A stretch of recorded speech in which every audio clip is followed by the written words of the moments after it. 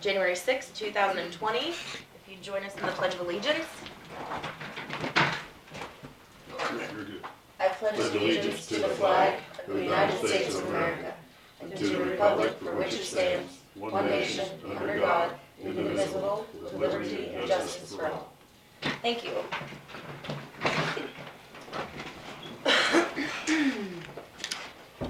Would you like to look at the minutes first?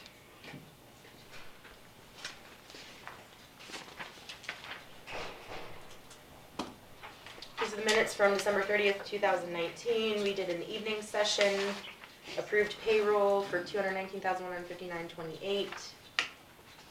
Accounts payable for $430,047.21. We held a road vacation hearing for that section in Grant Township and Vesper. Is it split too? Is It's that? On the border. okay. Township line. Okay, and that was passed without any objection.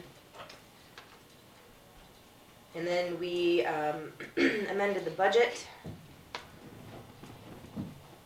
from $5,510,707 to $5,719,207.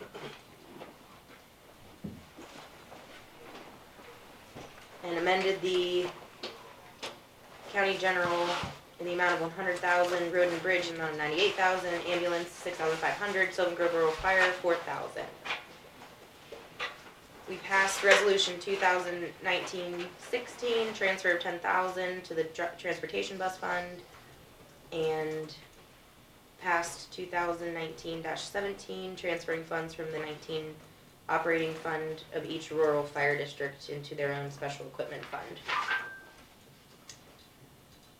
We talked about the bridge OS 65 with the highway department and the fuel billing for interdepartmental fuel usage,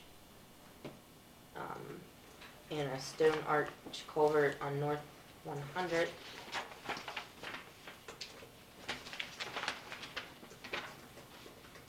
We also transferred $160,000 from the road and bridge into the special county road, $300,000 from the county road and bridge into the road and bridge special machinery, and $115,000 from the road fund to the special highway improvement.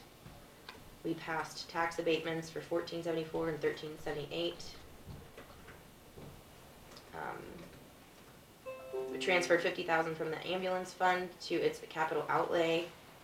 We approved the minutes. We are discussing human resources today as per the suggestion from the minutes. I don't see anything that needs corrected on here.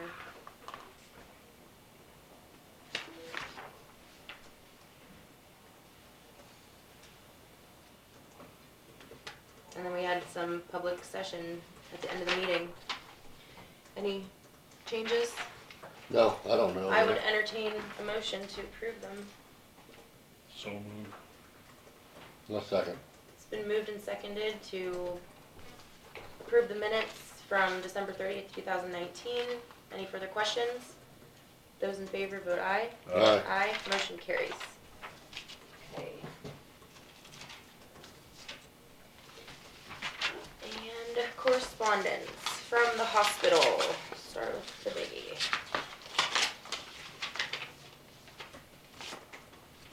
Okay.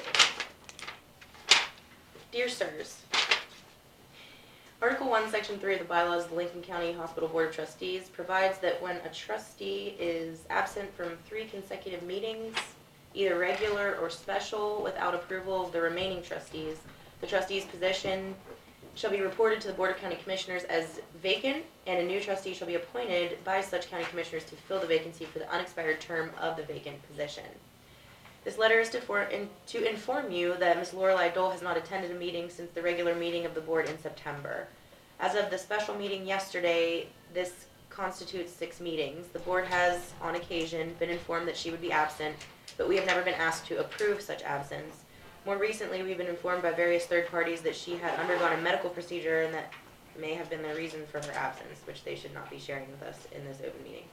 However, the board has received no direct communication from her. The secretary of the Board of Trustees did not or did receive communication from her on December 27th. The secretary had sent an email informing her of a special meeting on the 30th, and she replied that she had undergone something and did not indicate when she might return. So, please inform the Board of Trustees to any further action you may take in this matter. Sincerely, Bill Houston, Chairman, Lincoln County Board of Trustees. And this was dated January 3rd, so 3 days ago.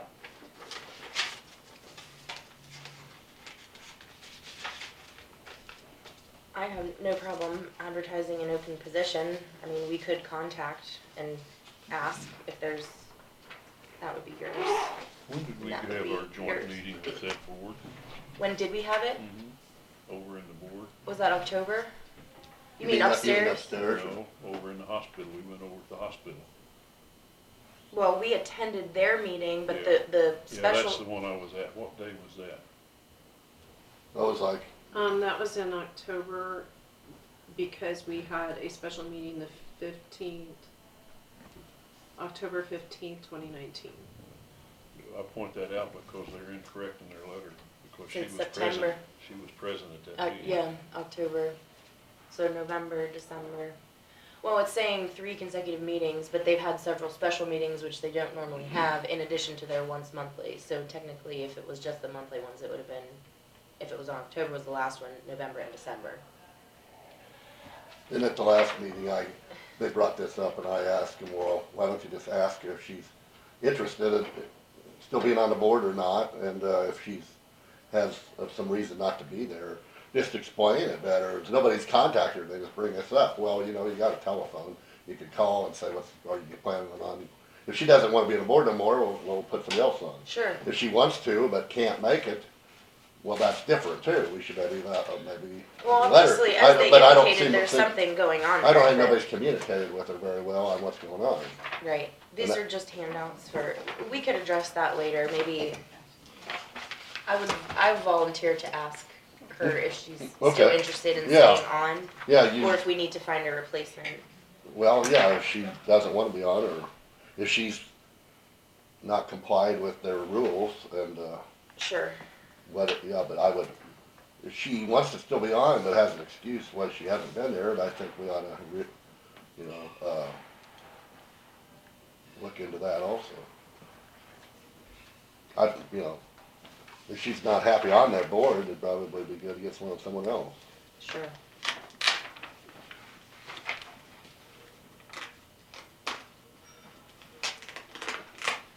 I find it interesting because I happen to be at the meeting where she's the one that suggested that they start a search for a new CEO when none of them even knew that the one was leaving. But that's okay. Okay, these are the minutes,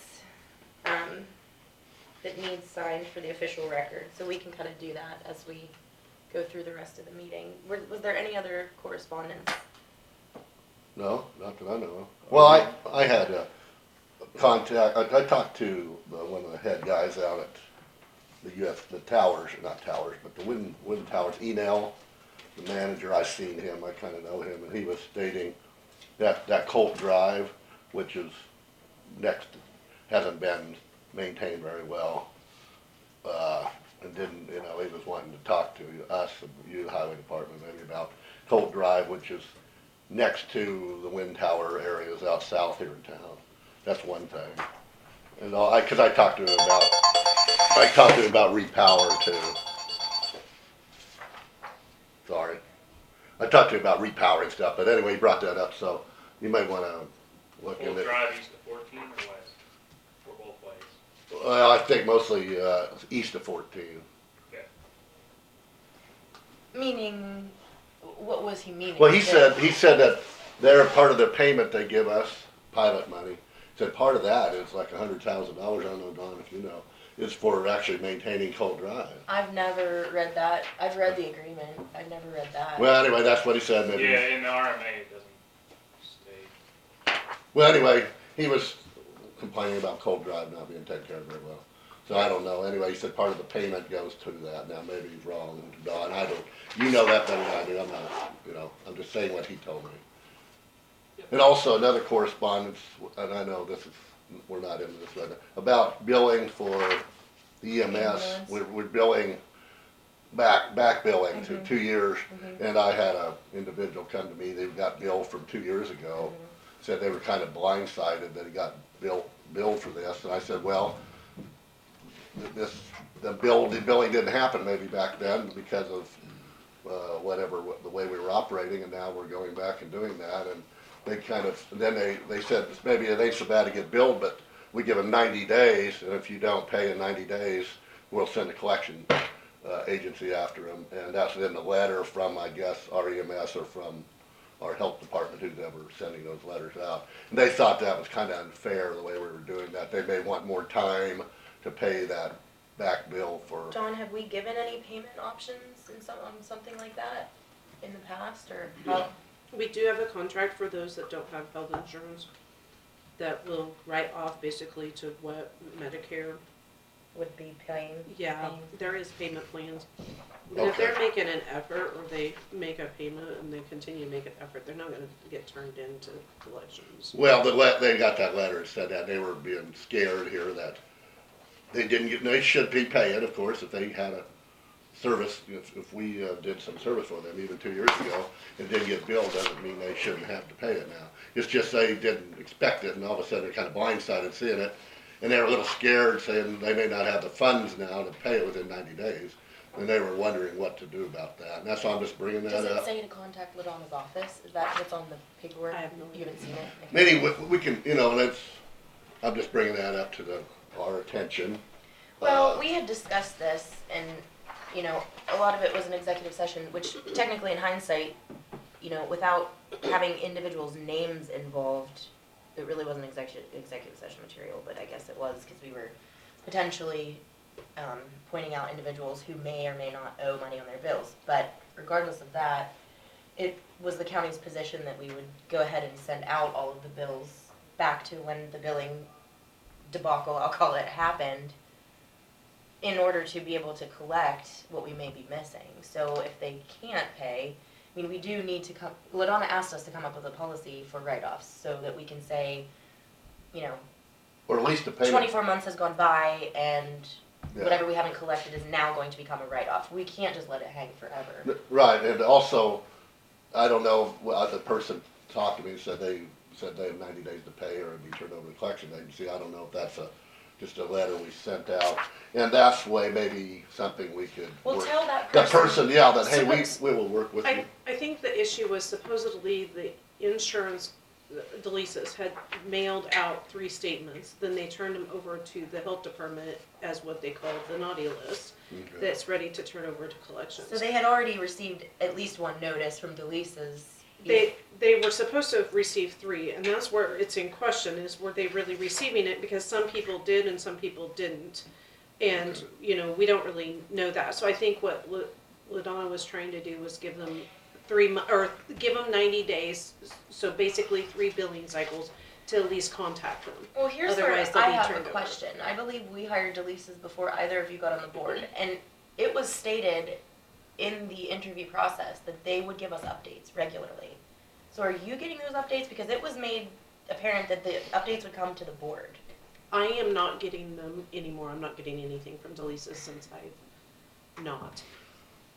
Yeah. The big issue with that is what they're giving is names, and you guys Right. can't necessarily see names in an open meeting. But we discussed that with, I believe it was the owner of the business who came to that session, and I specifically asked what they do for other counties, and she said they give them a financial report monthly as to where they are. So that doesn't need to include people's names. It can just include, What they This were is the mailing billing. me included names, so that's not something that I could, because if you remember that first month, I had to redact everything and that I Okay. gave you. So that's why I was a little hesitant to giving that. But that still doesn't answer the billing question. They're Whether or billing their not they health sent them insurance, out. whether they actually physically mailed statements. And I know one county employee received statements, and I've had 2 that have said they have not ever received a statement. And so I think, LaDonna was going to work with Delisa's because they subcontract that out to another agency to submit the statements. So I don't really know who's mailing statements and who's not.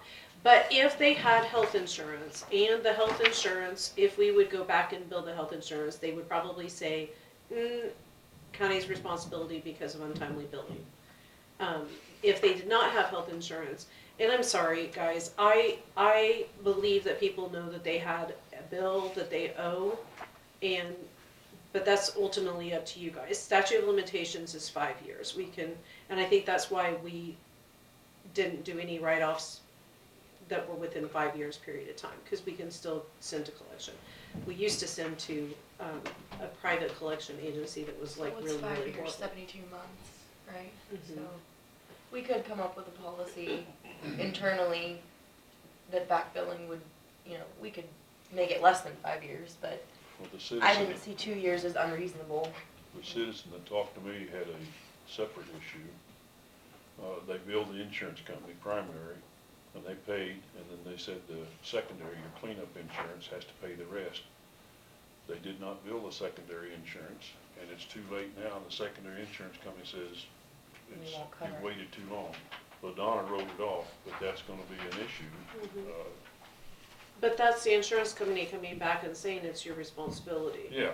Because the and then insurance that's- company But will the tell you problem- But that. the that's, initial that's when they problem- file with a secondary, your cleanup insurance. But DeLisa should have been billing both. He's saying they Yes. only billed the primary. But and that could be prior to.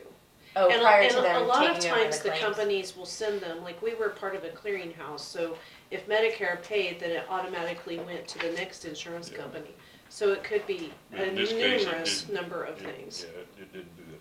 But LaDonna wrote it off, it solved the problem, but that's another little quirk in our late billing. Anyway, so I don't know what we'll do about, maybe we can talk about it.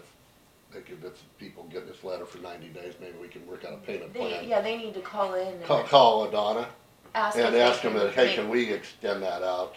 And is that what our policy is gonna be, or should be, or?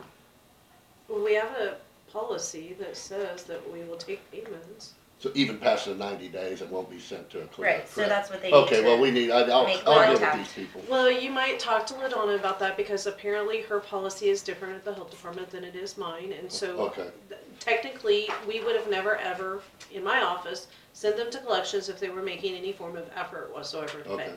Well, I'll talk to, So- well, I'll talk to LaDonna about it and see if we can work out a longer payment plan than the 90 days. Cause these people seen this like 2-year late bill, and it's not that they don't wanna pay us, they just see 90 days, and if they don't collect it, they get worried here, they're gonna, that's what her concern was. I'll talk to LaDonna about it, maybe we can work out a payment plan. Okay, Okay, that's all I got. Left. okay.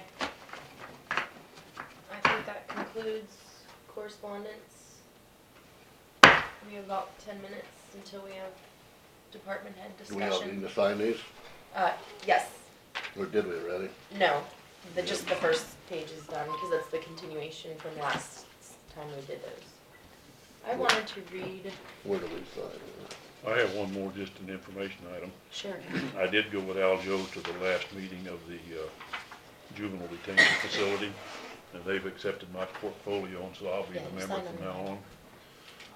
They have invited me down, I'll probably go this week for a tour and a discussion on what all the deputy down there, Brad Schultz, wants me to come down and spend the day and get the tour, so I'll go ahead and do that probably Wednesday, looks like. Okay.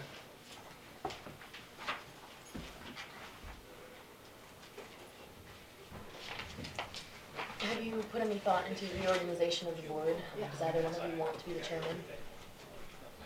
Well, I've been vice chairman, I'll do chairman, I don't care, that'd be one way or another. It's all up to you.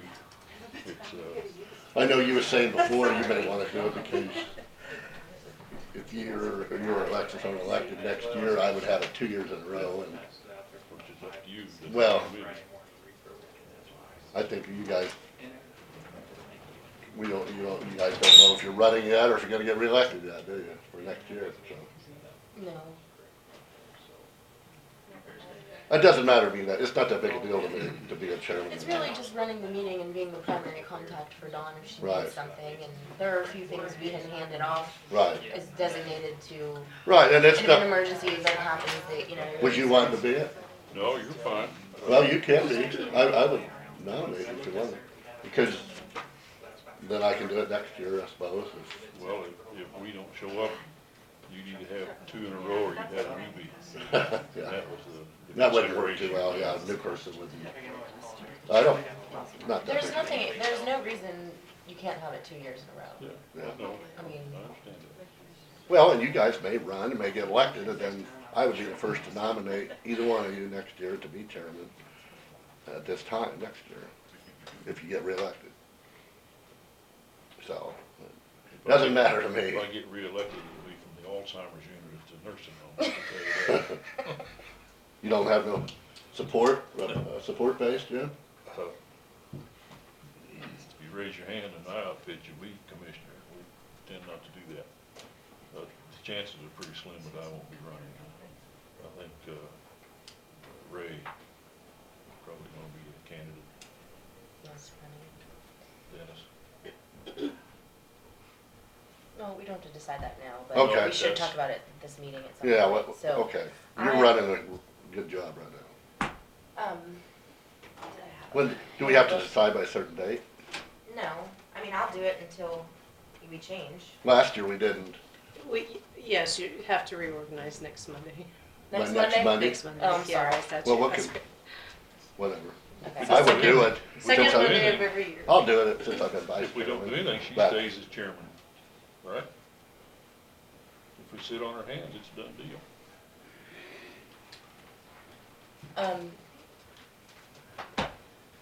Anyway, Okay, I'll do it if you guys volunteer to. sure. We'll do it next week.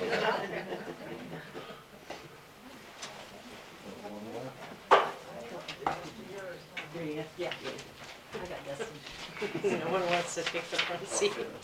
What's that? No one wants to take the front seat.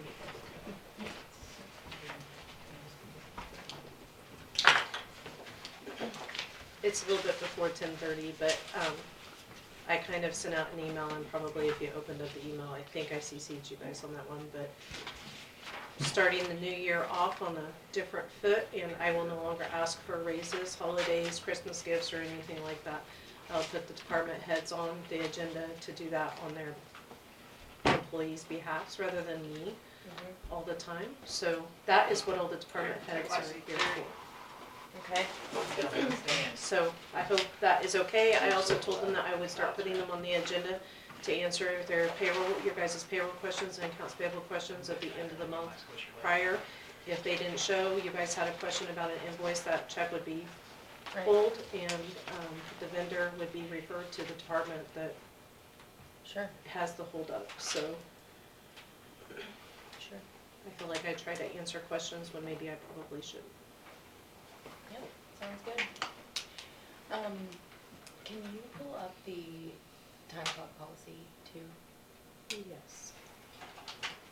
Welcome, everyone. Okay, so I guess Dawn just gave us a little overview that department heads will now be fully responsible for everything that's going on in their department, including anything that has to do with employee issues. And we are trying to sort out the HR situation so that Dawn no longer has to take care of that. We're still debating on whether we want to train in-house or do some contracting. We've had some discussions about that the last time we hired someone. We were thinking we would train in-house. I don't know if that's going to be possible again. When we reached out to hire someone who was already a professional in the field, it was gonna cost a lot more than even any of you cost, so. Say again, That doesn't make sense. to hire someone who's professional. Entry level, somebody that's young that wants to stay in our county and train them. That's what I think too. Well, we had someone that we were gonna train and that kind of started to go down the wrong path, so. I guess we're still working on that. We're open to suggestions if you guys wanted to, put anything on paper as far as responsibilities that you think that person might be helpful with. I made a list with Dawn collaboratively on what we think that person should be taking care of, and the way it relates to all of you as department heads is primarily keeping track of your employee files. So anything that your employee would do, have credentials for, certification for, need renewals on, their deductions for their payroll, things like that, that person would be keeping their file. So it would just be the department head and the HR person having access to that. Helping with interviews, exit interviews, putting ads, you would contact that person to post ads for your employment, open positions. What else did we talk about? Scheduling training events, you might be able to utilize that person to help schedule trainings. What am I missing as far as department heads? Evaluations. Oh, yes.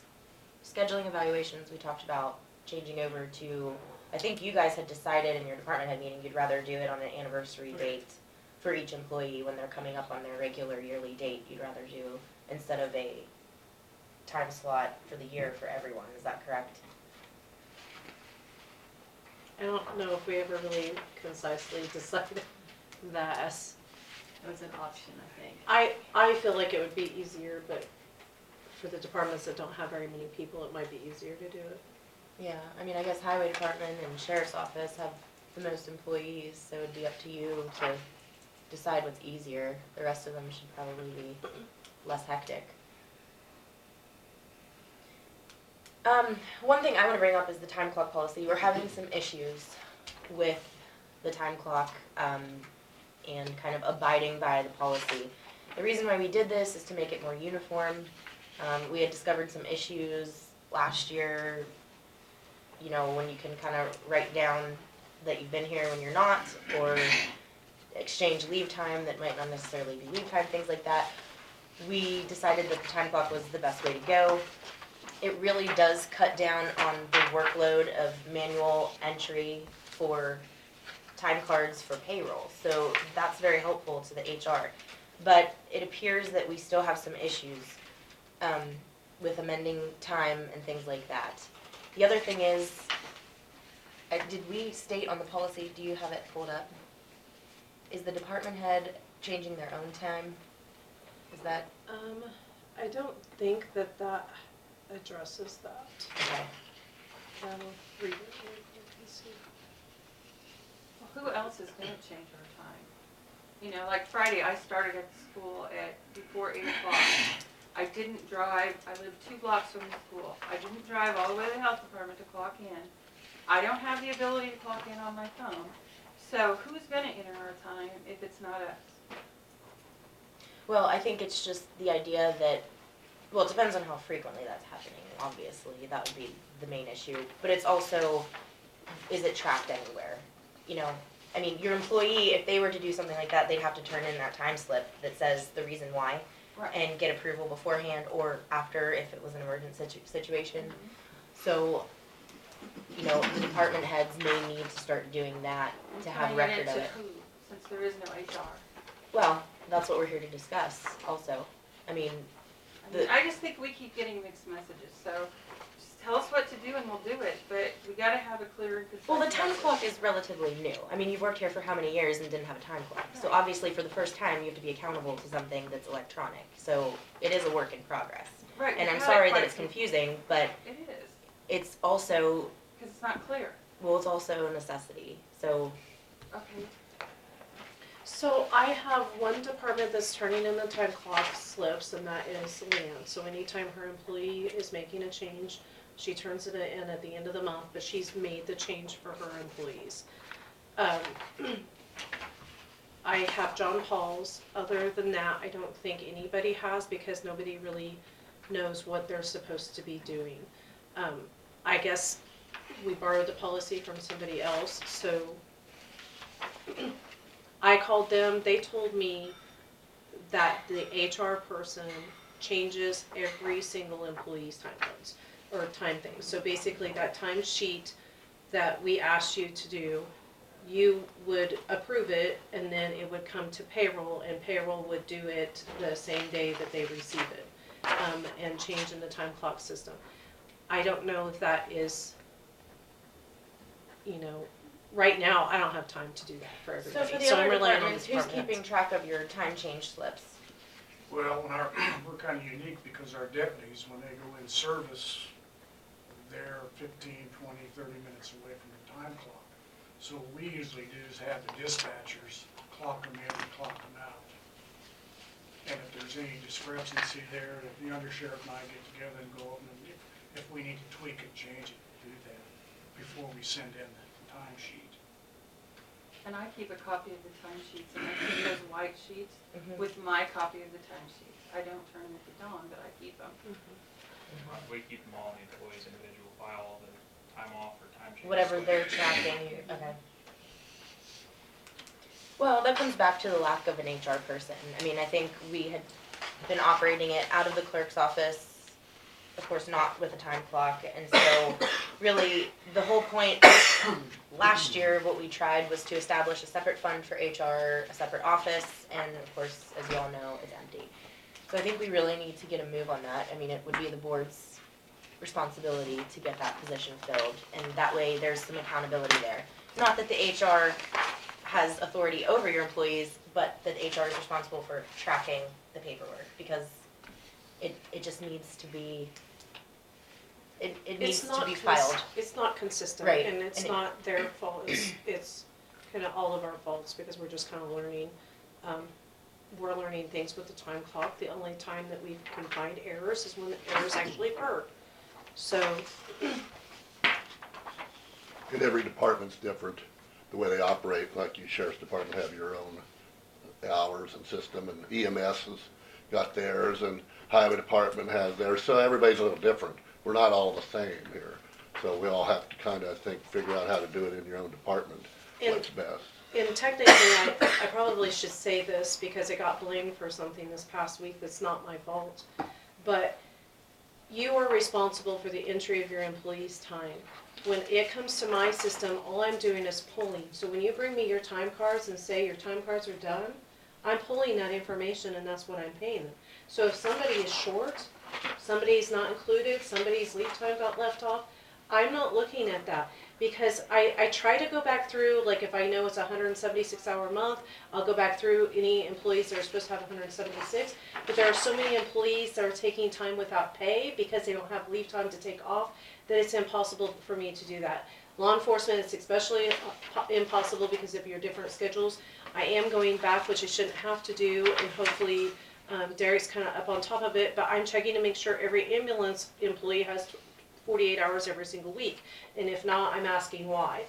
But those are the things I'm not really supposed to have to do anymore. Once it's in the time clock system, and you guys have brought me their time cards that says it's done, but then that's the other thing, I'm not getting time cards, and I'm not getting time cards sent, but then there's such a short period of time. I've told them that it's a struggle, because like, especially in November, I had to put in estimated time because I had to get payroll done, so it's either we move payroll back some days so that there's, you know, more consistency, or we leave it like it is and just know that some months it's gonna be a little rough. So that's why I started including in their paychecks what their time was that I was paying, because the department heads are telling me I'm good to go, so I'm hoping that I'm good to go. But if the employee will look at their time sheet and, you know, tell us any differences if they see anything, but those are the struggles, and I would really like to move payroll back a couple of days, especially for the new person, but when you do that, there's so many aspects of it that you have to look at. We have to make changes with capers, and it takes a few months to get that approved. And then you have employees that are 2 days without pay. And so it could be a hardship on your employees. So, I don't know, maybe somebody else has some more suggestions, but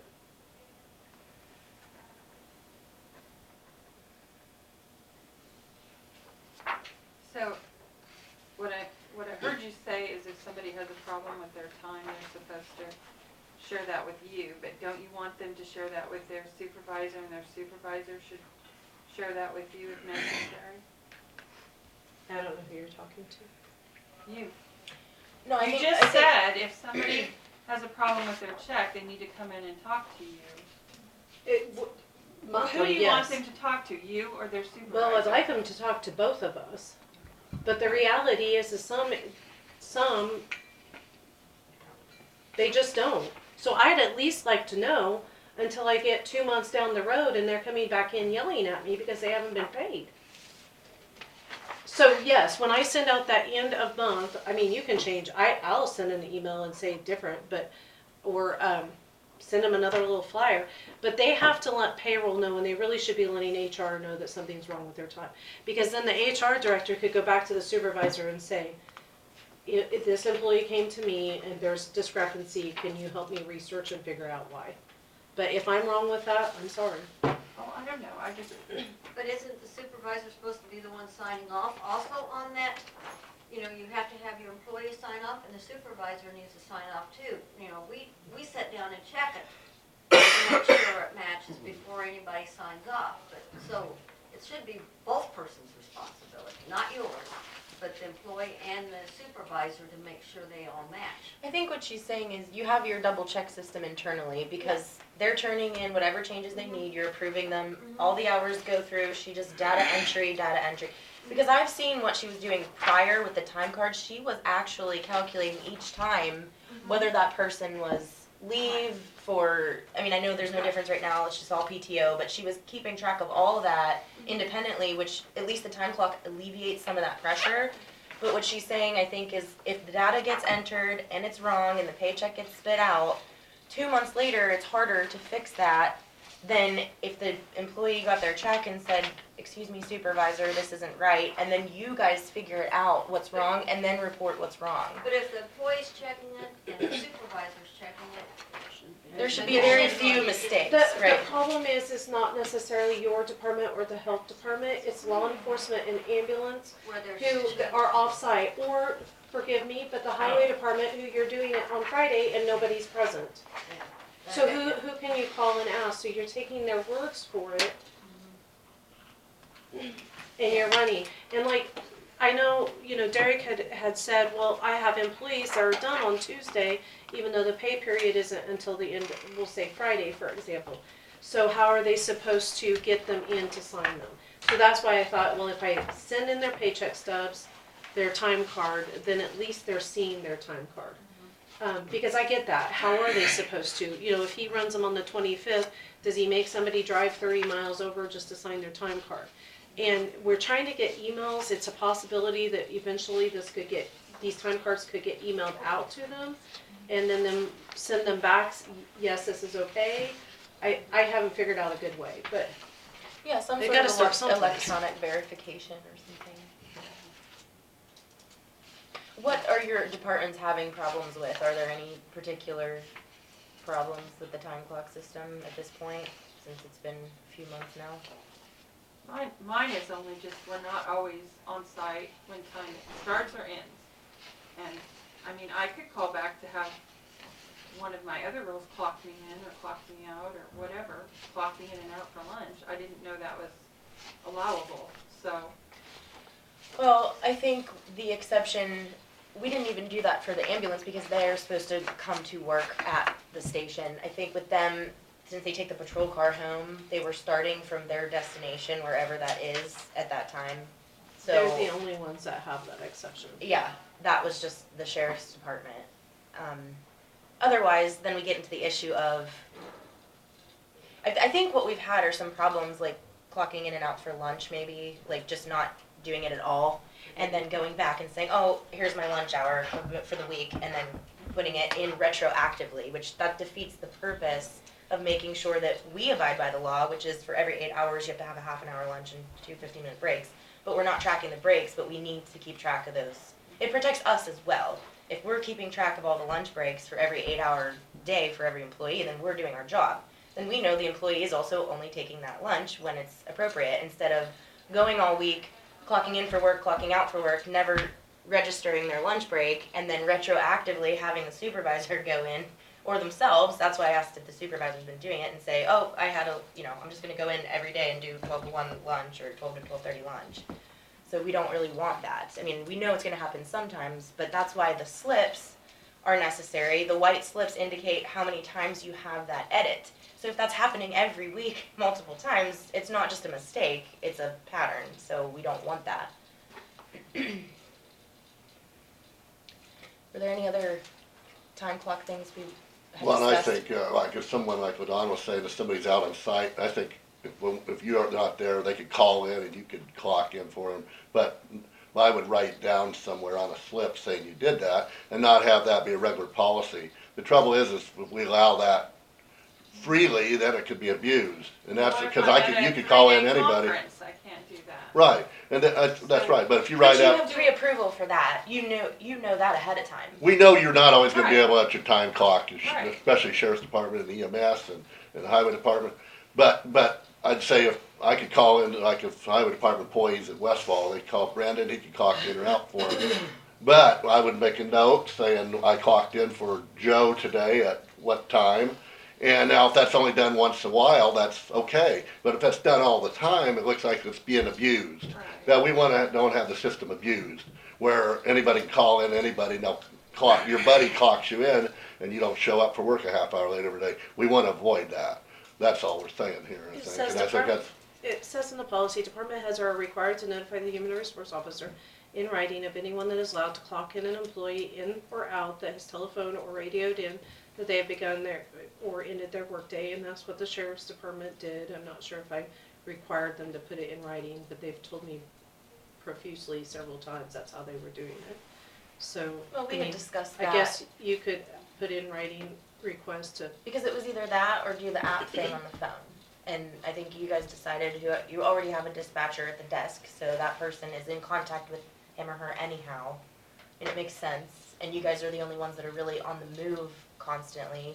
EMS is supposed to report to work and be there unless they're leaving for something. unless there's an emergency and they get called Right. out or something. But you don't really start that from home unless you're a volunteer, which I would like to propose this now. It was brought to me by, I'll just say the volunteers in my area collectively, they would like to go back to doing, just their paper reports. So I know Derek isn't here to really have a full discussion, but I think that that would probably be appropriate, and I don't think it's too much to ask the department head to electronically transfer that information. Because basically what they're saying is, as a volunteer, they could get called out for something that takes 20 minutes by the time the ambulance crew who's on duty shows up, et cetera, and then they have to do another hour's worth of electronic filing that really is not their purview, you know what I'm saying? It's not a normal policy. They were used to doing everything by hand, and then they started doing the electronic filing, which I think is part of the problem with them getting paid and keeping track of their time and everything as well. Could we not just go back to letting the volunteers do it manually? that's not a question for me. Well, We could ask Derek. Yeah. I'm not sure. And also, they don't like, they may get called out for a football game or something, be on standby and stuff like that, right? but that's not even filling out a report as Well- far as like what happened on the scene, I'm saying, so. I don't know, in the sheriff's department, do you have everybody come back and file on the system? Like they input everything individually, or do you ever do that on their behalf? Well, we kind of duplicate everything. We have monthly time and activity sheets. They fill them out every day. It shows their activity, their breaks, their office work, and how many hours they work. We do that at the end of the month.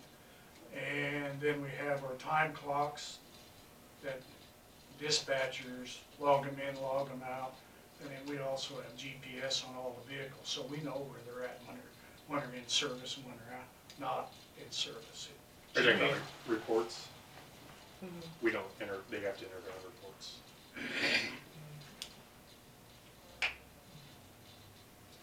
Okay. I can't find, about your question about department heads, I can't find where it's listed.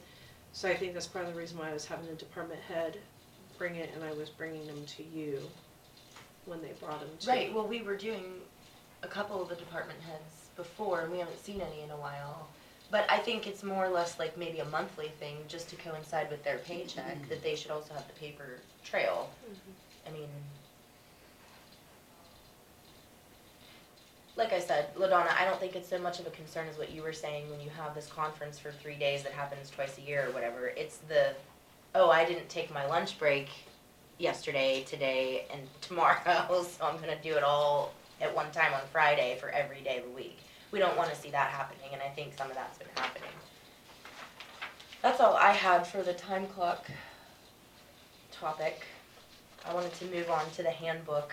I have all the revisions here that you guys had done collectively as a group with your department head meetings. Have you continued? Have you had any more? I know we had like the holiday season, so you probably didn't do one last month, huh?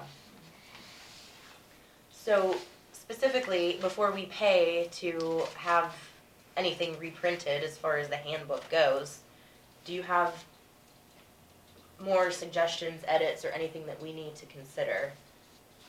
I think we got through the whole thing, Okay, except for the very back part that has the alcohol and policy and all that. Not the policy, but the end part that has all that alcohol, drug stuff. We didn't go through that. Appendix 2. Because I think that's pretty cut and dry, and I don't think we have a lot to say about It's just that. our policy from the company. Yeah. I have that you guys are gonna talk about that on the 13th, and then you had told me 1:30 to 4 on the 21st to meet with department heads about changes. well, I think what to the we'll do handbook. is have all that laid out. I mean, Mr. Gableman had put together some notes on it. I have the department head revisions that you guys wanted, and I think really we need to have it all put together by then on our side, so that you guys can kind of approve it. And then, upon hiring, have we been having them sign their handbook? Mhm. Okay. Okay. That's in a word processor somewhere, computer. Word document. So just for printing and binding, we had someone bind it, right? We have our own binder. It's not in the best of shape. It's big, labor intensive. I would prefer us just see how much it would cost to. To contract it. Okay. But we Oh. can, if somebody would wanna help with that. Okay. Or we might have an HR by that time. You have that binder, that type? Yeah, that's the kind of type, yeah. Well, just- I've got one of those too. So between them, we could probably get it done. Okay. You're doing 100 copies more or less. Okay, the other thing that I wanted I'll to come visit. address was the pay scale. We've been talking more and more about establishing a pay scale, and that way employees are understanding that, you know, certain positions are worth a certain value, and there is a cap out concept. You know, someone continually getting raises based on longevity is not necessarily the greatest motivator. And there is a certain point to which we have to have X number of employees to cover a certain number of hours, and there are only so many dollars that go around at that point. So I would like every department head to do a little bit of feeling about, you know, put your feelers out for what that pay scale may look like for your department. I have the copy of the old classification and pay scale study that was done here, and I don't know what year that was. 2006, so it's been a long time. And I don't think we need to look at anything this detailed particularly, but the kind of issues that we're dealing with, and I'm just gonna use the highway department because it's the simplest example. We're dealing with someone who may have been here for 20 years, making a certain dollar amount, whereas then the new person who comes in 16, 17 years after that person, because of starting wages, you know, eventually in a few years they're making just as much as that other person. And it seems to cause a lot of maybe hard feelings, but if we had a pay scale that says, you know, this particular operator is worth this dollar amount, and this particular operator is worth that dollar amount, then it maybe would put into more perspective what the value of the job is, and it doesn't make it so personal about who you are or how long you've been here. If your skill set or what you're doing is equivalent to a certain dollar amount, then it's kind of set in stone. And, I mean, this is nothing new. The military does this. A lot of other government entities have pay scales. It would kind of take out of the equation the concept of just pay based on time served. Because let's face it, anybody can put in year after year after year. It doesn't mean you're necessarily achieving any more than you did the last year. So I think if you would give us some ideas about what that pay scale needs to look like for your own department, then we can kind of look at the budget and see where to go from there. obviously, we can't necessarily compete with the private sector for certain things. So when you look at secretarial duties or things like that, the bigger company you go, the better they're doing in this particular economic climate, the more they're paying. So that's not necessarily what we're comparing ourselves to. I mean, we want that job security, but we also want each employee to know the value of their health insurance package and the benefit of having holidays and things that you don't necessarily get in other jobs. I mean, there are perks, let's call them, to having the position. So understanding the pay scale, I think, would be a lot more beneficial than just saying, well, I'm sorry that you've been here for 20 years and you're only making $2 an hour more than Joe who got here 2 years ago. I mean, it's hard to explain that. There is no other explanation other than inflation, cost of living, and entry-level wages. So if you would get us some sort of information, we really want to work on a pay scale this year to have it be on paper and to establish what that looks like. Other counties do it. We're not the first. This is not inventing the wheel, reinventing the wheel. It's just really trying to be a little more uniform across the board. Do you have any comments about that, about the pay scale? Could we be sent out starting wages for our departments? Because some of us haven't replaced anybody for To look at, 15 years, and I have no idea what the starting pay scale would be for anybody being replaced in my department. What they have been doing is increasing the starting wage along with whatever they gave her cost of living raise, which is what caused the problem with having no differential pay in years of service. So that was a discussion that I think we had last year or the year before. What do we do? But that's normally what we've been doing. So I think like last year's starting wage was at $12.30 an hour, but I'd have to look. What it is for my equipment operators, it's 12.30 now. What is it for like Caleb? What was it for Caleb? Caleb got 14.50, he's a manager role. And that's the other issue is people are getting hired in at higher than the starting wage.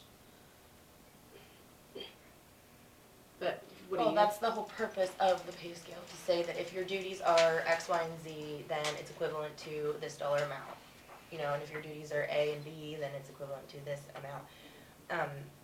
I know that doesn't always work, and LaDonna, for example, in your office, you're working with people who have been there a long time, and you've already said, you know, they've been cross-trained and they have a lot of responsibilities outside of just what a starting wage person would do. So I understand that. But I need to know where to start, I guess. I can help you. Okay, I mean, it may take me some time. that's fine. So, part of the reason why everyone is here is because I have to do longevity payroll. Longevity payroll goes back to whatever the pay is on December 31st. So the question is are you giving any form of cost of living raise? Or are you not? Well, the cost of living wouldn't come into effect until January 26th, right? And normally, they make it effective the first paycheck of the year, which would be December 26th. Now, you guys can do whatever you want to do, but all I'm going to say is if you don't make a decision today or you don't do anything today, then I would beg you not to change it back to December 26th because it's too hard to clean up and correct. I think until we look at the budgets with the people that have given themselves raises and stuff like that, I don't think we can really make any changes to affect the longevity pay right now, because when we calculated our budget, it was based on the longevity pay that you did, Dawn, which was according to everything that had happened in 2019. So we already kind of With calculated a 50-cent raise. the longevity pay, but that's for the end of 2020, because we were doing the budget for 2020. Right, so we calculated longevity to include a 50-cent raise, not knowing, Right, for but 2020. right, and you did the same thing for 2019. We calculated longevity pay according to the 50-cent raise that was given for 2019, which they got 25 in the first half of the year and 50 in the second half of the year. So Right. I would say we don't adjust anything. All We of just their, calculate the longevity as it is now. okay. All of the budgets included a 50-cent raise though, so all of the budgets for 2020. Right, and some of that cash carryover that we were just able to transfer was due to the fact that no one got the full 50 cents until July 1st. Well, June 26th, or whatever. There was extra money in the salary line item for everyone, because it was 25 cents in January and then 50 cents on July, or June 26th. So, my suggestion is to just calculate it as is for this year, until we have to reevaluate everybody's salary line item and see what happens since we've been changing paychecks, I guess. Pay rates, I should say, pay rates. Do you have any objection to that? No, I or- agree with you. So what do you want us to go back and tell our employees that, That they're sorry, not getting a we're raise not at getting all? anything? No, that has nothing to do with the raise, we're talking about longevity pay. No, we have to know if you're gonna do a cost of living, because we're for the longevity pay, that's what Dawn's asking for. So, do we go back and say nothing, or are we looking in July again? What's your time frame? No, I think you're confused. She's asking for the longevity pay to calculate that you're getting paid from 2019. Yeah, the email we got was that we need to have raises in today so she can do longevity pay. Longevity is based upon whatever their ending pay is as of December 31st. So normally, a cost of living raise is given effective the first pay period of the month, or the first pay period of the year, which is technically December 26th, 2019. Mhm. So if their longevity is calculated as of December 31st, it would include their raise. If Right, so basically, in years prior, the county had been giving everyone a longevity pay based on their coming year's rate because of those 4 days or 5 days in December. I'm not willing to do that this year, but if I get outvoted, that's fine. That's wonderful that those people have done that for you in the past, but it really doesn't make sense if you think about the numbers. Why would you get But paid? you budgeted for that. No, you're Yes, no, you you're have. mistaken. Yes, you have. No, you're mistaken. In 2019, say you made $15 an hour, to make it easy. If your longevity pay is calculated on $15 an hour from this day backward because of the longevity of the time that you put into Lincoln County, that equals a certain dollar amount for how many years. Just because you're gonna make $15.50 for the rest of 2020 doesn't mean that you deserve that rate calculated by the number of years prior that you've worked. That doesn't make any sense. That was a little loophole in the system that apparently the other commissioners either never caught or I myself went along with because that's how we've always done it. Why would we give retroactive pay increase to calculate longevity when you haven't even received the raise for the actual calendar year? So when are you going to give a raise for cost of living? Well, January 26th would be the pay period that you'll start getting paid for the beginning of 2020. So I guess we have to make that decision by then.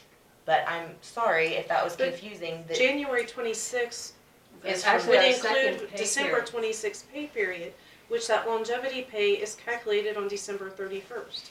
So then you're gonna make Dawn go back and refigure. No. If you're getting paid from January 26th back through the few days prior to the year 2020, you're still getting that amount. Actually, you're getting that raise for December 26th, 27th, 28th, 29th, That's what I'm 30th, and saying, 31st. and longevity is calculated on whatever their wage is on December 31st. So if you make a pay rate go back to January 20, or December 26th, then I have to fix all their longevity pay because the longevity policy says it's based upon the salary earned on December 31st. Well, then that policy needs to be changed because why would we pay for 6 days of work a rate retroactively to so many years of service? If the rate that you're making, the reason why it says December 31st is because it's for the year. If you're just making that much more money for 5 days in that particular year, that's nice. I get what you're saying. Then the policy needs to say as of their pay rate of the last payroll Of of the year, of Yes. the calendar year. Because that's where my struggle is at. And every year I have the same struggle. I know, but depending on how you present the information, it really sounds like it's unfair to the employees, but it's not. If you're making on December 31st for the last 6 days, 50 cents more. I just want to know what are the employees making on December 26th so that when they earn their accumulated and their longevity time as of December 31st, I know what to pay them in payroll. Otherwise, I have to fix it. because their payroll is whatever it is on December 31st. Right, so I move to amend the longevity policy to state that the longevity will be calculated according to the pay rate for the last payroll of any calendar year. I'll second that, but I wanna discuss this on, cause I'm somewhat confused here on what's going on. Exactly. And, when does the first, we promised what, 50 cent per pay raise for 2020, right? That's what you budgeted. You Budgeted. didn't promise anything. But, no, we budgeted. So we have to determine when we're gonna implement that. What, 25 cents at a time or 50 cents all at once? We haven't determined that yet for this year. Okay. So I agree with you though that longevity should be based on what you had last year's raise. Not if we're gonna give you them 50 cents more this year, that shouldn't be, so like you just said, if they're making $15 an hour last year, Right. then longevity should be based on $15 an hour.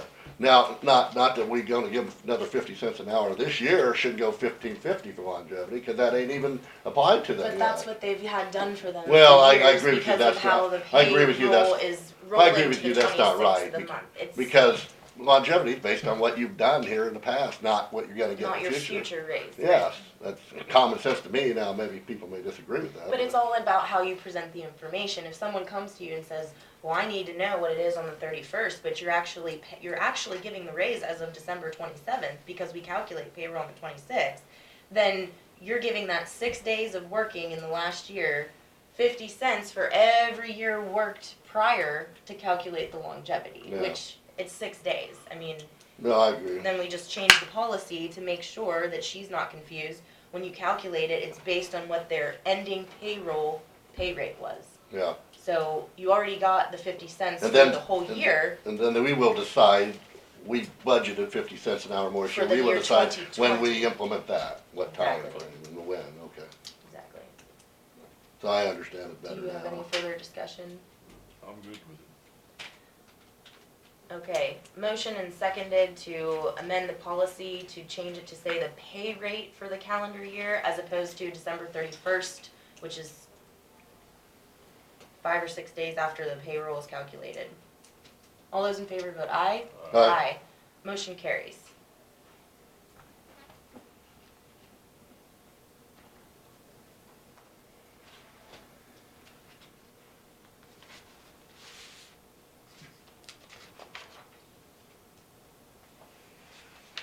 Okay, so in addition to having some sort of pay scale to look at for your particular departments, I guess we really need to finalize on how we wanna do the evaluation process for this year.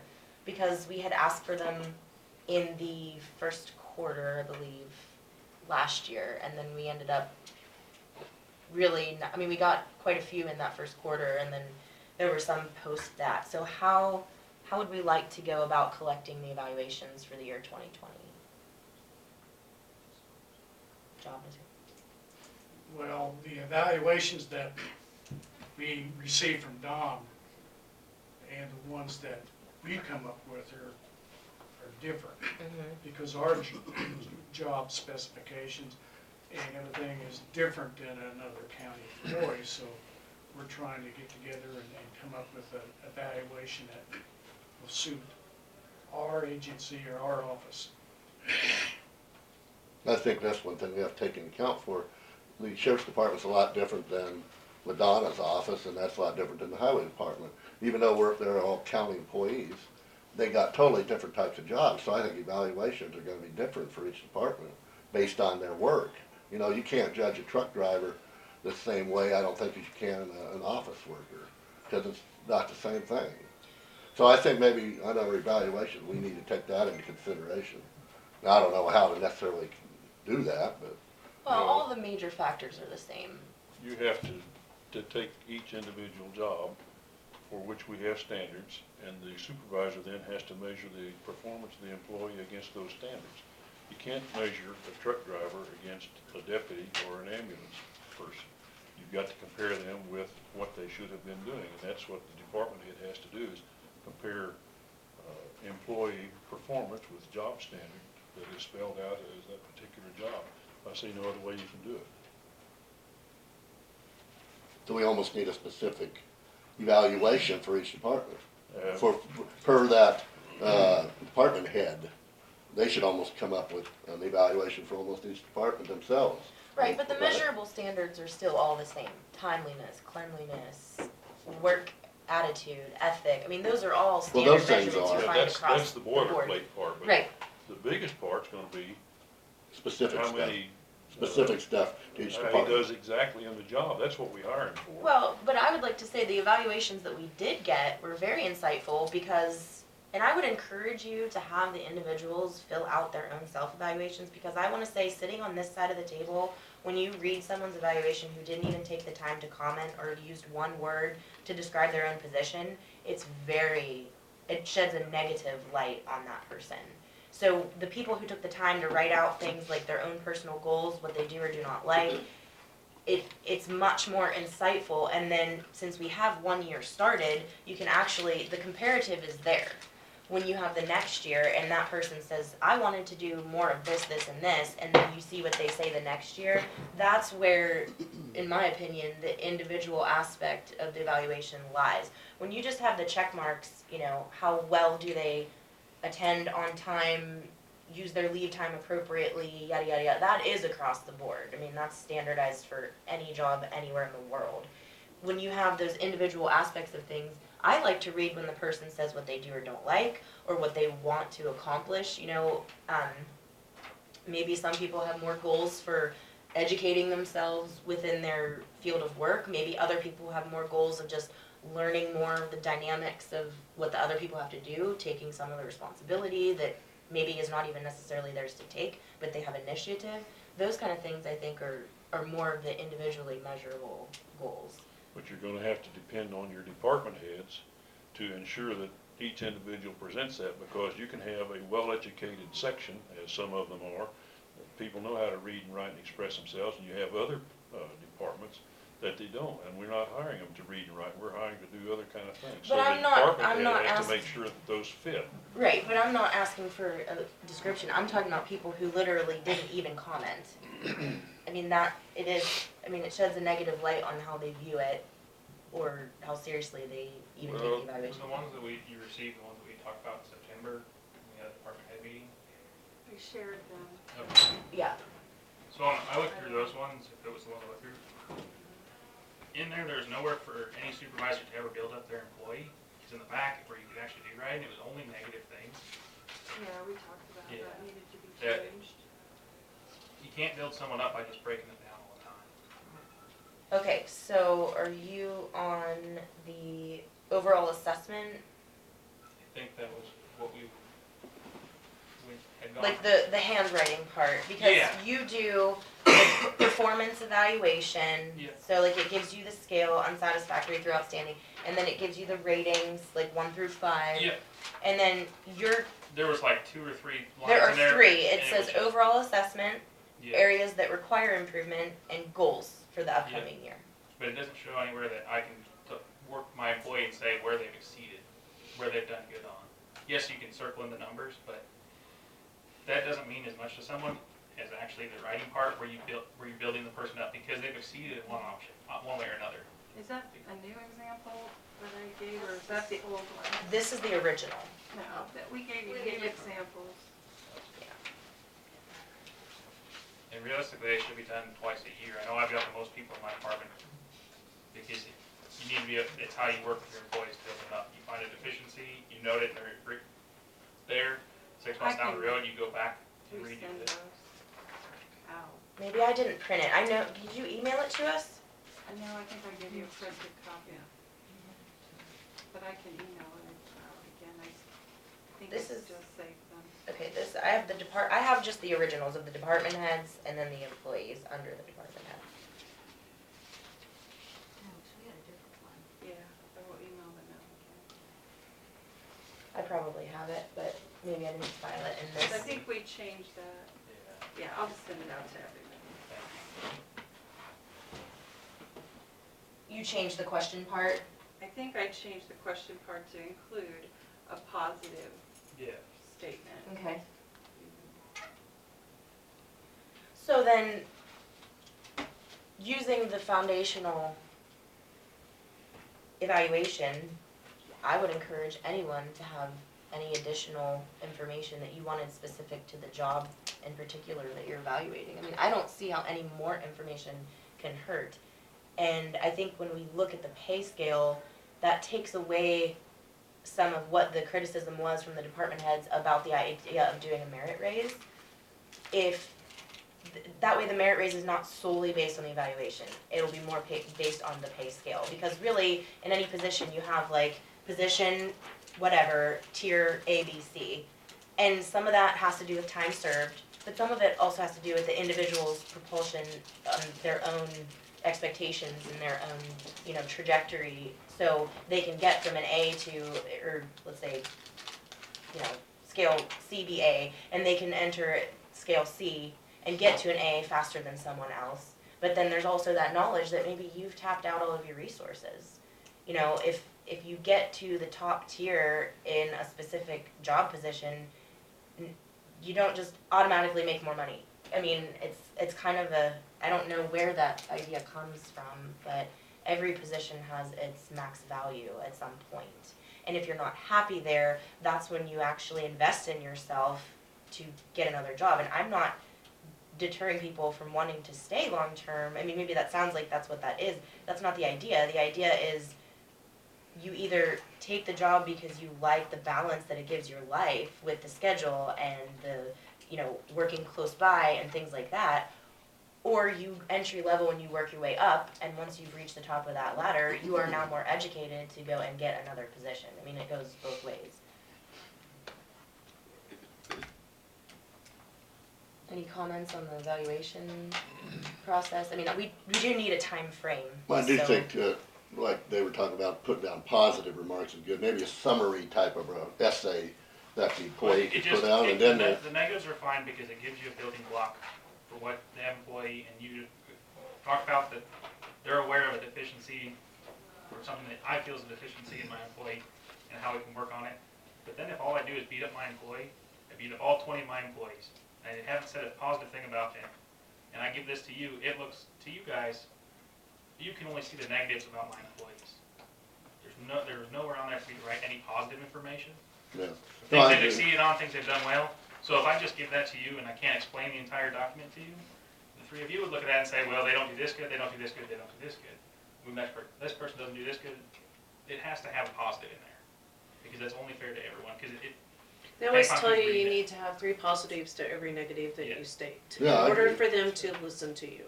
Yeah, I agree, we If should, you're viewing overall assessment as a negative No, headline, we have a basic no, difference no, of no, opinion. no. But I do But see it says it's- areas that require improvement, and it could say area, and I don't know what you said that you turned in, I but don't remember. maybe it Yeah. says areas that you are doing an outstanding job, and then you can list Yeah. those. that Absolutely. was what my concern was, that because there's no outright, this is the positive area, but there is an outright, this is the negative area, and depending upon if someone's just picking it up and reading it, didn't Sure. sit through with me, all they see is the negatives I've said about my employee, or Sure. my employee said about me, nothing where I can build them up. But Well, if you have- counseling it's a continuing thing, but I like your idea of 2 reports, one midterm and one at the final. And the midterm should not be shared with us, that's between you and your employee, and that allows you to set some standards, evaluate your employees, and then at the end, you can then compare whether he has improved as you suggested or not. But I think, you should, and you do evaluate your employees on a continual basis, but that will be a formal evaluation where you can sit down with your employee and say, this is the way it is, and we need to see improvement here, and you got to the end of the year to get it done. And I don't know if other departments can make, I'm salary, I don't care if I work 18 hours for 2 weeks in order to get all my employees, it's only fair to them, it's only fair to the county, because that's how I can make my workforce better and get buy-in for my workforce. So I have no problems doing it twice a year. I mean, I've worked places where you had to do it 4 times a year, you did it once a quarter.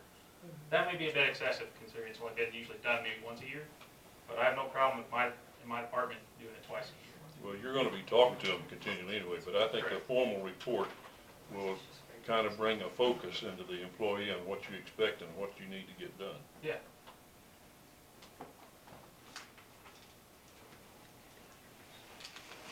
And I think we could have something like a summary at the end of that whole thing, and you could say, overall, this person's should improve here, but is doing very well here, here, and here. And that way, then you get an overview of the whole evaluation. Yeah, Ladonna's Right, changed it some now. right. That way, then we can read that summarized thing, and we get a good overview of where this person's at. Yeah. I know you're gonna have your positives and negatives, but that's a summary that you can tell us what you think overall. No stone's ever unblemished. Yeah. Well, we definitely need a time frame. So what is going to be most achievable? Well, I'd like to do it as soon as possible because I'd like my staff to get a raise.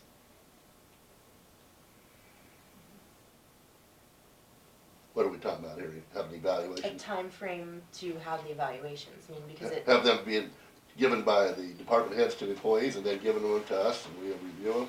Well, he just suggested, doing a midway point where you give the person time to work on those things before you actually turn in the whole year's evaluation.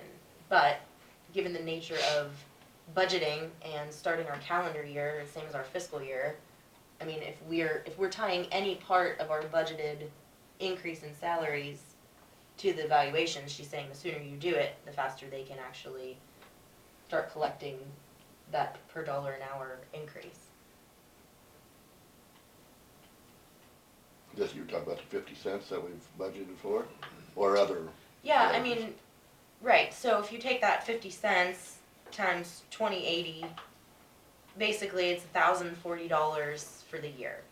And I know it's always been talked about as 50 cents per capita, but really it needs to start being looked at as the total dollar amount as the increase for your entire department.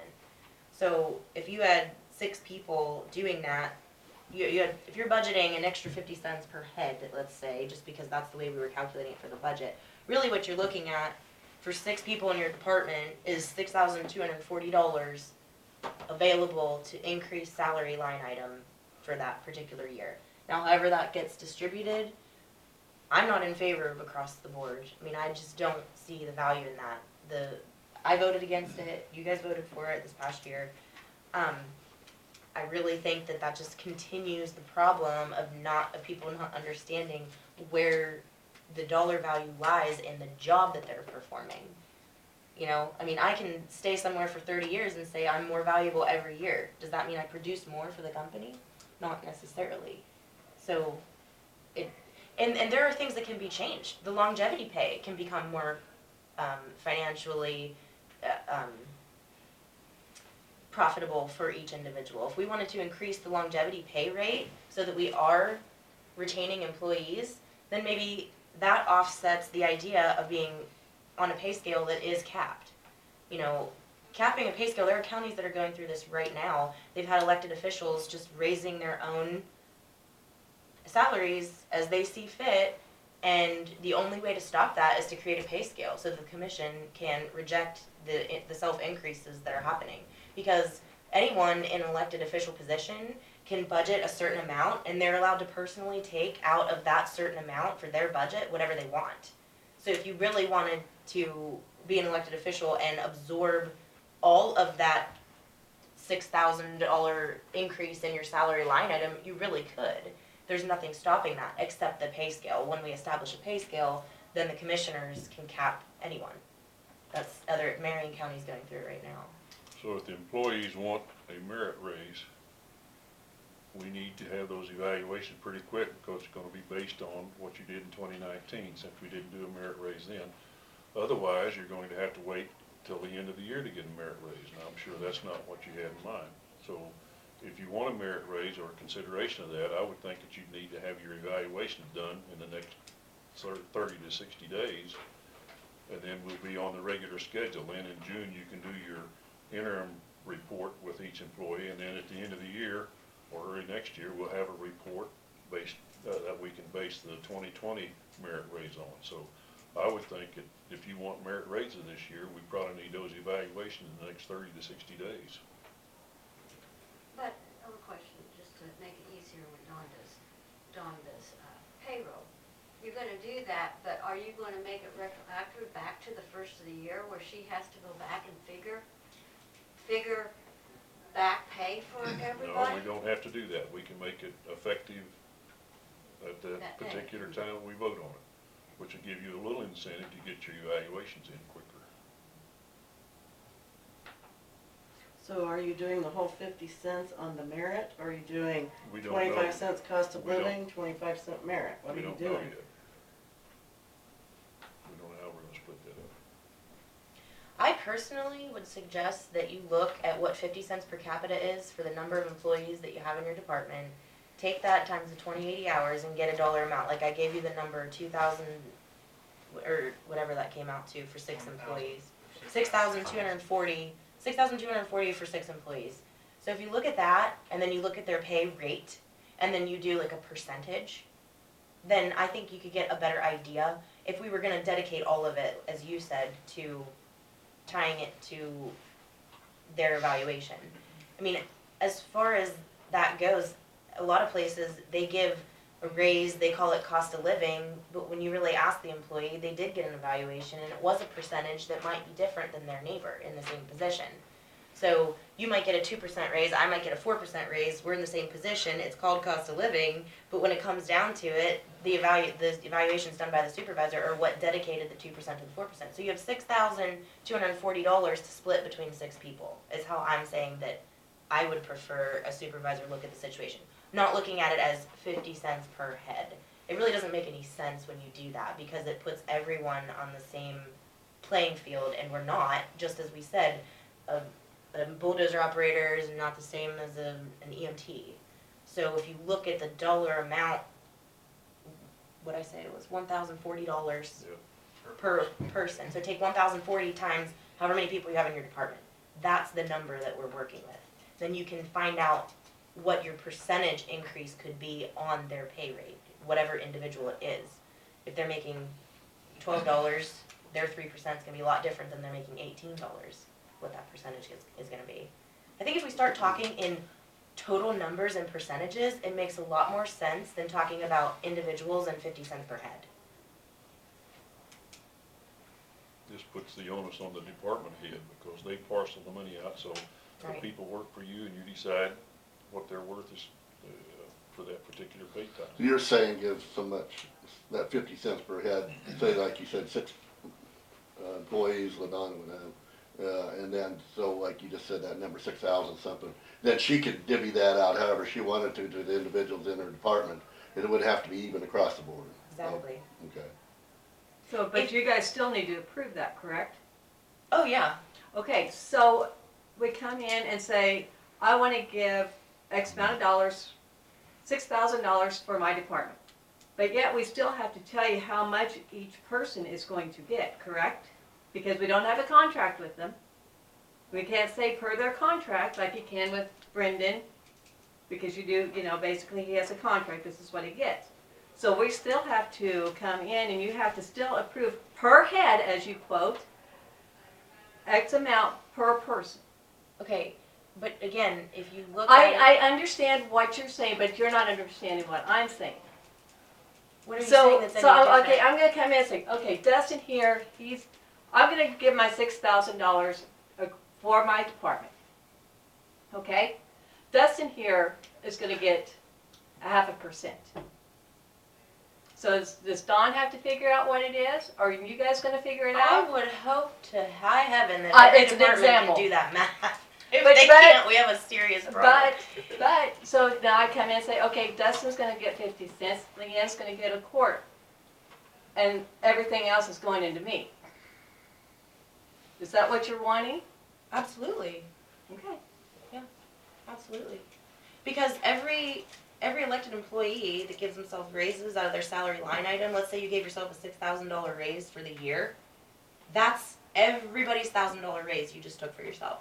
Right, but still, you're still finding out per person, even though you're telling us we have this amount to spend, you're still finding out per person what everybody's getting Well, of course, at the end. of course. So why does it matter if we're saying it's 50 cents or $1,000? Because it has to do with how you do the math. If you do the math based on one individual trying to calculate 10 cents, 15 cents, that's a lot different than looking at their pay rate and trying to calculate what the percentage comes out to be, because I understand how to do it, I know how to do it. then what's your question? I didn't make a question, I made a statement, and I'm done. Okay. I'll be happy to answer any questions you have about the math, but I understand the math completely. okay. So don't, I'm saying, which you don't have any employees, but I'm saying, I would prefer that, me personally, they can object, I would prefer that a department head views an individual as on a pay scale and with a percentage, not as an individual with X amount of years and 50 cents above their head. That devalues the employee. The value of the employee can be based upon what their product is, production in their seat, what their pay scale is, where they are on that pay scale, and then what the percentage is, because most places don't go by cents, they go by percentages. Now, when we look at the dollars and numbers that we have a very small percentage to increase. But that doesn't mean that when you calculate benefits, paid time off, and everything else, that we're paying any less than any other competitive position. It really does accumulate. I mean, ask a teacher that teaches at the school how much they pay for their family plan for health insurance. Right there's the answer. I mean, we've absorbed in our benefits package a lot of what could be raising your dollar an hour rate. But being an employer, over 50 employees, we have to offer a package that everyone can partake in. And when everyone takes Plan A, the highest rate, it costs the county more, it costs the individual more, but that all has to be accounted for. I mean, for a family plan, it's over $2,000 a month that you're actually collecting from the county. I don't know if anyone really thinks about that. So count that in as part of the pay rate too. See what I'm saying? Okay, so our department heads, are you saying we can say we want this amount? Don't take mail yet, because I got mail that needs to go. I'll get upstairs in just a minute. That department heads, you decide what percentage they get, or do we say what percentage we want? I guess what I'm trying to say, who does department heads? Oh, for the department head themselves. Right. I see what you're saying. I mean, ultimately that burdens on the commission. We need to do our own evaluations of the department head. Right, but in a sense, you have the final say on everybody's pay. Yes. Okay. Yes. But for you, so you have the standard amount of working hours, 20/80, and then you do the math for each individual. So you'd actually have for your whole department $20/80. So if you come in recommending that you give the whole $1,040 to your employee, then you know what's left in your salary line item for your budget is $1,040 for you too. So whatever $1,040 is on your pay scale, that's your percentage increase. If you think you deserve a higher percentage increase, then you decrease the percentage that's going to your employee by a certain amount, and then that offset. It's kind of easy for you because you just have two people. Right, that's why I understand that part, but I didn't know who, if I come in and say, okay, just out of the top of my head, I wanna give 5% to my employee, then the others, do I get, or are you gonna say, no, we're only gonna give you 0.5%, we're only gonna give you 1% of what? But it's your money, you can do what. I can, whatever money's there, I can, Just issue a check for whatever amount you're gonna give them. okay, that's what I was trying to get at. Basically, Department if you heads come in can saying, say, I want this for me and this for my employee, okay. yeah, I think there's nothing wrong with making your own request. It's gonna reflect in your own pay that everybody can see whether you decided that you were getting an equal amount of the percentage that you have to give. I mean, it's not gonna be an equal amount of percentage on your pay because you make more. So you're actually gonna be getting a less percentage pay raise for yourself. But if you wanted to split that dollar amount that you increased your salary line item that we budgeted for, then that's, you're doing that out of the goodness of your heart or because you believe that person deserves more. Maybe you've transferred a lot of responsibility onto your employee and you take even less. I mean, yeah, I think But that's what I was trying to get at is, come I to us kinda with have a a suggestion. say, I kinda have a say on what I want to give myself. I didn't know if you guys were the ones that were gonna say, no, you only get this, or you get that. Well, I I can think kinda if- say with the money I have, I kinda have a say on myself too. It's not just you guys are gonna say, oh no, you only get such and such. Yeah, I think Okay. if the board was displeased with the department head's performance, they would probably indicate that and maybe offer less than what that person is suggesting for themselves as their take on the increase. You know, everybody has the salary line item, and then you have your salary line item for the next year, which has that increase. So that's the dollar amount you're working with for everybody. I gotta go, I gotta get some stuff in the mail. Rhonda? I was wanting just to summarize maybe a little bit what we're talking about here. I think we budgeted for, what, 50 cents an hour per employee last year, right? Yep. And some people may think that was across the board, just straight, here's your 50 cents every employee. And now, Alexis, your idea is to, let's give that 50 cents an hour per that department, and let that department head determine, well, this individual's doing a little better than that one. In other words, we're letting the department head make this 50 cents an hour across the board raise, almost like a merit raises, and it's up to the department head to determine that. That's what we're I saying think you wanna that do, was and I'm not against that, I'm just perfectly saying, is clear that, last year. what?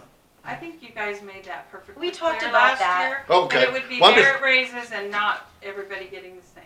Okay, well, I didn't, Right. well, we I think made the that was motion though for perfectly 50 clear. cents across the board, and some No, people I maybe don't thought think that. was the But when motion. we Well, I did, I made the motion, that's for 50 Oh. cents across the board. Oh. So that's Well, what I that's was, what And you I guys don't, got. I don't think it is perfectly clear. It may have been That's why I'm perfectly talking clear, about- but right. from other department heads I've talked to, So they were still allow me confused to by it. reiterate a little bit and expound. In the EMS department, they're putting in 48 hours a week. So they have guaranteed 8 hours of overtime. So when Dawn says we're gonna increase the salary line item budget for next year for 50 cents a person, not only are those people getting 50 cents an hour raise, they're getting $1 an hour every time they work overtime. So you're not even able to give within your department a comparable raise. So if you take it down to percentages instead of 50 cents per hour, it changes a lot of things. Because when you're paying out overtime and we're calculating an increase for a department based on their guaranteed overtime, they're making a lot more of a raise. Does that make sense? If you took their percentage of what they're gonna make because of their guaranteed overtime and you take it because they're getting 50 cents an hour flat, I mean, I thought what you all did to yourselves this year was ridiculous. Why would you vote that everybody wants 50 cents across the hour? You basically gave every EMT a lot more of a raise than you gave anyone else in your own department. They work 24/7 weekends, holidays. Other employees don't do that. They get work paid- 8 to 5. Right, and they get paid Everybody- full rate. Everybody here, they get paid 8 to 5, Mondays through Fridays. They don't, but they don't get a decreased rate for sleep time. You're paying them overtime sometimes for sleep Sheriff's time on a office shift. don't get sleep time. You get 12-hour shifts though. That's right. Okay. And they work holidays, 5 days a week or more than that. Okay, but you Yeah, also have holidays enough and weekends. deputies that not everyone's putting in overtime all the time. Yes, So- they are. Every deputy is putting in overtime every week. Okay, so then, Every 2 weeks. then that's on, the onus is on you for your department to calculate whether you wanna pay out time and a half and those people wanna do overtime that week, or you have the difference in the pay for They another have to person. do the overtime every 2 weeks according to the schedule and according to how many people we have to cover the county 24/7. Okay, so 50 cents an hour for them is a lot more of a raise than 50 cents an hour for someone else. So why would we vote it across the board? Well, I mean, say, why would anyone else say that that's fair to their own employee? Why would you not do a percentage, is what I'm saying. A percentage, a 2% for you is the same as a 2% for me, and I can make minimum wage and you can make $20 an hour. It's a percentage. It's just simple math. If 50 cents for you is 50 cents for me, that's a lot different when you're actually not getting as much of a raise. But all those people that are getting guaranteed overtime at 50 cents an hour increase, now they're making time and a half on their increased 50 cents an hour rate. I'm just saying, 50 cents across the board, you guys asked for it. They gave it to you. I don't believe in it. I think you need to calculate and do the math. There's no way that 50 cents an hour is fair to everyone, on any which way you look at it. Whether you're working holidays and working more, or whether you're working 8 hours and working less, or you're maxed out at your education level and you're capped out on your pay scale. It's just not fair and not equitable. I'm gonna use that word because nothing's fair. It's not equitable. And that's my opinion. that It's we're just at an where, opinion. we're at though, and if we want to, do like you was suggesting to break that 50 cents an hour down per employee and give that money to the department heads, and it's up to that department head to determine who gets that money, right? One Yes. person may get Yeah. 8% raise, one person may get 2. So that's your suggestion now, okay? I just wanna make that clear to everybody so know what's going on. Well, here. if you I'm not remember- against it necessarily, Alexis, I just wanna make it clear to everybody so we're on the same page here. Cause it is confusing what we plan on doing with 50 cents an hour. You got good points, the guys who making overtime's gonna make more than 50 cents an hour. You're right, I agree. And I didn't maybe think that through well enough when I kinda promoted it. We were just going through all this, how to get merit raises, that got confusing, we had different opinions, cause who determines what merit raise to get? One department head thinks all their employees are gonna give a big merit raise. Some other department may say, well, one guy isn't that good, and so it's never gonna be fair, because you got politics and everything, in every department, every people. So some guy's a buddy with boss, he's gonna get the bigger raise. That's the trouble with merit raises. And that's why across the board is a little more fair, but then we run into this problem here with overtime and all that. So I understand that too. But I kind of agree with you on, maybe we should just say 50 cents across the board per department, and then that department head can determine where that money goes for the individuals in that department. And I kind of, what do you think, Jim, on that? That's the way to do it. Mike tells me how many employees they got, we give him $1,040 each, and he can spend it how he sees fit. Big Yeah, if you party, think, whatever. if you think one employee is underpaid and doing a great job, give them a little more, and then somebody else, maybe a little less. But you're always gonna have somebody's always gonna be complaining they're not getting paid enough and compared to somebody else. It's just the way it is, and no matter what business you're in. But, anyway, that's my opinion here on this stuff too.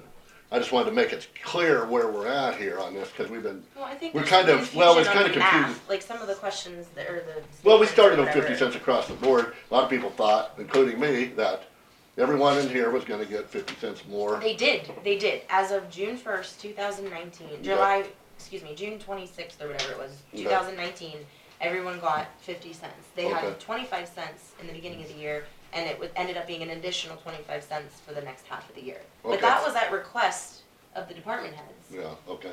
But now we're this year, and now I was kind of thinking that same thing. But, and that's where we're at now.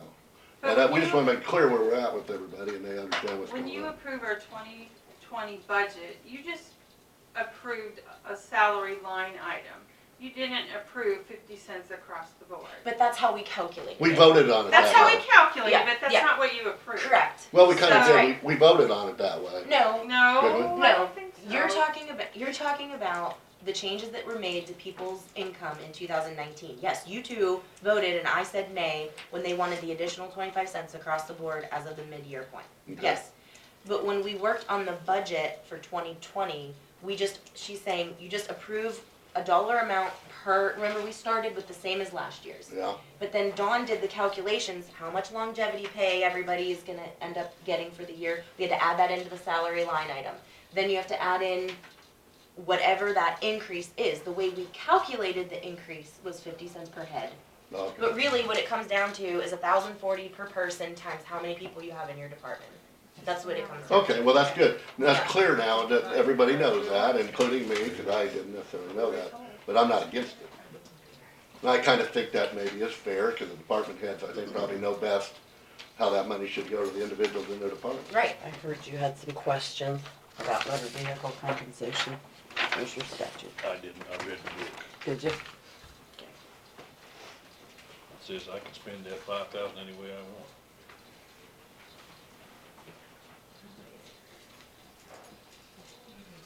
Yeah. Did she leave? Yeah, well, we just brought this up in the last payroll last week, and we saw that extra payment, and that was the question here.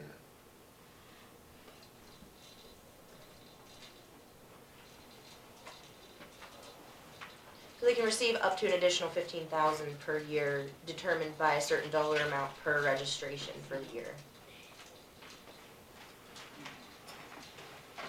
Got it. And changes in elected officials, salaries don't have to be in the minutes anywhere. There's nothing required to be in the minutes except for actually just motions to enter into executive session. So, no, to answer your question, but, I think I know what you're asking. We were not requested to approve pay increases for those people. Right. So how do they do that, Dawn? Do they just submit to you a different dollar amount? Be a Or, letter, yeah. so the individuals were submitting their own pay increase requests, I guess, for their paycheck. Now, like I was saying before, when we have a pay scale established, that will no longer happen. When, don't we still have to meet their budget They requirements? do have to meet Okay. their budget I just- requirements, Just a so question. I think obviously they knew there was some money left over in their salary line item that they could then individually absorb, which I tried to make the point here, at 50 cents an hour, it's $1,000 per person per year, 1,040. So if you give yourself a $6,000 raise for the year, you just took away 50 cents an hour from 6 other people. Essentially, I'm not saying it's not deserved or unjustified, I'm saying the fact of the matter with the numbers is that if you give yourself a $6,000 raise, that is the calculated amount for 50 cent raise for 6 of your employees that you just personally absorbed. So that's up to the voters. And you're right, I mean, if it's not in the minutes, they don't know that that happened. I've talked about it a couple times. I think some of the discrepancy is we hired in a new department head at a higher amount than the previous one was making. I know there was some discussion about that. Some of the prerequisites there were for more time and more oversight. And if the elected officials feel that they want to be, obviously they feel that they need to be justified because it's almost that exact dollar amount that they then took on. So Peanut butter. it's some sort of, in their own mind, it's an equity theory for their own efforts. I mean, that's apparently what they feel. I don't know. It was never discussed. So, Okay, so when do you want these evaluations, so to help Dawn out where she's not scrounging at the last to get payroll re-entered and? Cause that's what you guys are gonna have to tell us, I mean, put a deadline so we get everything done when it should be and February's a short month, so and it that's- doesn't, everyone's it working doesn't fall where in you're gonna March. go back and it has to be redone and That's a lot of still- time and effort put into something that, well, last year we asked for them in the first quarter and we didn't receive the sheriff's office until about June. So that was a big holdup. I will say that. We did not distribute any money prior to that.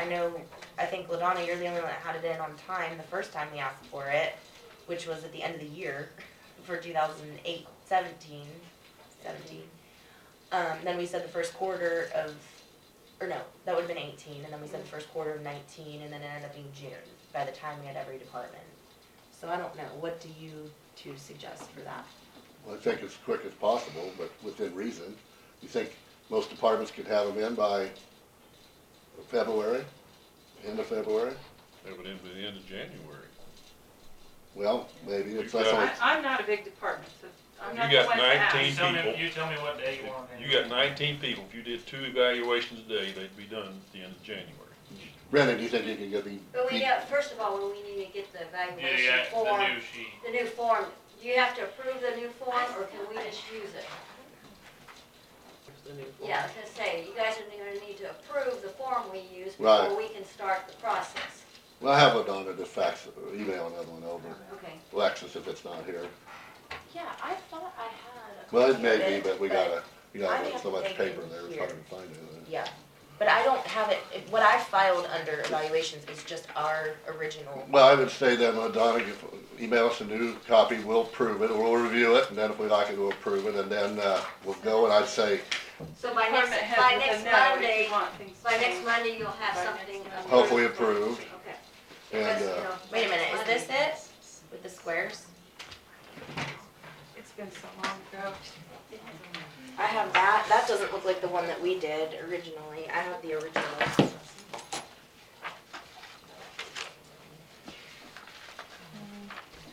No, the one we had didn't have any points to it.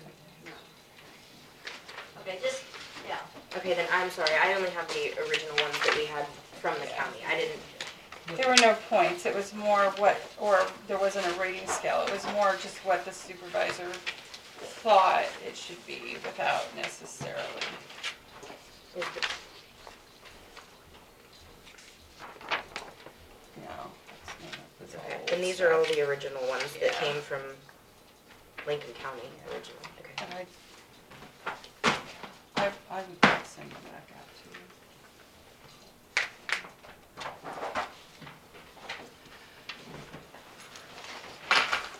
I know you're running way behind. I'm next if everybody's done. So what do we want, can you email us a copy and then we review it next week and Yeah. I hopefully remember approve yours it and do then, that. I don't know what time frame do you think, Alexis or Jim? I mean, I think, Brenda, can you do it in a month if we give you that next week's official form?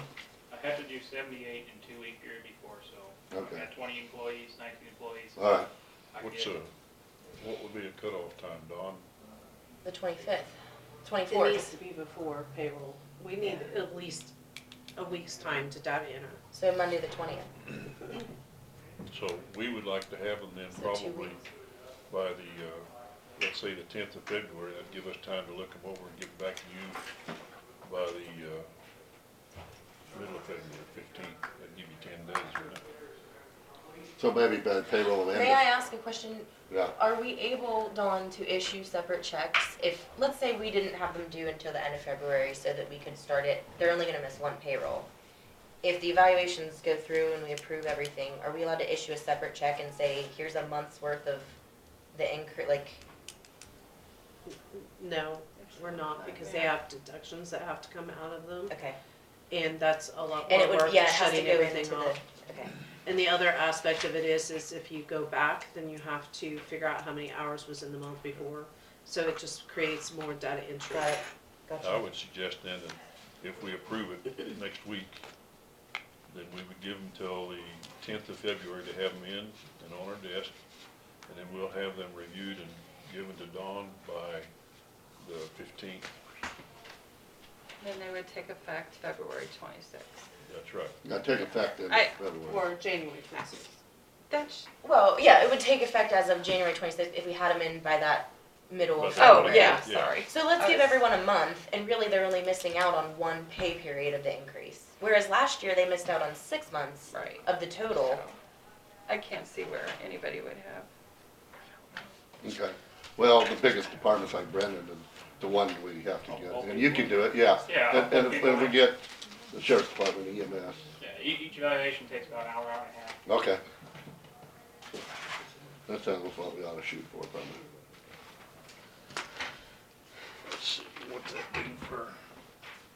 And just while you're here, Dawn sent the budget out and I just skimmed through it. For 2020, are the two vehicles that are on payments in your department? Oh, okay. One's fire, one's Oh. emergency services, I believe. Oh, okay. I just wondered, if you're Actually, transferring that much money, why you have two on payments, but they're not highway department, okay. I was just- I'd actually like to have those evaluations on the 6th, which is a Thursday. Gives us a couple days to look at them. We have our meeting on the 10th and we could approve them on the 10th. It doesn't matter. It would be by February, well, whatever the week is, that's 2008. Well, that's what I'm looking at. See, But she doesn't have to do payroll till this, we could do it on the 18th. payroll But she needs, to the bank by noon on the 26th of February. and Yeah, she it's a needs these. short So that is So why don't we do them by the 18th? If they get them Well, in, except she needs more time than that probably to get them done. That's why I'm trying to get That's a us, holiday. This is the thing, if I have somebody, it'll be fine. If I don't have somebody, it may not be fine. But and that's what, nobody realizes the amount of time that it takes, because every payroll raise is attached 3 times to the employee. to each person. It just takes a little bit. So I see what you're That's saying. why You're I trying to would- do it the week Actually, prior. 4 by the yeah, time you and do the on the resolution. 10th, we'd like to be able to give them to Dawn. Yeah, I see what you're saying. On the 11th. That gives Yeah, on you, the February. 11th, yeah. that gives you more February. time to, Yeah. to process And it. if it's me, I'm gonna be doing payroll on that weekend, more than likely, because I can't wait. You mean that 23rd, 24th weekend? Yeah, because if I'm with you guys the majority of the day and I have to have payroll to the bank, it gives me the 25th to work, which is possible, but, yeah. If we could have it approved by the 18th. Well, I think the week in front of that. And I He's- really like to do the resolution, I like to know what the raise is, do the resolution with you guys having it approved, So then we have another piece of paper to go by to double check our numbers, rather than us doing a 25-cent raise and then doing the resolution after the fact. It makes it easier and cleaner, but. Why do we not have to do a new resolution, like when an elected official gets that raise that they self-request? Why do we not have to do a new resolution for that pay rate? Because you don't do a new resolution for any pay rate change during the year. That's true, yeah. So I would think let's have our evaluations here by the 6th of February. We'll run through our decision process and give them to Dawn on the 11th of February.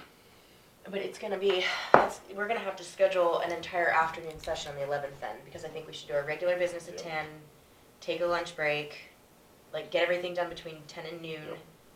take a lunch break, and then, Well, I guess Monday, as HR, you should the technically be 10th there, is, Dawn, but, the 10th is a Monday. no, it's the 11th, I thought.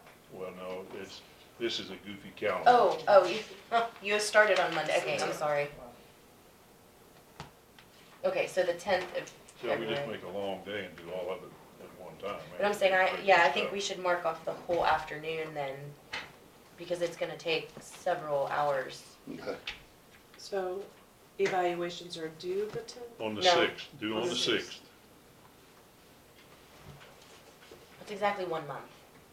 Yep, and you're gonna, We're next gonna- Monday, you'll approve what she's sending. for I'm sure us. she'll Yeah, send it probably yeah. even today, but we can look at it and, No, I think as long as we don't have any objections, why don't we consider it approved? Pretty Okay, Right, because, because I can start this week then. Yeah. with my employees. Because I'm sure I'll have people gone throughout. and again, if the evaluations aren't exactly uniform, Right. because we're not doing 10 cents, 15 cents, 25 cents per person, then they don't have to be uniform. It's your way to reiterate the information that you've accumulated about each employee to us, for us to be able to say the approval for the percentage that you choose. If it turns out to be 0.5%, because that's what 50% is, or 50 cents is for that pay rate, then that's, unfortunately, that's what it looks like, but that also gives you the ability to say, you're gonna get 2%, maybe it's more than 50 cents, because this other person isn't gonna get their whole 50 cents. Do you see what I'm saying? Yeah. It gives a lot more flexibility to shift some of that money around. If you believe that all your employees are equal, because they've all been there so long and they're all cross-trained, it's your chance to even up their pay rates, to be honest. I mean, and you don't owe them an explanation other than, this is the money that I'm working with, this is the percentage that you got. Right. And just because our information is public, because we're a government entity, doesn't mean that they deserve any more money because they've been there 3 years longer. That's No. the point I've been trying to make, is time served doesn't necessarily mean pay increase. But we have that in Lincoln County like decades long. Unless you've taken on much more Yes, responsibility. responsibilities over the years, you know. but how did they ever get compensated for that? The same as anyone else that just got hired. 50 cents, 50 cents, 50 cents. In a couple years, nothing, because of the budget. You know, I don't feel like, I know it sounds terrible now and everyone's hating this idea because it's different and they're not getting their 6 days of extra pay for the retroactive all the years they worked or whatever, they're gonna be mad at me. But in hindsight, when you look back, it's the proper way to evaluate so that you get equitable situations, not equal, equitable. And they can be mad at me, Yeah. and if you guys wanted to change it, you should just spoke up. I'll just keep on talking. For an evaluation for me, that would be done by the 3 of you. Yes. So that means we have to schedule our own time to do our own evaluations before then, in the next month. Okay. Our goal is to reward proficiency, not gray hair. Right. I get $8 an hour for sitting up here. It used to be a lot higher pay per hour. I should have But if you kept it the old. if you completely follow the budgets, then when you step someone up to do a different job, you can't do that. You can't give them any more pay because it won't be in the budget. Yes, if you max out your budget, Mm-hmm. salary line item in the beginning of the year with these slightly merit-based pay raises, yes, you're right. When something changes, like for example, if an EMT becomes a paramedic, there's Mhm. really no salary line item money to give them. That's correct. But that does happen though. You do give them that. Well, so. So then where it's are up- you getting that money from? Well, it's up to the department head to make sure that there's some sort of transferable funds. I mean, unfortunately, like you got slammed with a higher contract rate. Mhm. So now you're paying 3 times as much for your contract as you used to pay. Right. So you don't have any movement, there's no room there. Mhm. That is difficult. That is very difficult. I don't have an answer for that one. Other than you find But- other ways to save money. But my only point is, make sure you're holding everybody accountable to that budget, not just certain departments, you know? Unless somebody transfers into a position that's open, you really don't have a lot of wiggle room. Exactly. So if I know how to run a road grader and then I learn how to run a truck and then I learn how to run the backhoe, but there's no open position, you're not And I've gonna be already able maxed to out give my me a yearly raise, Right. That's right. right?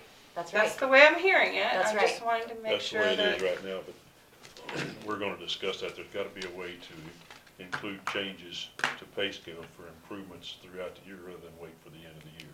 Well, I know, but I know it's gonna get figured out. I'm just saying that No, some of this us. is a terrible transition time. I understand that, especially when you're accustomed to a long period of time doing it a certain way. But, for example, in the highway department, there's enough money there in certain aspects that it should be maneuverable. In your department, it'd be much tighter. Right. And unless you're gonna find a way to save money by doing something differently, then yeah, you're kinda stuck saying, if we took on say you took on home health again or something, you don't I have funds. can't do it, Right. yeah, I know that, but might not be so helpful to take over some other things either if I can't I understand that. reward anybody for it. But if they're still putting in 40 hours a week, and they're able to spend 10 of those or whatever, I haven't even looked at the numbers, I'm But just stress guessing. is measurable too, not just 40 hours, I sorry. understand that. I understand that. Stress has to be measurable too. And I think as a So- department head, you have every right to come to us and say, I don't wanna do this anymore. I mean, I think you have taken on extra.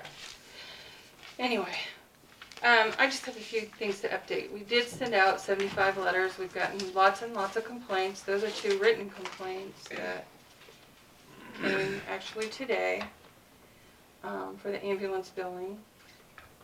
11 people have paid or are making payments, and 4 people had some secondary insurance billing issues that were in 2017 that I can't fix, so they'll probably be written off. And only 3 came back with returned addresses so far, so I'm shocked about that. I figured we'd have a lot more. So, but people are upset, and I know a few of you have gotten talked to about it, because I have been saying, Yeah, I have. if you have, and I'm talking to people individually and trying to tell them, this is the first time we've sent a bill out. I do want you to know that no one has gotten a bill prior to this. But Dawn said one person did, it was a county employee. Well, everybody who has come to my office, none of them.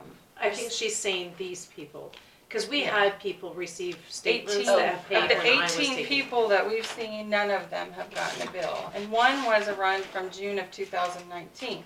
So if insurance paid it in July or August, and Delisa sent out September, October, November bills, I would remember, it's not me, but if it was me, I would remember that. They have said they have never gotten a bill. So where's the breakdown in communication I don't with know. Delisa's? I'm still talking to Delisa. Derek's gonna be back the 10th, and it's his department. He needs to call her and talk to her too, but Yeah. if we get nothing, they're in breach of contract. So do they owe us money if really bills weren't sent out?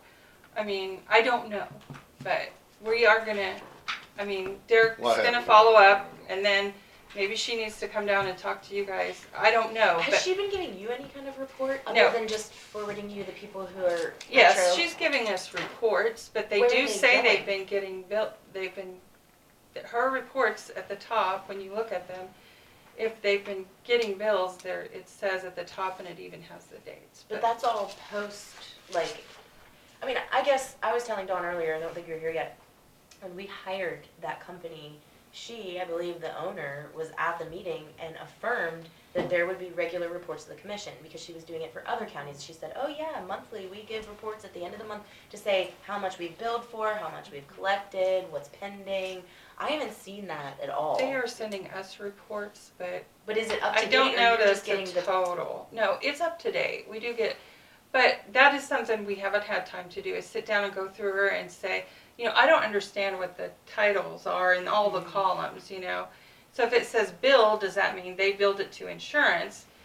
And then there's a statement, dates that they were supposedly sent statements, but these people say they've never been sent statements. I can't read exactly. And see, what So- I struggled when I was doing it was they would send it to me, the report of what they billed on like the first of the month, and it was to include through the end of the month. But if the techs haven't finished their report, they haven't billed through the end of the month. No, So it's then like the- she talked like maybe changing when they send the report or send what they're billing through. Because then I was missing a whole bunch of people. Anybody that had a transport in the last 5 days, I Well, didn't have, and and I had to wait till insurance paid Sherry to just get it. told me, yeah, there's like 5 she missed off of this month's report. So probably that needs to happen. We need to talk to them again with the commission, but it's Derek's department, so I think he needs to have a conversation with her. We've had the conversations, probably 4 times we've called, and just this last time, well, we need to talk to our person who sends out the bills. Well, why didn't you do that the first time I called you? You know, I think I'm just frustrated, and So, what if we ask them to come to a meeting with I you think and they, Derek? I think they need to do that Yeah. one, yes. May I have permission of the board to Okay. ask Yes. them to come? And, Yes. Okay. Because otherwise, they're collecting money and they're doing fine that way. Did you say Derek's going I'm- till the 10th of this month? Is that Yes, he'll be back on the 10th. He actually okay, took after January? vacation with his family Okay. for a couple days. So, Okay. that's why he's not here And will today. you be available most Mondays? Let them pick. Most and- of the time, if you let me Okay. know ahead of time. Okay. So, but yeah, I think we really need to discuss that because Yes. Well, that's and- what these people are coming in and telling me they've never ever seen a bill, and that's 18 people so far. You know, I've had some I- contact me about that. And then they're really worried that they say they have 90 days to pay, and if not, they're gonna go to the collection agency. So they're all, The note at the bottom said they have 30 days to make contact with us. It didn't say pay their bill. oh, well, that's what I told me. I'm It just said telling to you what they make told me. contact with us or they may go to collection. And you are gonna talk to them So- about a payment Yes. arrangement if and when they If they contact you, but if contact they don't us. contact her, then you don't know what to Right. do, you're Right. just sending out a. Well, I'll tell them to And contact I'm you. gonna change my little note at the bottom. I was being mean, but I don't know what to do, you No, guys. you have to We put a have deadline to on it, you have say, to put a deadline. No, you I ha- know. You know, I know what you're if saying. you have a bill and it's $1,000 and you can't pay it, call me and tell me you can give me $5 a month. I'm okay with that. Right. Drop in. And I'll tell whatever. them to call you. Yeah, They were freaking out because of that. I know. And I told them I would, talk to you about it. And Well, here these we are pretty nasty, and I will send a receipt and I will write a handwritten note. Okay. Thank you for making a payment and, you know, I'm But I'll sorry, tell the this people that is the contacted- first bill that you've ever gotten. Okay, I'll tell the people contact me to contact you and Yes, discuss it. or Sherry Salter too. Oh, yeah, Sherry, Yeah. okay. So, I wanted you to know that we got, files here. The EMPG grant application was approved, and there is a report due at the end of the year with all the expenses and income. It's just a report of the emergency management, the whole thing. That's due the end of January, and Dawn's been trying to get me the figures, so. I don't know that it was 79.41, but there's one of the exercises that they approved initially that they're not sure they're gonna approve to the end, so I don't know how much money we will get. I can't, Is this from 2019? Yes. To receive what we had budgeted that was gonna income from Yeah, 2019? it's always back I a know, I year. hate that. I hate it too. So, then, So. may I ask Dawn, is some of that money that we transferred from the general fund out of what was left over from the emergency manager, like the rest of the year? You didn't transfer anything from the general fund. You did not. Oh, that's right, but that was some of that money. But some of that money is earmarked to go to the Hunter Siren. Yeah, and she's kept that Oh, separate, yes, thank you, right? thank you, And- okay. And with that, the siren was supposed to be shipped on the 2nd, and so it should be up by the end of the month. we have all the money in except for, GL Hewitt, which requires us to send them a bill that we've gotten and send it back. So I'm Yeah. gonna request, but we have to have that done before the end of the year, which I'm sure it will be up by the end of the year. So hopefully, Okay, so by the end of January, sorry. you had billed, for in your department for doing EMS billing by the hour, correct? Mhm. Have you billed for your time for, Mhm. out of the budget for the, Mhm. okay, just making sure. Yeah. And that's for you personally, your hourly rate? 'Cause Yes. you've been doing it, okay. Yes. And none of the benefits are in that because the benefits come out of a different line item. We don't pay them, so. Right, It's just. just the dollar Yeah, per just hour, the yeah. dollar per hour amount. There are several new people that need badges, so I'm gonna try to do that in February. I'm trying to collect the forms right now from different departments, so. And I just didn't know where you were in discussing that job description or that application or.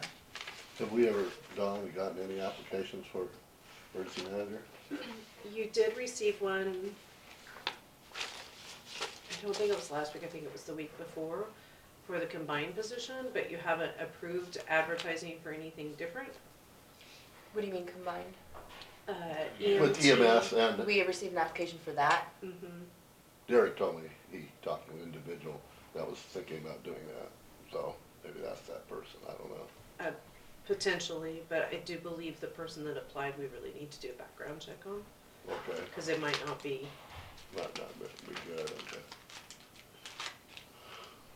And I think we really need to, hopefully, maybe that's what an HR can help do, is do a Yeah, little they can bit do more some of that checking. preliminary stuff without wasting our time doing interviews if we have questions beforehand or during the process, either because sometimes we've done 2 rounds of interviews and still not brought anything forward.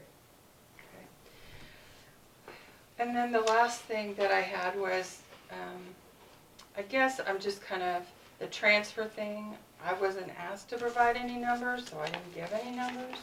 Sometimes Dawn and I talk about it, sometimes we don't.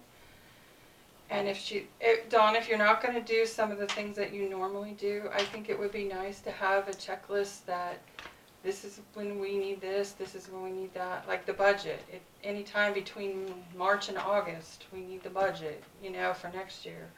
I just wish we had a little bit more kind of a timeline about when things need to be done. Schedule. If A better schedule Yeah. and time, Okay, guidance on so, that. well, I'd like to speak to that though, and this isn't to you personally, this is to all department heads, which Mhm. maybe it's something we could have discussed before, but she kind of brought up, she's not gonna bring up when employees need their raises, when they've done their 6 months, their 1 year, what they need, when they need it, yada yada, and I get that. And I think the luxury of her doing that before became an expectation. She also had one more person in her department. Now, Correct. she I is get getting it. paid to do what the HR was doing out of her department before, so I don't really have a comment about whether or not, that's kind of on her. She's been paying herself to not have that person, but we've held our reins on not knowing whether we wanted to make the HR independent or not. However, I think that each department head has the responsibility to come and ask, not to necessarily request a schedule be mailed to them. I think that's where there's a breakdown. I'm not saying that, I'm just saying that, in the last 20 years, I think Dawn and I have talked about the transfer maybe 5 or 6 times, so to be upset with me because I didn't provide any information, She didn't I say she wasn't was asked upset. for any. She didn't say she was So- upset. She just said Well, I she think wasn't. Jim was upset that I didn't provide any information. I wasn't asked to provide any information, and I would have provided it had I been asked. I'm not trying to dog Dawn. I know she's got 8 million things on her pile. I'm not saying that. I'm just saying that I don't know. When is the budget due for next year? I know from the state I have to get my grants in, and they are due on March 15th. When does the county want our budget information? June 15th? July 15th? Tell us when you want it, It's true. so we never have it really down. had an internal No, policy. it just I mean, it should comes be like- whenever, Well, we You were know. late this year getting it You approved. have, right? you have a stated policy in the KAC handbook by date, what has to be happening. But that's not transferred information to them. No. I mean, No. But our I'm budget is saying- supposed to be No. completed by the end of July, right? Isn't by law, even though we were late this year, a month or so? no, Well, we weren't technically late. I think we were just later than we normally were. but what's the normal schedule that we should have it done by the end of July? Right? Yeah, I just Well, then think it would, so we need to get inputs from our they should have department. theirs in July 1st. Yes, Because that gives I us a would whole say- month. I think, for yeah, us to do I think all some- departments should have their budgets into us by end of June or Well, July 1st. Allow me to say Yeah. that historically, and this is why I wanted to get bids for the auditor, historically, what I witnessed personally for 2 years in a row was the auditor coming in with a budget that you look at, that's already been given the information from each department, how much they want, what the total is, and then from there you edit. Whereas this year we decided, no, just put in the information we had from last year, then we'll look at the requests and we'll compare and see where we can up or where we should down. Now, there are many ways you can do that, but I think before, the department heads were just submitting their information, it was going directly to the auditor, which I don't think that's any auditor's business to be just Should come to us, it should come to us first. But and if then we don't have a policy requiring it to come to us, then Well, they maybe were we doing should- it the way they wanted to do it. Maybe we should create one, No offense, they were leaving it on my desk and running so that I had to present it to you guys. okay. Well, and you I were mean, just let's passing it just off, be let the frank auditor here. do the input. Right, yes. Let the well, auditor I do just the think data if we're entry. making positive changes and trying to make it to where it's not so convoluted all the time, just Absolutely. tell me what to do and I'll do it. What is our And deadline? I know, I asked Dawn a lot of questions. I try not to call and ask too many, because I know she's loaded, but, you know, I've been doing this 20 years, and I think the last 2 years have been the most confusing of the entire time I've been here. And that's because we're not doing the status quo. I'm not saying it's a bad thing. I'm just saying that Whenever you change stuff, it it, creates more well, confusion. we just need some, you know. Organization. And yes, I should know that we do a transfer every year. If we have an awful lot of money, I think Dawn and I usually talk about it. When it's just a little bit to transfer, we don't usually talk about it. And since we haven't gotten Delia Pittard forever, I don't know if we've talked about it for the last couple years. But I don't want to leave Dawn in a spot where she can't answer the questions because I didn't give her the information. But I just, again, more communication, I think. And that's just kind of the way Yeah, we should my probably- mind works. Mhm. Tell me what you want, when you want it, how you want it, Yeah, we should, you know. as a commission, we should be more organized on schedule of budget, and what time, when we want it from them, and also, what else was you talking about? Well, I mean, that's just one thing. If you want transfer information, that's probably We're something talking in transfer. November. Transfer of All these what? transfers you did last Oh, the week. money transfer, Yeah, oh, yeah. yeah, how much should we transfer over? If you want me to say how much that should be, I'm fine with talking with Dawn and figuring out a number, you know, but I usually don't have too much, so it's not been Well, we should too probably much know of a that by the conversation. end of the year, like end of November or November, something yeah, like that, so just let it, you know. By A lot Thanksgiving. of Maybe times I you just- can't do transfers at the end of November though, because you don't have December bills yet. No, I. That's oh, where yeah. the struggle is at. Yeah. And a lot of the times we don't even have December bills in until the department head drops it on our desk on the 25th. And then we're trying to data enter because nobody respects the boundaries of, hey, when you get the bill in the mail, bring them up. Mhm. Like, it's not that hard. Right. We don't need to Yeah, I have a think- stack but of bills brought in. Correct me if I'm wrong, but I think your office in the past has been used as a service department where you're providing services to other departments. It needs to be more of a checkpoint, like they need to check in there, not have you sending them requests for information. I mean, that's what I've seen over the years. You send them the request for them to get you the information, and you're still asking for that. You're saying, Well, give fine, me a timeline. if you want me to do it, I'll do it, but Tell me when. tell me when you want it. I mean, I don't know if you want it July 1st. No, I mean, the we used to turn them in responsibility falls on the June, commission. and now it's just So like maybe it we as goes a commission further and could send further. out an email, official commissioner email to the department head saying, hey, we need this information now. And I know, like you're saying, you don't always know that because you don't know the Right. end of the bills I until don't, I December. don't, yeah. And where I struggle with the year, like I have told you guys, you know, numerous times for the last how many months, I can't continue doing two people's jobs because I'm putting my job on the back burner to do and answer HR questions that I really shouldn't have to be doing or dealing with, and then trying to get my stuff done at the end of the year. And everybody can criticize me all they want to, but the reality is I should not have to send them a reminder as to when their budgets are due. If you guys just say what date it is you want their, I shouldn't ever have to remind them. I should not have to remind or tell a single person. But instead, they wait for me to either send them an email or send them a little letter. Well, guess what, guys? The last 2 years, I haven't had the opportunity to. Until the auditor schedules the appointed time, that's when I do it.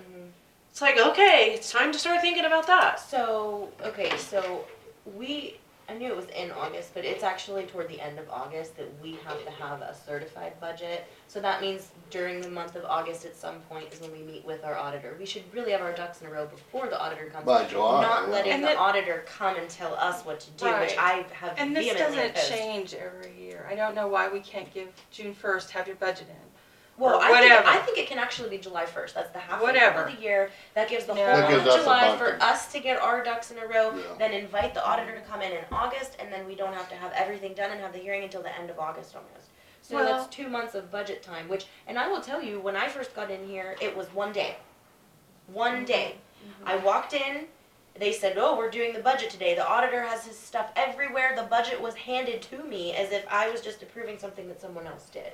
And it was like that 2 years in a Right. row. So I'm glad that we kind of And I'm started to set a different not precedent. saying that I need Dawn to hold my hand. I Maybe know. I'll get a list of things that I would like to know, can we put a date on? Yeah. I just want A roadmap. yes, on where to go. Yeah. Yes, And yeah. yes, I've been a Schedule. supervisor I'm for 20 years. I should know what I need to get done when I need to get it done. I guess that. But you know, we're busy too. Well, It's and- not like we're sitting over there twiddling our thumbs doing absolutely nothing. No, and we've And put I'm a lot of kinda changes getting into the works for sure. Tired of So I'm that gonna- part too. I'm gonna solve this right now. I move. Well, let's extract the KAC page. I'm just Take a gonna look make at it now because I know that our budget deadline is August 25th. What are you gonna So, move? Make a motion I'm for gonna it? July 1st. Okay. That gives us all of July for ourselves. That gives us all of August to schedule the auditor, and get everything into a budget hearing by the end of August. There's more stuff on that checklist than just, have you got But the I'm- KAC over there? No, but I can open it on my phone. See what their schedule is, because there may be some other things that we want to tell them, these are deadlines as well.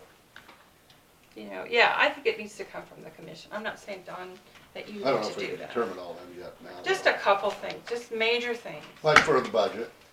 Yeah. Yeah, you got a good point about it. We should have a schedule that for is all a your good department point. heads. You guys know That is what's a good going on. And you don't have to call Dawn and ask her every 5 minutes what's going on. Cause she's busy enough. I move to have the Lincoln County policy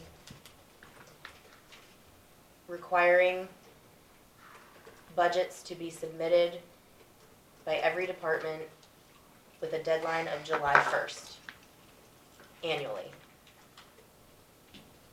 I'll second it. Any further discussion?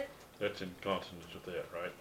It's every year I know is Yeah. August, so I think that Okay, deadline date yeah. moves according to the weekend or whatever, but I know it's been August, and we've usually had the auditor a week or two prior to that. But I was just wondering if Technically, there's- you're supposed to submit a signed and approved budget by August 25th to my office. You have a publication deadline of 10 days prior to the approval of the budget. So drop dead is August 15th, but then you have to take into consideration the weekly deadlines, not just because we don't have a daily newspaper. So if the weekly Oh, deadline to doesn't get it- make you fit, then it has to be before that. So last year, we were in violation of the budget law. Now, is there anything I can do with it as a county clerk, like, 20 people in the community think that I can? Absolutely not, because as long as I have absolutely no excuse to not get a budget in, you can submit it up until the time I'm doing the tax roll. That's what the Kansas Division of Municipal Budgets say. I think your July is probably good, but why don't we table this till next week so we can sit down and look at all the things that have to go into that schedule? But that's only for the budget. If you're talking about other things, I think we can do But there are separate. other stuff that go into the budget that we may have to have precursors for that are scheduled. I don't know what they are because I don't have it in front of me. But let's do it next week, it'll only take 2 minutes. And take a look at it and then see if there's, because I'd hate to miss something and that 1 July would be a week too soon or whatever we need to do. I'm sure it isn't, but without having the book in front of me, I can't tell you exactly. Okay, so are you motioning to table? I make a motion to table your motion until next week. I'll Well, second. It's been moved and seconded to table the motion on the July 1st deadline for the budgets. Any further discussion? Those in favor vote aye. Aye. Aye. Motion carries. That's all I have. Thank you. Thanks. Sorry, I'm so late. No, it 11 wasn't you. o'clock, time for Brendan. Yeah. Sorry. Let's take a- Sure, we're gonna have a Little recess. Secret meeting here, we'll get ready for Brendan here.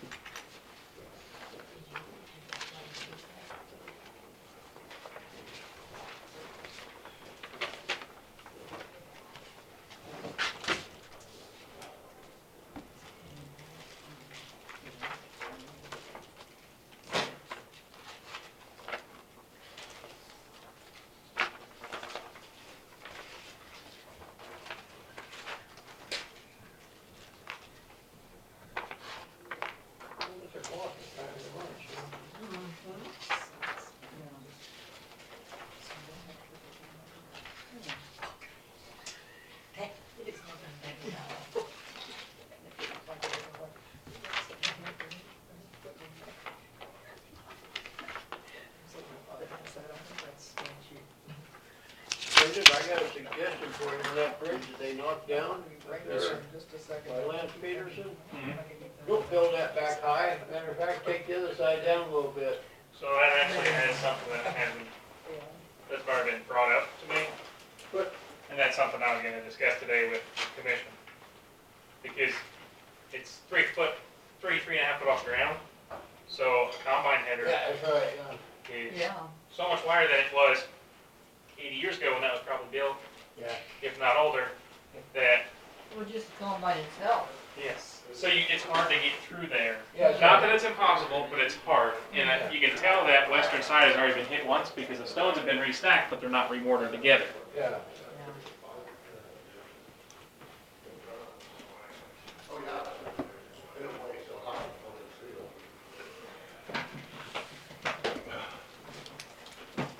Don't we have to have an executive session for something today? We haven't had one in a while. praise the Lord. No, I'm good to this chair, and I might not be able to get up. all right. Well, we're back. All right. Well, Don's gone, so might wait a minute. Okay. I'll just hand out paperwork. Okay. Sorry, our printer broke this morning, so there's only 2 copies of those. But there should be enough copies for the equipment and then the Wilson Lake States letter. Just like the final approval. Whenever you guys, Okay. we kind of tabled it last week because it was so late. Yep. Yeah, this is the one. Yeah, we could take, yes, Yeah, we saw we that. tabled that. Yep, and then I know you had talked about our fuel system, Jim. Yep. So this is like just an example of a few pages of what our report is. So it doesn't need, it says what piece of equipment was and they type their mileage in, but whether they put it in something else, I can't tell you. I know there is some times where they have put it in, like if they've gotten gas for like a little 5-gallon tank for the weed department, because I know a diesel truck does not take gasoline. It wouldn't take 2 gallons of gasoline, Mhm. so it's probably just put in a small container. Yeah, Okay, for, so where are we with the billing process? Already done. Oh. you got that fixed? Yeah. Good. So good. Thursday they came out. We called. I talked with myself and Caleb talked with the company. The internet wasn't set up properly out there with the way their system needs it to work. So we had to call Eagle. Eagle had to switch some stuff, so it's going to cost us $10 more a month. System still wouldn't communicate, so I had to reset it. And then Friday morning, I was out there for about an hour with the machine, reprogramming the machine. Then I was able to click into it and download the reports. So I went to December 25th, which was the end of the month, from the end of September. So you have then a billing for each department, how many gallons they've used? Yep.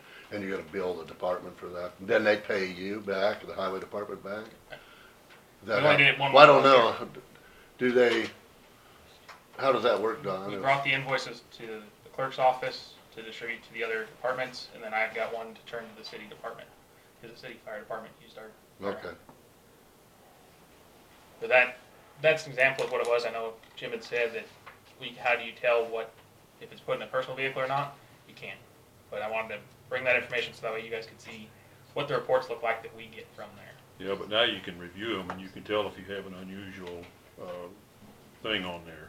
I don't check for my own Oh, you department. should know That's the what I total mean, of gallons yeah. versus the total of gallons. For my own department, yes. Yeah. It's the other departments, I don't get paper copies of their fuel records for what they took out. Yeah, but you kinda see a thing, and if you all of a sudden have a spike in there, Wait, you mean like the sheriff's office doesn't give you the report from their? No, this is my report I give. This is what I get my information from. I don't get any information from other departments about what fuel they've used. Then how do we build them? That report.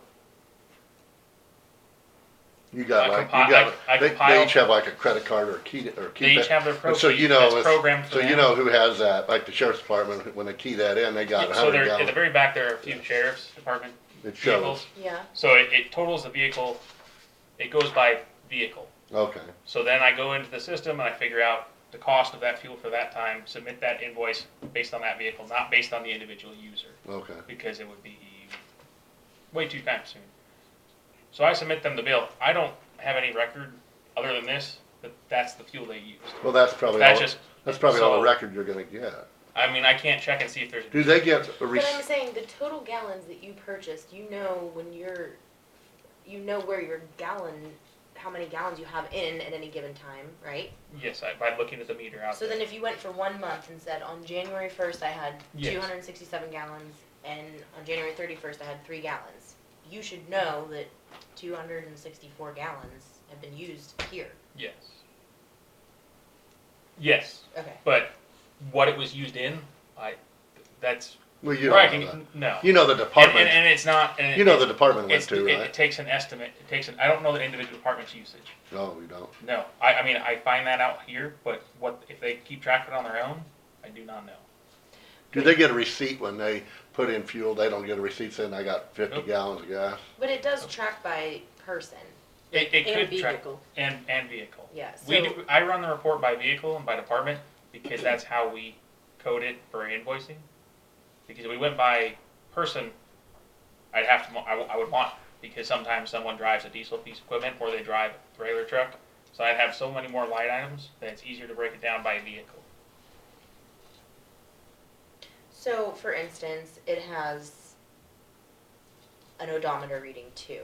Yes. So you have like on December 3rd at 11:30 in the morning, the spare truck operating by Florence was at 116,825 miles. And then 2 days later on the 5th at 5 p.m. it was at 116,965. So it had gone like 120, 30 miles in 2 days. And then it shows how many gallons.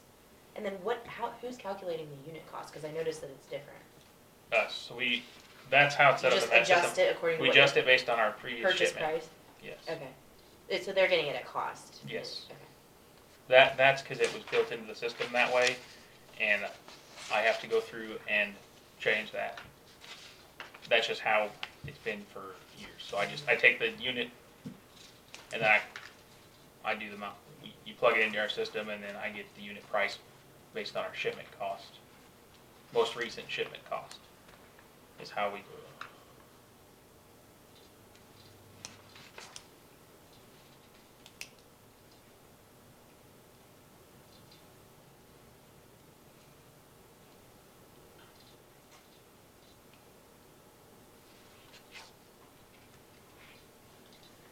Any more questions? has Jennifer reviewed these agreements? No, it was you guys first, and then we're gonna bring it to her.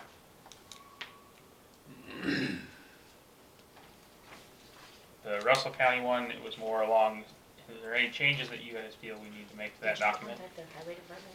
I did, I spoke to them a little bit. I was also gonna ask about that, was when or where do we want to meet with them? Because I know you asked me Were to set they up the aware meeting. of that written deal that we had? Were they aware of that? Yes, The the annual one, yes, because they sent me a copy of theirs as well. Same So thing. yes, they Okay. do, there was an agreement out there.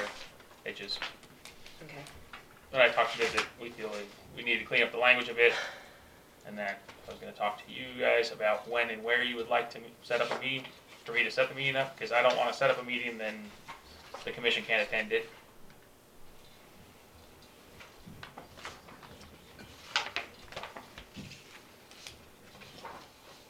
And then the Wilson Lake letter was the one where we changed this about the private machinery.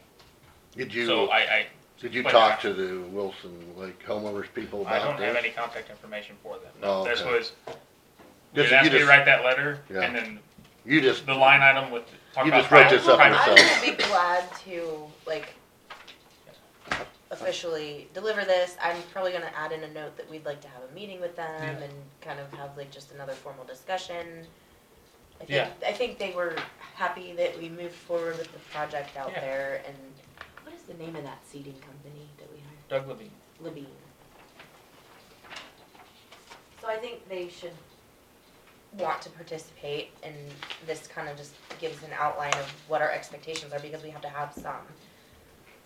It's basically it's a public utility, it must be treated as such.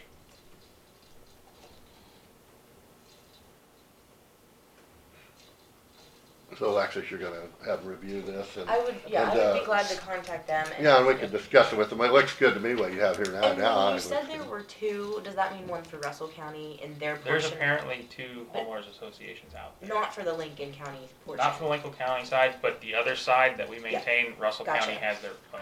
So we really need to address this with them as well, because if we're gonna continue to maintain that particular road area, then Correct. they need to agree with that too. So I will find out that information. I'll follow up on that. And that can be a point where we can discuss the resurveying of the roads so we can have an updated plan. Mm-hmm. Yeah, I'll just wait to bring that up until we actually meet, and then. Yep.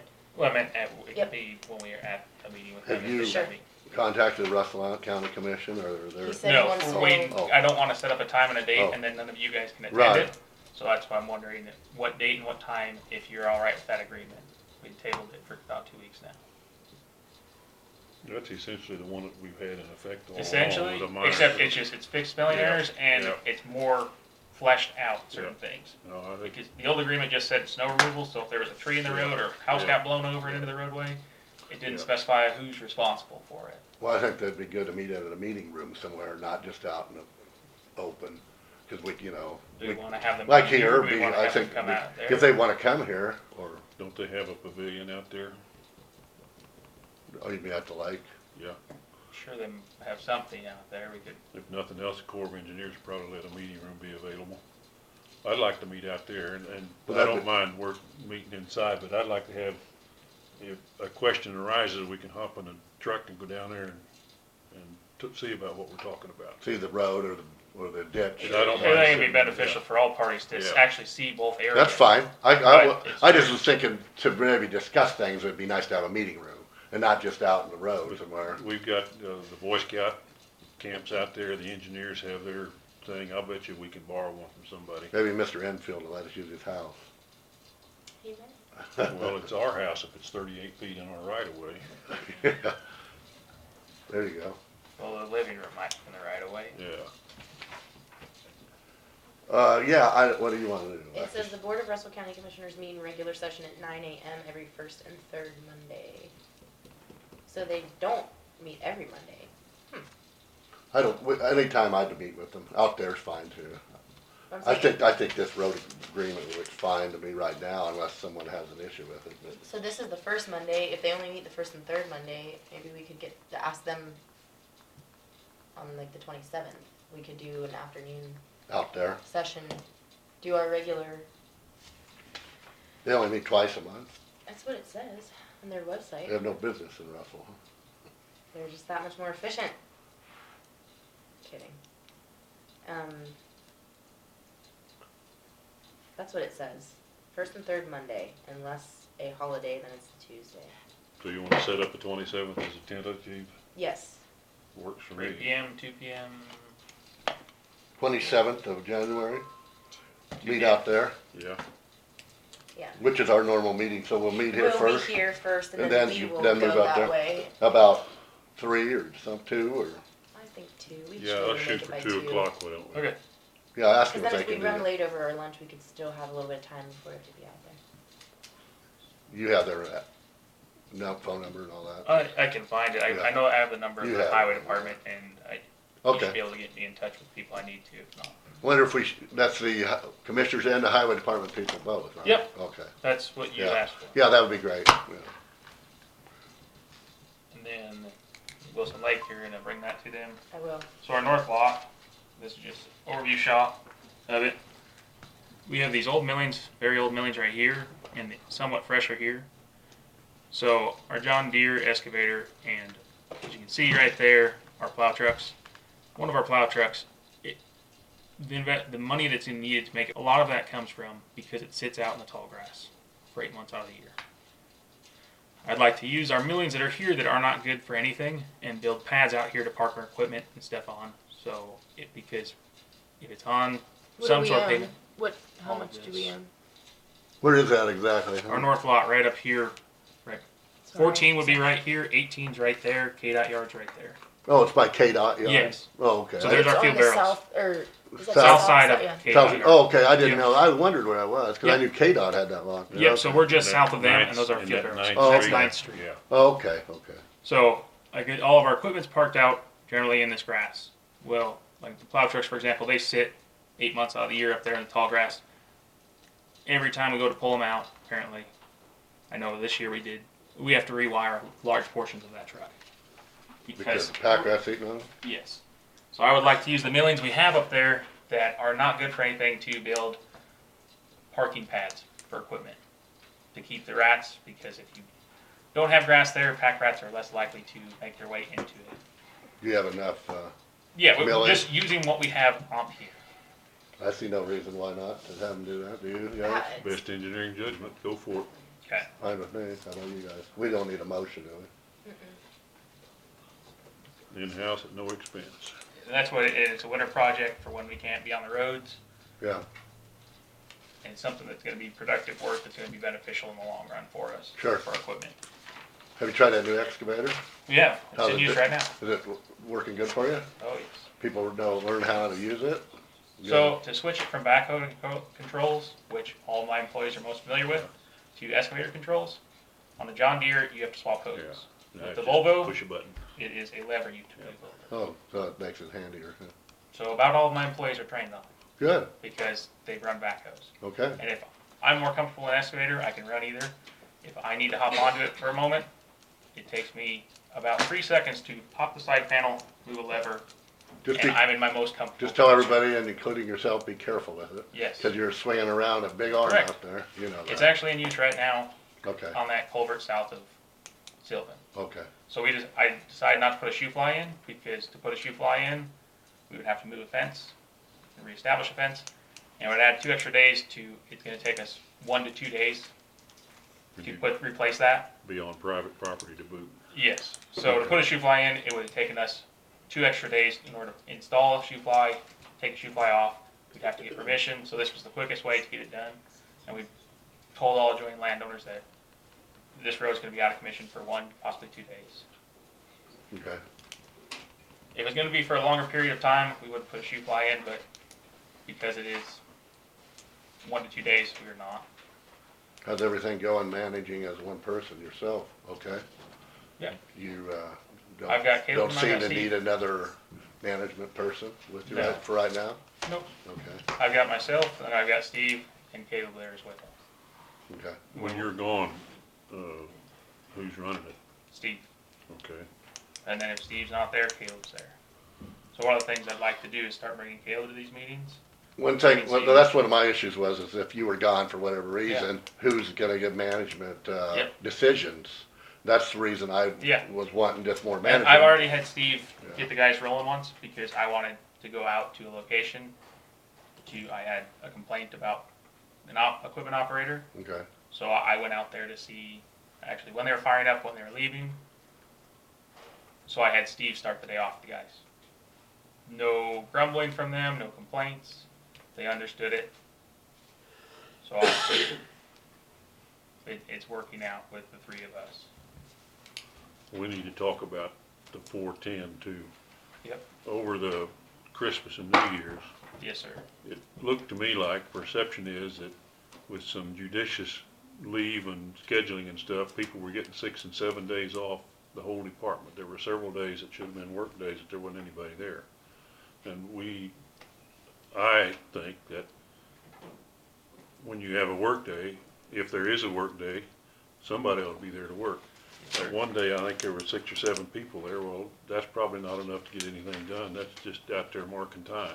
So a lot of it was my employees, they had time to use up by December 25th. Apparently there was a change, that it was always the end of the year. It was changed sometime in the summer, and my employees weren't aware of that. So in order to not lose time, they couldn't carry it over.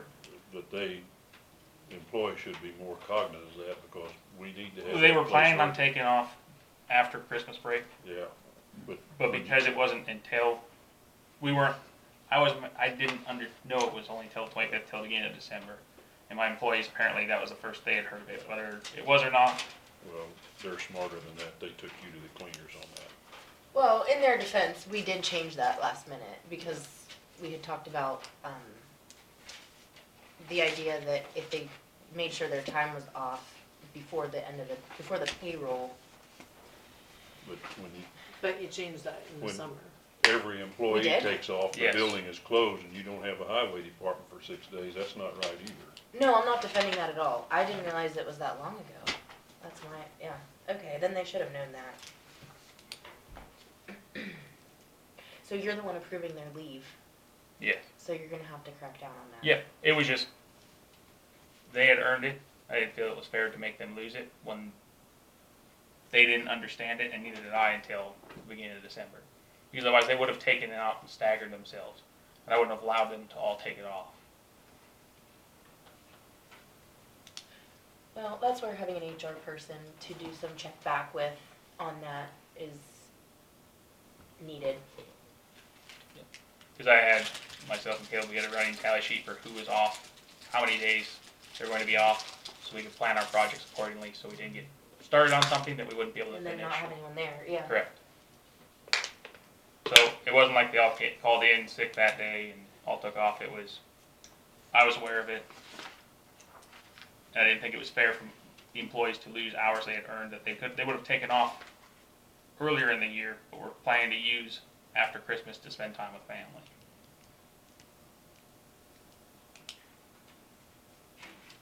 Is there anything else on that? No, you just need to make sure that we got a viable operation. Yeah. I do want you guys to clarify, and I asked you in executive session, so I'm gonna ask you in open session now. What is the intentions of the hours for the supervisors and, for For me and Caleb. yes, because you guys have indicated numerous times that the department is supposed to be there Monday through Friday. The motion, when I looked back, says moving to 4 10-hour days. So is the supervisor supposed to be there on Friday? Are they not supposed to be there on Friday? Or what? Because I find it hard to criticize somebody, but yet I also find it very hard to do our job when we need them to be there. Okay, So if we know ahead of time what your intentions are and we know what it's supposed to be, then at least we can plan accordingly.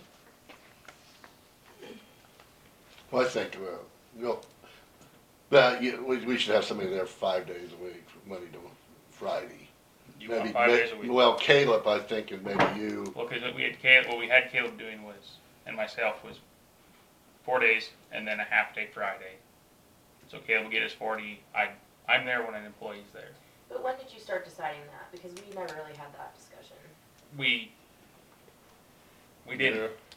Well, it's been mentioned. 'Cause it was just- because Yeah. several times he said that if we gave them the 410, they'd make sure that somebody was there on Fridays, and it'd be you and Caleb in there cleaning up. That we were paperwork and there. doing whatever you Yeah. want. So you indicated, at least in your talks with us, that you were gonna have it open 5 days a week. Okay, I'll keep it open 5 days a week. This is my personal thought on it. The supervisory position should be 5 days a week. I mean, Yeah. you may even need Mr. Weber there. I mean, I guess he doesn't need to leave his crews early if they're putting in 10-hour days, but my idea is if you have a serious project going on where you're there before and after these 10-hour days that they're putting in, then obviously you're going to have your 50 in before the end of the day on Friday. So if you leave early on a Friday because you've had that 50 in for the first 4 days and you're in there half a day on Friday or whatever, that's going to happen, but I don't see that as the norm. Okay. I think developing a norm of half a day on Friday is kind of the opposite of what I imagined by requiring a 50-hour work week, because the concept was, and when I said that, it was because you would be there before and after them on a normal day. Yes. Now with 10-hour days, you're all there together, you're not necessarily there before or after them, maybe you still are, but I'm there at 5 in the Well, morning. that's, your half hour before and after means that you're working 4 12-hour days, which is 48. Yep, and then a 8, half 11 day. hours. What's that? If the It would half be an hour 11 before. I and mean, It'll be after. 11 hours, 44, yes. 11 which is hours. that's the 6 hours then that you could put in on Friday for your half a day. We just say she doesn't like that. You weren't wanting that. So what do we do? What do we want me to do? Because that's how we were doing it. Because realistically, on Fridays, when I'm by myself, if we have a project or something goes wrong, I've got to call people out anyways. I understand that, and that's why I think you ought to be there Fridays. You or Caleb or both of you. The whole but day you're Friday, saying, or yeah, you're after you saying just half a, Well, I thought it was half a day for you and half a day for Caleb, and that's how you covered it. we were working together the first half of the day. We weren't staying till 5 o'clock, both of us. We No. were staying till noon. And sometimes not even till noon. Well, I don't- Sometimes at 10 a.m., sometimes at 9:30, sometimes at 2. Yeah. A few times at 4. I guess that's where I'm confused at, because I thought it was your guys' intention that somebody was there from 8 to 5 or whatever their hours were, 7 to 4 or whatever it is, 5 days a week. That's what I thought was happening. So when No, we were so told on that- Thursday by an employee, and we were coming up at the end of the month at 2 p.m., I'm leaving at 2 p.m., we're like, we haven't even given you the final cross match. We Yeah. haven't even done our final proof. I don't even know where you guys were at. You know I specifically told you to come up and visit with me and bring me what you thought your bills were going to be, and nobody showed up on Friday to discuss that with me. And even then, we weren't even sure we were ready to finalize, but Okay. technically, we really I think, needed to pay. I think what happened was we started off with 5 days a week, knowing that we were on a 4-day week summer schedule. Okay, now that the board has approved this 4 days for the whole department, you're kind of taking it as the whole department is on for 4 days. You're That's- just using the Friday to get the rest of the hours in for the week. Is that going to be acceptable? I mean, think we gotta I have it on envisioned Fridays. 5 days. Yeah, I mean, 5 full days. And I'll be honest, one of the only reasons I went along with 4 days for the employees of the department is because I feel like we're not gonna be able to financially compensate them to the rate at which they could get paid to be a heavy equipment operator somewhere Yep. else. So I see it as a perk that maybe will keep people or entice people Yeah. who want to work in the department and do a good job. Okay. As far as the office being run, I mean, we do need the office hours open. I guess if you have your 44 in and you're gonna put in a 6-hour day, you shouldn't close the department, you should make sure that Caleb's Okay, there. because it was my understanding before that when they were on 410s, even the office manager was only there until They Thursday. were, that is true. So That's that true. was what we were going with, and I told him if you want to be here 410s like the rest of the department, that's fine. Or if you want to come in with me for that half day Friday, so you have time to do paperwork and things like that, away from the hustle and bustle, that's fine too. So what did he say? He was fine with that half day Friday where he can get paperwork done, he can start on the time cards. But if he's 40 hours and he's doing half a day Friday, where's his other half a day? He's not coming in at 6:30 in the morning because He's working 9-hour days. he's working for Instead of 4 10s. 9-hour days and then a half day The Friday. purpose of the 10-hour days is that cuts out one, Working day. setup for your equipment, so you can Correct. actually get more work done Correct. in 10 hours than you can do in But 10. we're specifically talking about the office manager. But now right the office manager, he doesn't have to do the 10-hour days because he doesn't have to set up equipment, and grease it and lubricate it, get it all ready to go. And that's why he was doing 4 He can- 9-hour days that's and then right. a half day Friday. And see that, Because can- the old office manager, when they were on 4 days, was only there 4 days. and for Which that was what matter- their complaint was, which is why they changed it. I know, And, but and that's where I there get is lost in confused at. communication with approving the 4-day Yes. work week, because I really had no intention of doing that until we started talking about if we are gonna cap people to pay scale and try to entice them or keep them. I mean, I do see, who wouldn't want a 3-day weekend? I mean. Every week. Right, who doesn't want that? No, well, my intention is that we should have, like Caleb, and it should work really 5 days a week. So you want Caleb on 5 Well, that's what I'd like to see. I don't know if everybody else. However you wanna set it up, we just need the You need office someone there. functional on Friday. Until what time? 4, Quick 4:30, time. noon? I mean, this 4:30. office is closed at noon 4:30. over here, 4:30, okay. So Yeah, 4:30. because he's an office person, he doesn't really need 10-hour And he days. needs to And respond also, to I an think that- emergency call if somebody comes in. Yeah, if somebody comes in and some customer comes in at 3 in the afternoon on Friday, someone's there to talk to him. And Okay. that's one reason. And also, he can do paper and stuff. And Yeah, yeah. And now on your schedule. because it was the Now, on employee. your schedule, you're doing Yeah. your 50 hours, and I know I can see you having more flexibility based on the work, what needs to be done. Well, when. if I have an employee there, I'm gonna be there. That's Yeah. how I feel. Well, my So- thought is. Well, if you're- I would like, well, I'm sorry, go ahead. No, I was just gonna say, if you're on 50 hours and you've got a lot of hours put in because of a certain project that's going on, where, you know, you've already gotten, like he said, you're 44 and you do a 6-hour day at the end of the week, I understand that. But for that to be the norm is what we're asking. Is that the norm? I think it should be. I do. But For then what? you're asking, so you're basically asking Caleb to make sure the office is open all day, Monday to Friday, like. but only like- Caleb. is- Yeah, See, I guess I thought when you guys said 5 10-hour days, you meant 5 10-hour days, Monday through Friday for for Yeah, Brendan. It just And then said if he 50 has hours. extra hours in, that's on him, because Yeah. that's part of what you're Right. paying the salary for. Right. But, And that it's is- ultimately that was what my- you guys decide. But- yeah, and I kinda assumed that too to begin with. Yeah, 'cause it just said 50 hours. It didn't say 5 10-hour Right. days. So that's I what I know. was going off of. Because I go in at 5 every You were- morning. you were I making go a through my flexible emails schedule and I for get my yourself. stuff. Yeah. You were doing a flexible schedule for yourself based on the work, cause we didn't designate certain time. Well, You but I designated also the hour had amount. I also had the intention that your guys were gonna be there for 8 hours on Fridays. Yeah. After the summer schedule came to an end, which just elongated, and now it's been approved for 4 days. So, Which Well, what in do you fairness think? to them, I didn't even think about saying, hey, how does that affect the others? Because when you guys approved the department going to 4 10-hour days, you technically approved everybody. everybody. And So- that's what we were. I know, we Doing. didn't think it through probably good Well, this is why I had talked about splitting shifts, and I know you say you don't have enough people, and I don't wanna argue that point because I'm not Yeah. managing the department.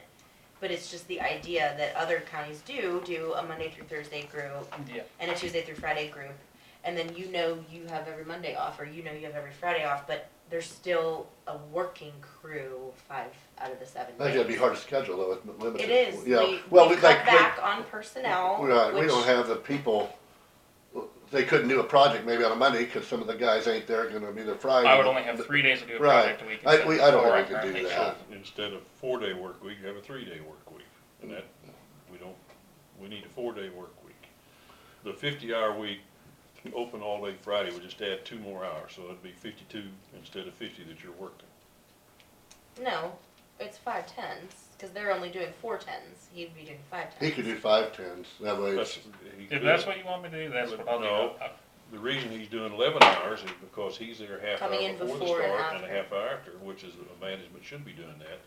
That leaves 6 hours you can work on Saturday, so if you added another 2 to that, that'd be 8.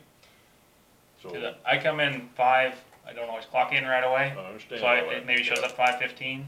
So that way I can go through my emails because my employees start showing up 5:45. So I want to have the place open for them. But all that's your That's- decision yeah. when you wanna do that. So the extra 2 hours instead of 50 hours, if we required 52, you wouldn't have to work that. You could work your other 6 hours on Saturday or Friday, and then Caleb could work the first 2 hours of the day or whatever, and you'd still have a 6-hour overlap with Caleb. Yeah, and that's just, I just want to know what hours you'd like me to be there and what hours you want my office open, and we'll make that work. What I think it ought to be is 4 10-hour days for the troops. Okay. And 6 hours for you, and Caleb working 5 8-hour days. on Friday. Yeah. Friday Here's for the 6 hours. problem with Caleb not being there on a 10-hour day, 2 hours out of the day. Someone else has to answer the phone and relay messages to his crew Yeah. for 2 hours. So really, we're asking Caleb, maybe we should switch him to a management position, require a few more hours out of him, make him salary, and have him show up, and you guys can split Fridays, and he can still be there 10 hours a day on, But would you just, say he's working 9 hours a day? He's working 9 hours a day, Is Monday he through not coming in Thursday. the first hour? Correct. Which because, they're not doing anything anyway and yet, there so- won't be phone call, I'm there to Yeah, no answer one's phone calling. The calls. phone calls are 6 and mainly in that 8-hour time frame though, right? Correct, Cause that's the general working hours with the public, the real So world. what's 9 times 4? 36. So he's, okay, so can you split? I mean, 6 and 4 is 10. If you do 6 hours on a Friday and he does 4, you can split it 6 and 4. I just wanna know, That way someone's in the office, is that acceptable? I think so. To have him do what now? Caitlin do what? If they split a 10-hour day every Friday, so that they're both there the majority of the time during the 10-hour we would just have an shifts. overlap because no other county department or courthouse is open 10 So hours a day. Caleb's doing They're 9 open hours, 8. 9 hours, 4 days. He's working 9 hours Monday through And then Thursday 4 and hours. 4 hours on Friday. But it isn't like you don't see Caleb the No. rest of the week, you're in there all the time. with No, him. but the point is if they both So come we in have at someone there 7 that- or 8 a.m. and both leave at 2 p.m., no That's- one's there from 2 to We 5. don't want that. We, want- somebody should So always be you want there someone there till closing till time. 4:30. That's Yeah, right. That's one 4:30. of you. Okay. But I think we should try to be a standard here, it makes it easier for Dawn, I think, too, because we have all these random hours and random clocking in, that makes it kinda mess for her.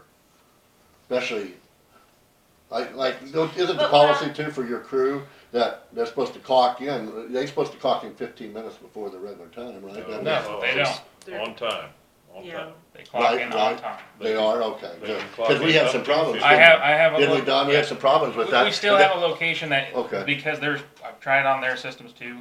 Yeah, When it's not in service, sometimes it will take it, sometimes it will not. okay, So they hit it on their way into their shop. Punch in. We go back and we adjust it to the correct time. okay. Well, as long as it helped her out with the time clock, because if it's off, then it makes a hassle on the time. So my department, Monday through Friday, someone to be there until 4:30 p.m. That's right. every day. Yeah, And then if we're gonna close a half day early, well, for Christmas or something like that, that's a. like I know we talked about Christmas, but New Year's we didn't talk about, and the courthouse had closed at 12. But we're here. At We 12. close to the public, but we're here. Okay, because we came to get our stuff and the door was locked. The door's locked because it's closed to the public. Okay. What, New Year's Day? New Year's Eve, New Year's Eve. Yeah, we came to pick up our But stubs. if you and beat the door her, was locked. she'll open the door, she's nice enough about if that. you call. Okay. Most people will call, but So We what are our hours then? What are the 10 hours Monday through Thursday? 6:30 to 5. 6:30 to 5. Correct. Year round, from winter to summer, that doesn't change, huh? But you gave me the permission to adjust Yeah. those as I see fit. Yeah, So at the moment, currently it's 6:30 to Okay. 5. Because the first half hour, checking out machinery, getting day going. and you're here, 10 hours, 4 days a week, and then, I'm here 12 hours, 4 days 12, a week, and okay. then partial day, however long it takes me Friday, plus any call-outs during the night, on the weeknights, and on the weekends, which I don't bother. If I get called out on a Saturday or Sunday, if I don't need anything from the shop, I don't even bother logging it, because I already have my 50 in, so what more does it do if I have 65 in, or 72 in? The 50's in, so what does it matter if I clock? It saves me from driving over there, punching in the machine, going out, looking at something, addressing a concern, then driving back you and guys clock out. clock in for lunch too, in and out? It's automatically done. Oh, okay, That was back in September. The okay, commission made a motion to, yeah, I forgot about that. Yep. because we were having some people's issues with the tablets. Yeah. Not Well, understanding the depending on where technology. they get service and yeah. personally, you really should be clocking in. Because we have the burden of proof if that Whether position you're would ever go whether you're overtime. working, like if you got an injury or something, Okay. whether you're working. So anytime I get called out, go to the office, clock in. Yeah, Or put it on your phone. Can you put it on this? you guys have to approve that, cause you approved it not to be. The only thing Right. we approved was for the sheriff's department, then they didn't want to, right? And who else? And Ray, the recycling center, cause they have no internet access and no telephone now. Well, I mean, We as a could make it- supervisor, I don't see why you couldn't. Approve it for your phone to clock in? Yeah. Yeah, I think so. I mean,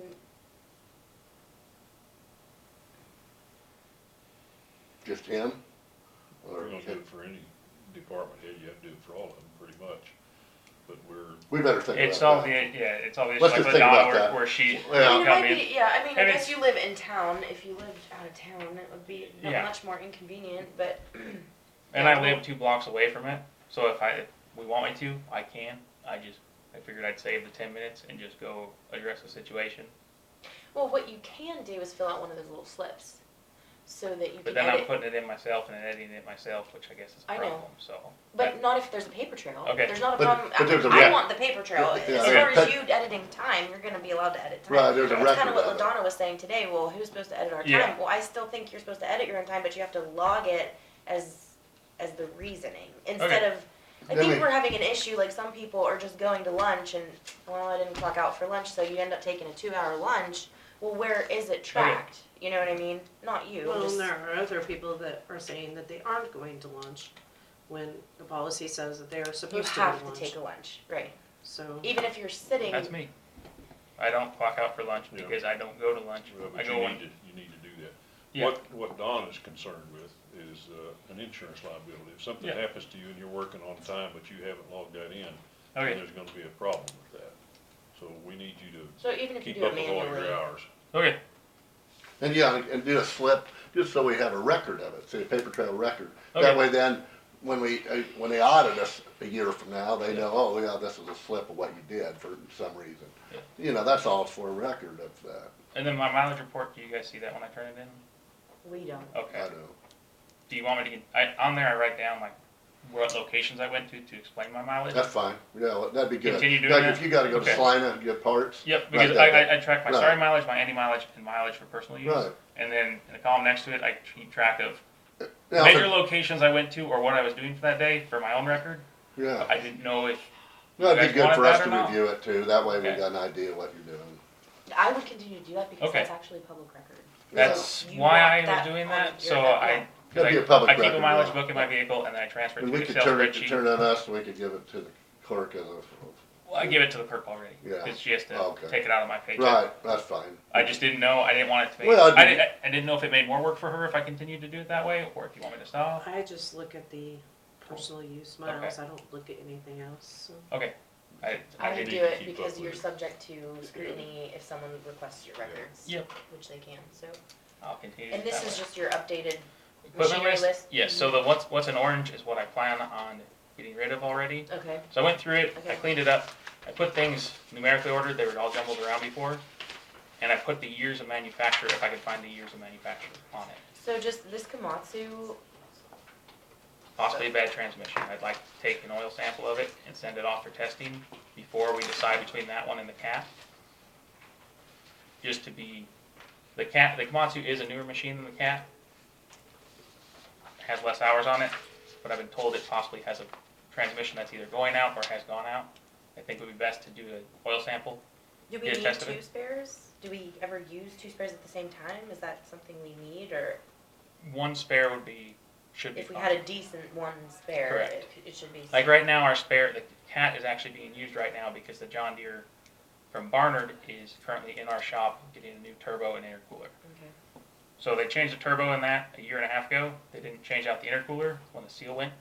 So on those systems, when one goes, Do both. you're better off to change both because you're going to reduce the life. More than likely, you've got oil in your intercooler, which is going to reduce the life of your turbo and reduce the life of your seal, which is exactly what's happened. So now it's down. It has both are shot. The intercooler's bad, and it took out the new turbo that's a year and a half old. So it's $8,600. I called them and got them coming to do it. So they're currently working on that now. How's your mechanic working out? Does he get cooperation with the drivers to help him out? Yes, sir. He's not overloaded too bad, is We've got a lot of old stuff, but he's getting the help he? Okay. from. I've got someone I've moved some personnel around in my department, so he has someone that can be. Because you can't do all jobs by yourself. Some things Right. just take 2 people. Oh, yeah, right. So I've got that person available for there, but then they'll also be in the truck. Like right now, they started out today helping him, working on one of our trucks and the grader doing the service. Now he's in the truck right now hauling. And then when the weather cooperates and we can use the dozer to reclaim areas and push up piles, he's gonna be our operator for that. Okay. Just edit under your oil equipment that chip spreader was purchased and you have the 2107 instead of 2017 Oh. purchased. Didn't even catch that one when it was in there. So Is this courthouse mower the one that, That's a little, zero turn thing. but and is you that the drive one around. that John Paul uses? Yeah, I'm not sure why I even know it was. the ones in orange are what you want to replace, is that what you said? He wants to sell. We'll be getting sell. rid of whether age or just not working anymore. Okay. Like that snowplow, we had the one up and going. We brought the other one in, got it started, brought it in last Thursday. It hits a bump, that whole cab's gonna fall off the frame. There's no headache rack anymore, it's rusted out. The heat doesn't work in it. The wiring's been jumping around from having to be patched so many times. I told them it needs batteries, tires are separating. It was gonna need more than the thing is worth to fix it. I had them bring it back to the North lot. I'm like, I don't feel comfortable having any of you in this, even if we get it running, because you hit a bump, this cab's falling off. Where do you put that on, Purple Wave? Purple Wave and Iron Planet, Iron Unisabid, Planet. something like that, Okay. yes. I don't have any objections to that. Why don't you think about bringing us a list like that for purchases? And then we can start talking about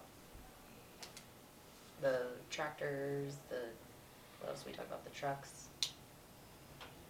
And what do you think of that mower? You think that mower is gonna be fine, would you like to purchase more of those? I think we still have to give it a fair shot on Okay. something that Use we it more. know is a good system. Whether it's our Komatsu when we get that, or Kubota when we get that back, or if we can get Can-Equip to let us borrow one for a week, just so we can give both things a fair shake. Okay. I'm still getting complaints about 50th Road. I don't know what your latest update on that is, but So my operators, they went out there, they took pictures from the fixed pictures and then the damaged pictures. It's just purposely being destroyed. It's what it's being done. It's not like it's bad material anymore. send me those. Okay. It's, Just email them. they're purposely breading something up and making a rail basically and then just staying just in that track. So it continues to get bad. And then when it dries out enough where my employees can do something about it, It's basically that just- much it more puts that the- needs fixed. yep, than- it basically just puts the powder back in that track, so then when it gets wet again, now it's not packed. And if we run the grid roller on it more, that whole road's gonna turn to powder and it's gonna be impassable in any moisture. I think it's time just to tell them that we're not gonna fix it anymore. You people have to take care of it and help yourself. Cause you're Could you- destroying our work and it's not right. They know better than that. It's almost like they're doing it on purpose. Yeah, that's how I feel about it, looking at it multiple times and driving on it when it's been wet and moisture. It's not NASCAR. We don't have to stay in the same rubber. We can move across, and I've spoken with them about that when I met with them out there, that split your tracks. When poor weather conditions, you have to split your tracks. It's just not being done, and it's causing that road to fail prematurely, and it basically is destroying all the work, and all we're doing is spinning our wheels and time on it.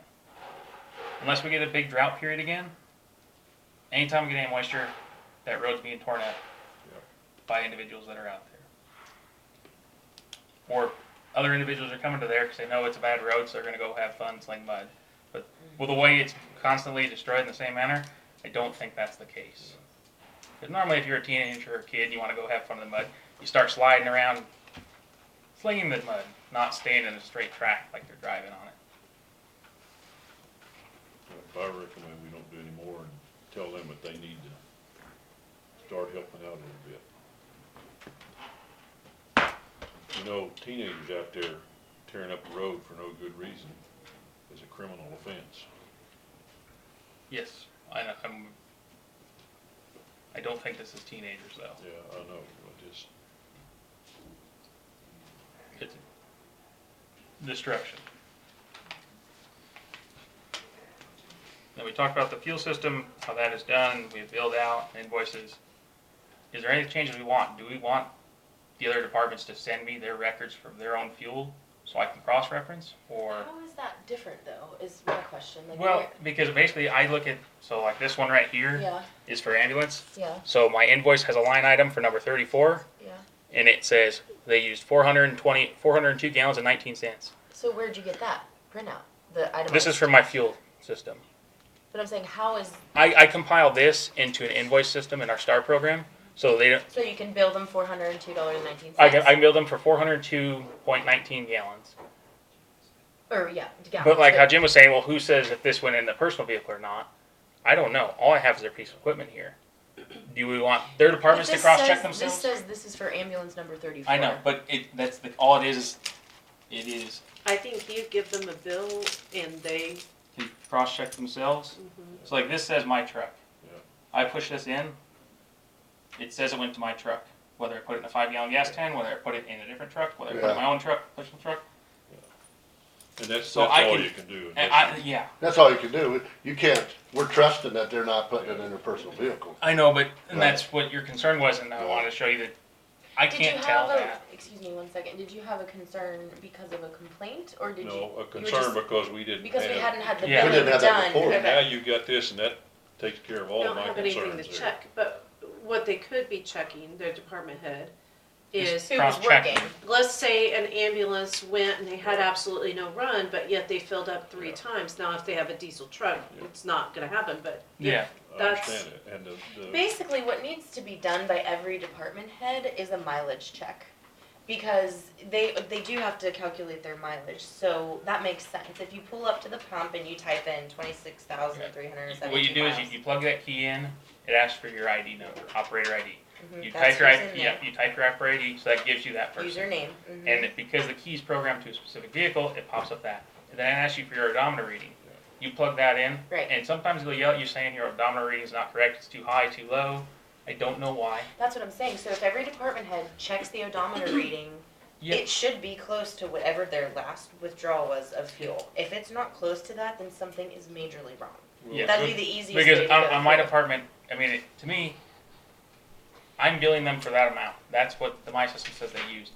If they feel that's not right, they should go through their own records and see. So then but if you I want would that amount. suggest that we tell the department heads of each department that uses the fuel to give a YTD odometer reading to the highway department. well, they need to do more than that.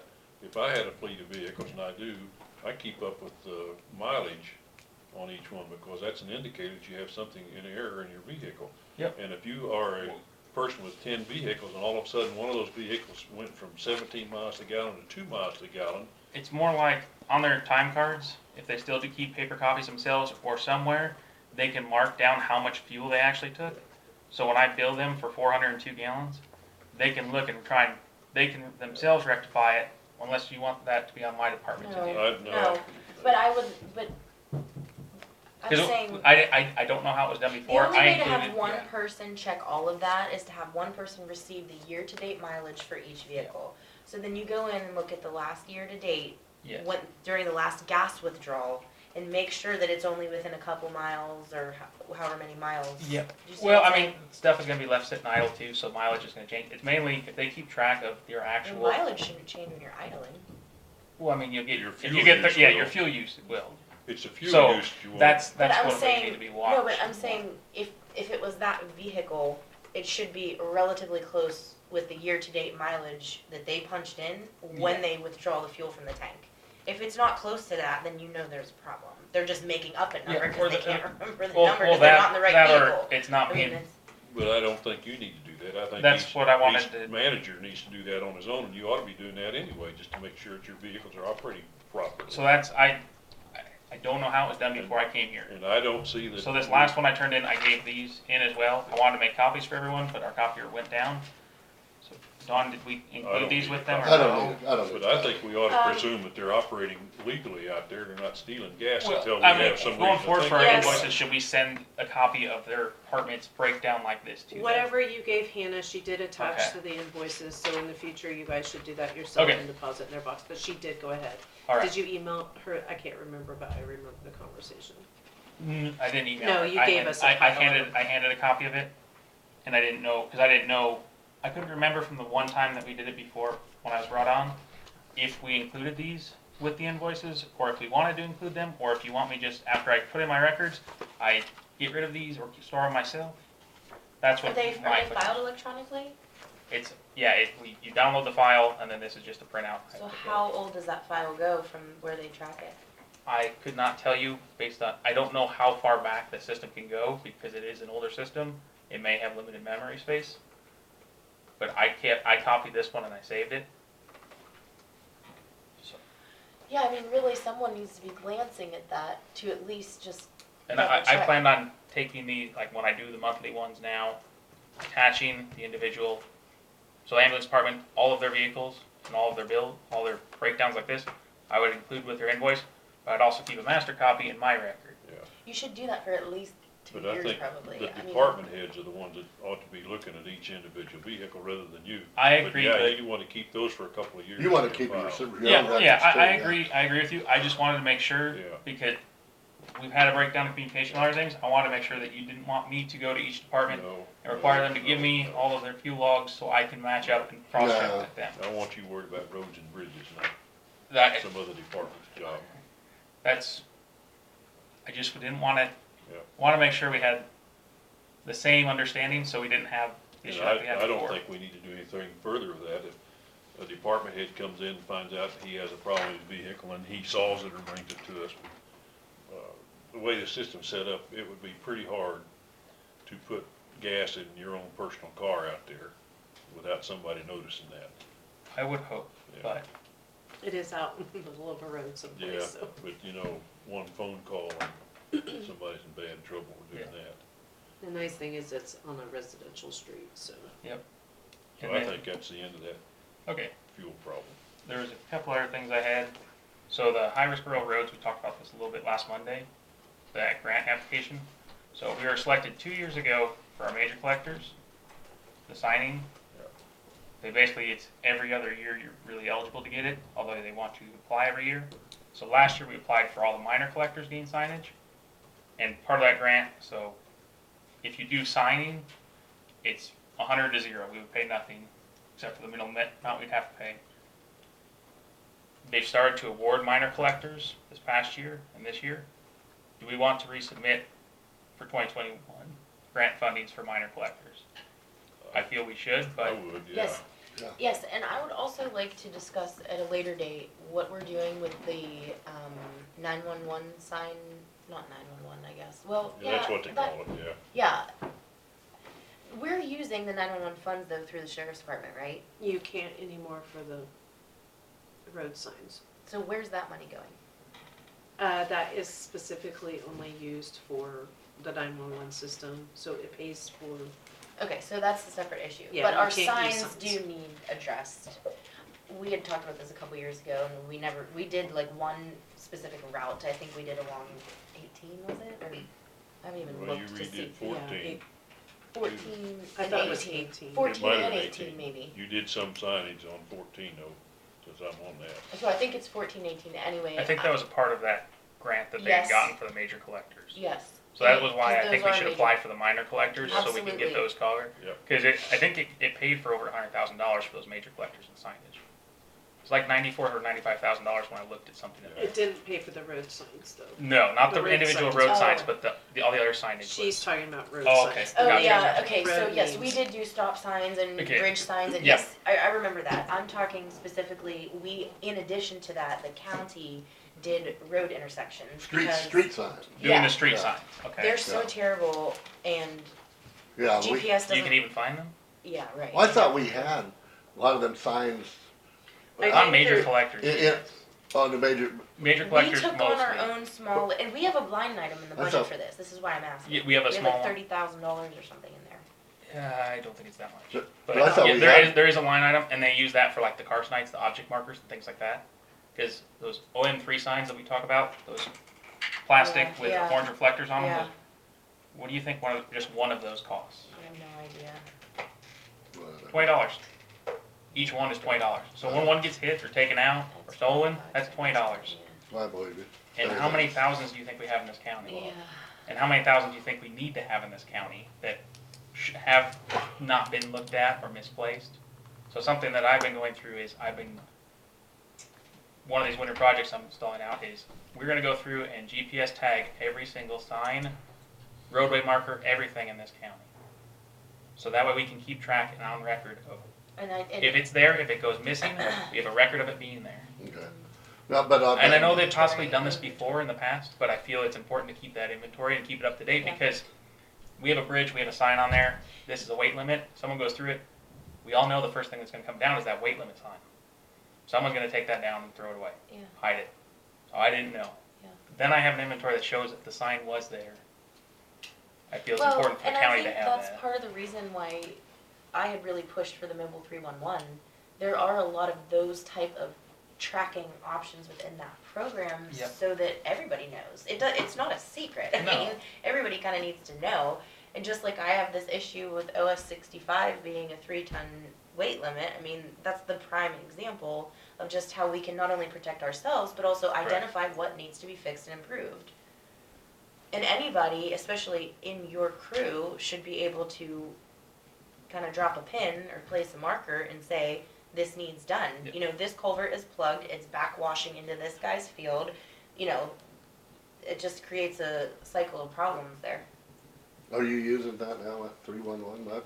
A little bit. We've been in contact with them, we're gonna try to see when they can get us Okay. training scheduled on it. Alright, I know enough to be dangerous about the system, but I don't feel confident enough going in front of all my employees and telling them this is how it's done, Giving advice. because I don't know the system. Well, they So would are do they gonna training. come here, or do you have to do it online? That's what we're trying to get. well, they should do that's training for us, right? That's They part of- do. That's part of what the I've been lease, told is that right? they will Yeah. do training, Good, so it's one of the things that I've been taking it and just trying to learn it on myself. sure, that's fine.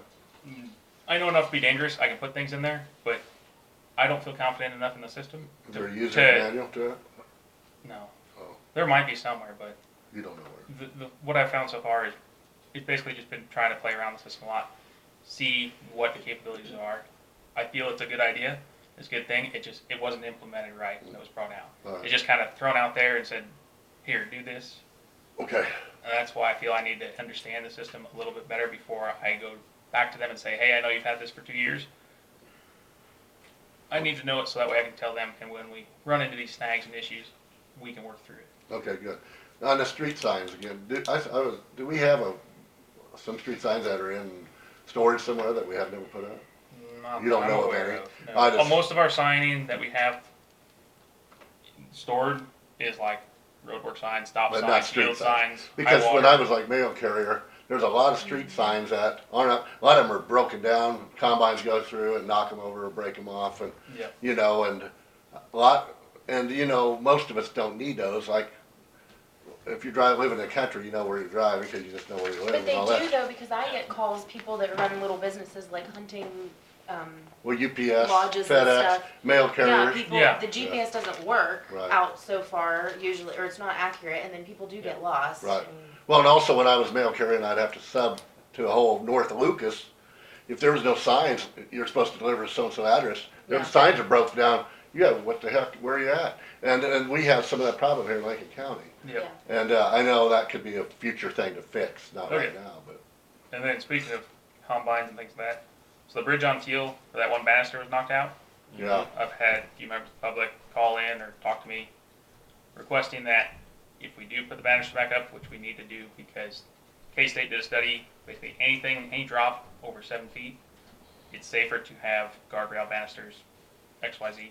Anything under 7 don't need it, causes more damage. This drop more than 7 feet. They request that we don't build it as high, and if we could lower the other side, because they're about 3.5 foot tall banisters.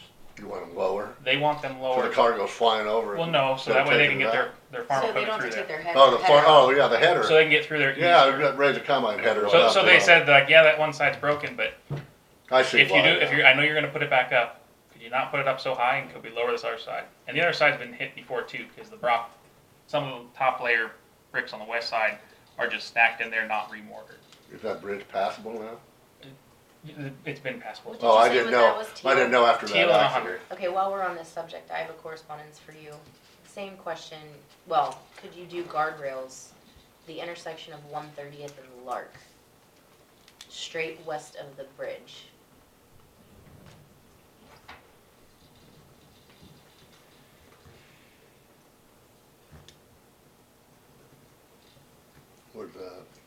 I didn't one. go and look at it, that was just a message to Sylvan me, somewhere. but, yeah, it's, No, 130 is, 120 is the Vesper Road, so Yeah, 130 is Vesper. 1 mile this side of Right, that, you're right. and Oh, a mile this south side. of 18. Mhm.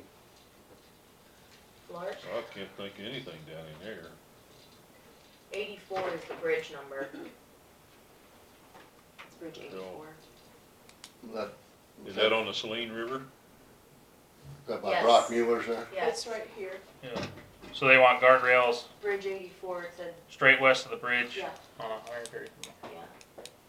I'll have to take a look at I mean, it. yeah, just see what's there, Yeah. I haven't gone out, but that's, Like, replace guardrails across the road or on the edges of it? I don't think there's anything there. Okay. It looks like 84 is right on the intersection. Yeah. Mhm. I will take a look at it for this weekend. I'll go run out there. Well, it must be, yeah, just see what you can, Okay. I think I know where that is. That's where the the river's The actually river makes a cutting big back. curve right there. They Yeah, put a new bridge further south. down, Oh, and yeah, it started yeah. to cut out. I'll take a look when I go through the, there the today. concern was that it seems to be very dangerous, and with the weather changing and stuff, it was something they wanted to I pass think that's an along. area where the river has started to, because it's straight west of the bridge. Yeah. That's where the river has it's got a bend, and it's eating the field and coming back. And it's gonna do what Spillman Creek did to us at some point. There's nothing you can do about the river. Learn No. to live with it. No, but the cost of a guardrail might be a good precaution for the Well, county, yep. as opposed to someone flipping into the, And Ditch or something. I'll take a look at it too, because if it's like Spillman, a guardrail's just gonna be a pretty sign there. It's not gonna Yeah. actually prevent anything. yeah, just We- get back to me with what yeah. you think, I'm not saying Do you Yeah, want me just to let one you way know? or the other. Do you want me to it's let you know today, or No, our no, next no, meeting? no, Okay. just- Just Yeah, put it review on your it, see what list. you think, and tell us next Please. week, probably. Okay. And then Unless it's an emergency. okay. The last major thing I had, Tanner, he was asked to put together something for the landfill Yes, contract. yeah, He didn't know, and I didn't know either. Is landfills on their own now? no, because. And I know I'm Just, yeah, I would say 2 or 3 years. oh, okay, I thought it was She longer was than like their that. Okay. second one, Okay, maybe more. okay. Um, Alrighty, now to discuss the position. I had a couple spelling errors on here, sorry, and I noticed, when I put CDL license, I couldn't think of what I meant. I meant that KDOT and DOT program that you have to, that I have to do something more with beginning January That's what- 6th that I that's- haven't done anything with. okay, well, that's what I meant. When I put CDL, I couldn't think, I knew it had to do with, but it's KDOT and just DOT. Or DOT. Yeah.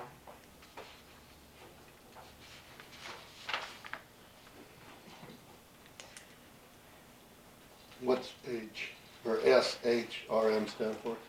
SHRM is a really well-renowned human resource for training and Oh. certifications and Well, it's like a resource for like us. continuing education. Oh, it's, okay. they They're come- their own association. I was gonna ask you that same thing, cause I didn't know what they Yeah, stood for. it's a really Is that- well-known human resource. You know, also through Kate, or through Kansas Association of Counties, don't they have some HR or Yes, assistance programs too, like that? yes, Yeah.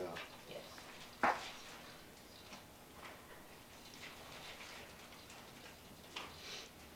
Well, I think what you wrote up here is good, Alexis. You got very detailed on the qualifications or the requirements.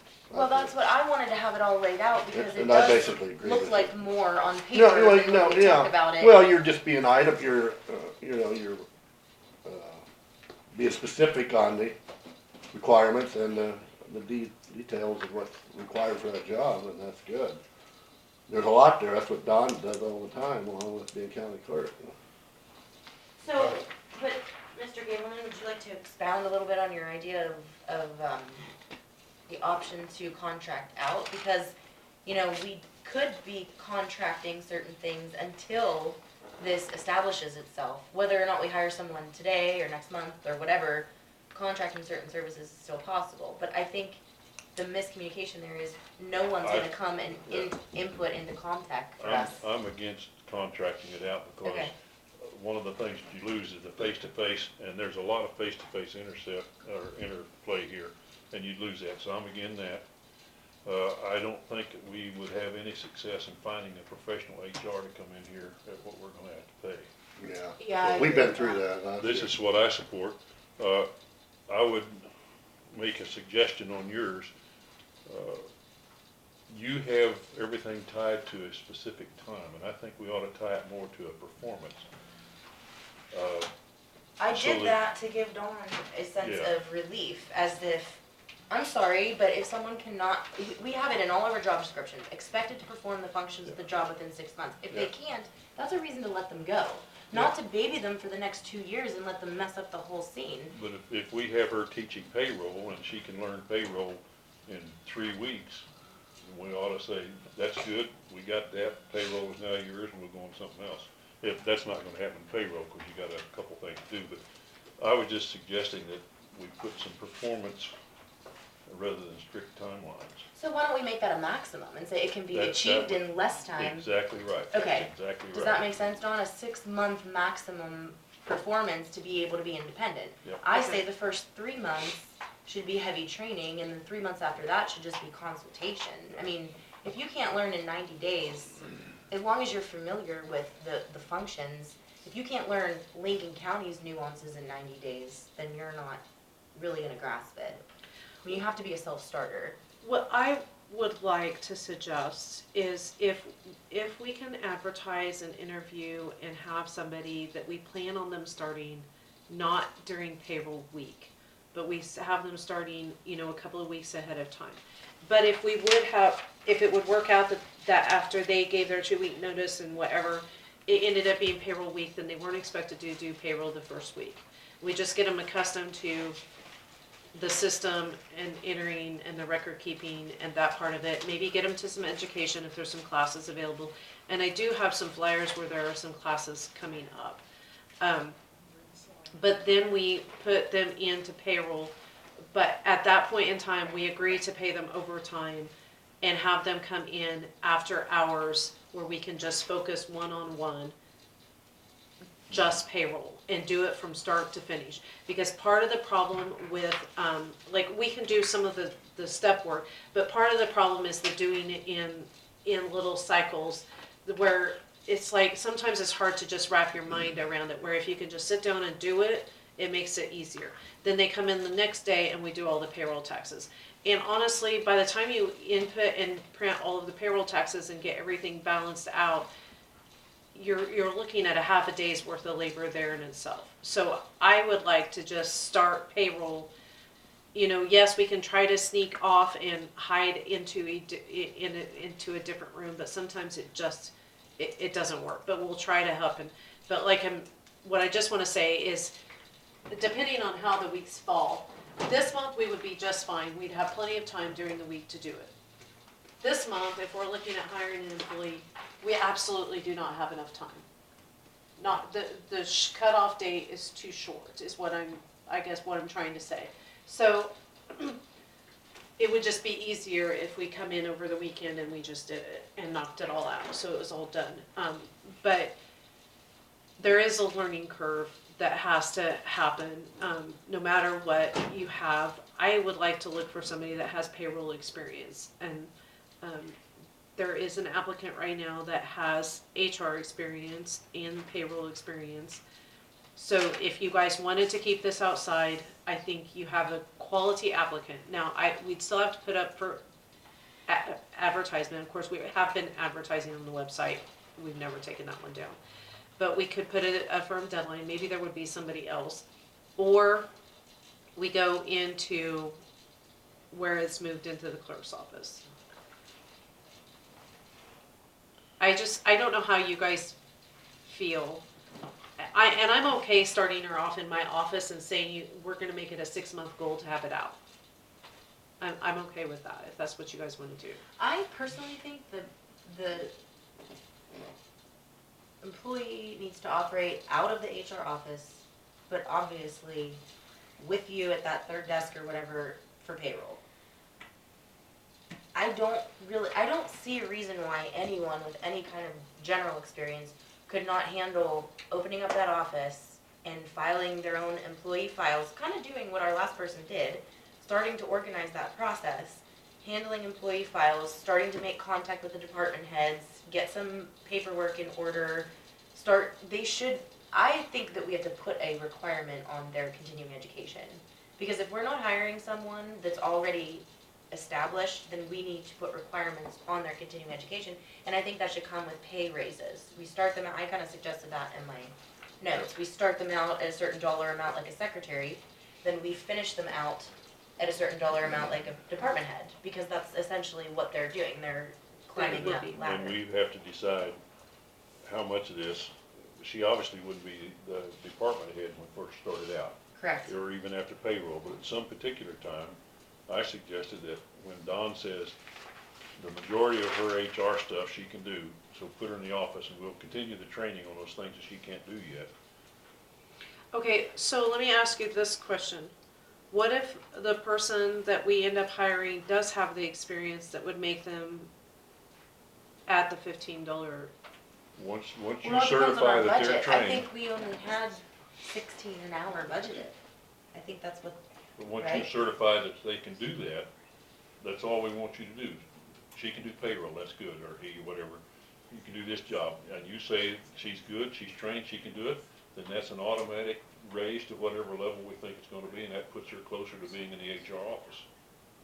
I think it's an ongoing learning process, based on it, how much experience they got when they come in. And you're gonna have to evaluate that more than anybody, Don, cause you know what's going on in you that need office. to entice them to the job Yeah. with your dollar budget. Well, I think there's just gonna have to be a 90-day cap Yeah. on it. And they know, put in your 90 days. It's just like anywhere else, you have a 90-day grace period. I mean, and then maybe it can even be negotiable after that.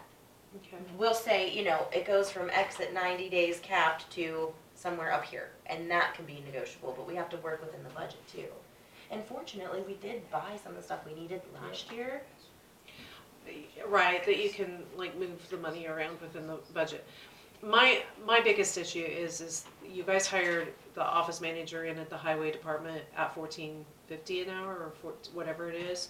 This person is gonna be the equivalent of that, if not higher. And more, and more. And once they But take that's over why my as the suggestion department was head, to they would. start low, because. If they have experience. Now, if they have absolutely no But experience, even if then they it'll have be entry experience, level. we're still paying to train them. So we're paying you and that person at the same time, which is not equivalent to $14.50 an hour while they're learning. That's why I'm saying we put timestamps on it and say, hey, this is what you're gonna make for 90 days. After that, yeah, they're gonna be making more of that upper level clerical compensation. At first though, you have to understand, you're doing payroll, so are they. We're paying 2 people to do it. Right, So- I just assumed you wouldn't pay me anymore, honestly. Oh, I So- figured. But I was wondering about that too, because now you're getting paid HR budget because you're If doing that anything, you job. should be paid to do the training. Well, I would Yeah, too, of and that's course. what I was wondering about. Well, you're gonna be doing the training for the first several months, 2, 3, 4, 5 And months. that's where I was I worried agree. And I about the think budget covering And that. if that budget covers part of you too, cause you're still working on that. And then when that person gets more and more competent, and you pull away and get less and less, then maybe we wouldn't pay you anymore. But up Okay. front here, first month or two, you're still gonna be doing a lot of that work. Okay, I think you should get some pay out of that myself. so what I'm hearing is we're going to start them in the clerk's office and we're gonna have a 6-month goal to have them out on their own. Or sooner, yes. Or sooner, if they're skilled Yeah, enough or and sooner, can. but 6 months, yeah. And in that 6 months period, is it something that we want them to go, do we want only specific things to work on? Or say, for example, if I get somebody and they can help us with that compliance for the DOT, Any they start the HR program. Any HR chore that comes Okay. in that you think they can do. And I the think job, you run it. need to If it's prioritize. something we haven't been doing, they needed to be able to take it upon themselves to create it.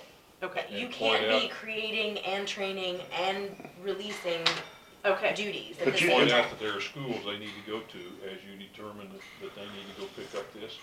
And then I think you So, need to education prioritize. requirements for the job. I know those skill path seminars are kind of expensive, No, but they they're are really good. Worth it. Well, if they're Yeah. worth it, they're worth, I mean, they're worth it. I think every time I've gone to one, I've learned Yep. something from it.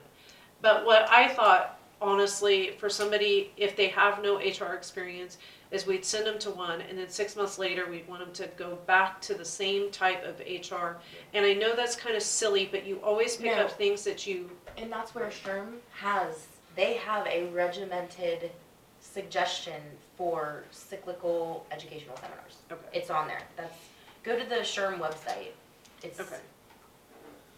And I'm sure there are things that we can get for free too. It's just I think finding the right Kansas Association of resources. Counties, I think, has some training programs there for HR stuff, or some information anyway about a lot of stuff on that. Okay.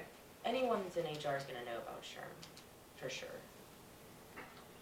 And I wouldn't mind a couple days here and there with another HR county with a good, strong HR program, let them go sit there for a couple days and see what's going on. That we could pay for that. It's part of their job, I would think, is to see how other people get it done. I guess I want the clarification that this person is not gonna be an employee in the clerk's office eventually. Right. I mean, you have discretion over that employee until some unidentified period of time goes by, hopefully less than 6 months. I say a maximum of 6 months, because if you get 6 months down the road and this person cannot perform the functions, then why are we gonna continue that path is I want a time period end date, like I But- do too. okay. You think 6 months is fine, timeline? I think so. Okay. And we want a formal, And unless they Creation come of HR. in and they say, you know, let's say for realistically that there are some things that aren't a strong suit, but they tell you, you know, these are not what my strong suit is, but this is my plan of attack on it. But they should be able to function outside on their own within 6 months without any problem, and then us just know that they're gonna have a few areas that maybe they need to And they improve. can, even after 6 months and they're on their We own, always grow. they're still gonna have questions for you.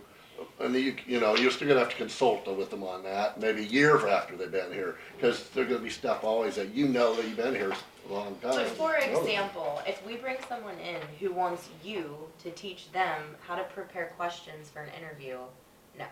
I think that's entry level that we can't even begin to cultivate the real deal out of. Do you know what I'm saying? Mhm. That's like your Well, first they job should out of have high enough school. knowledge for that, Right. yeah. But now if someone comes in and says, can you school me on these quarterly reports?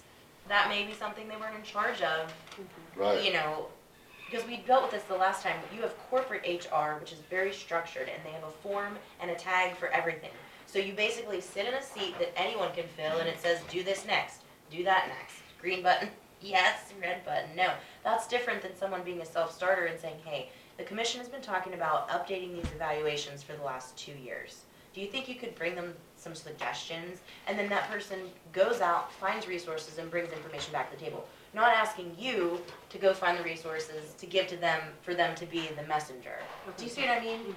You don't need to waste your time on anything other than, They need to be a self-starter, be able to go on their own to do stuff, and not have to Right. be asking you every 5 minutes, how do I do this, how do I do let's that? say a department, let's give a hypothetical, a department head comes in and says they really would need to terminate someone due to whatever.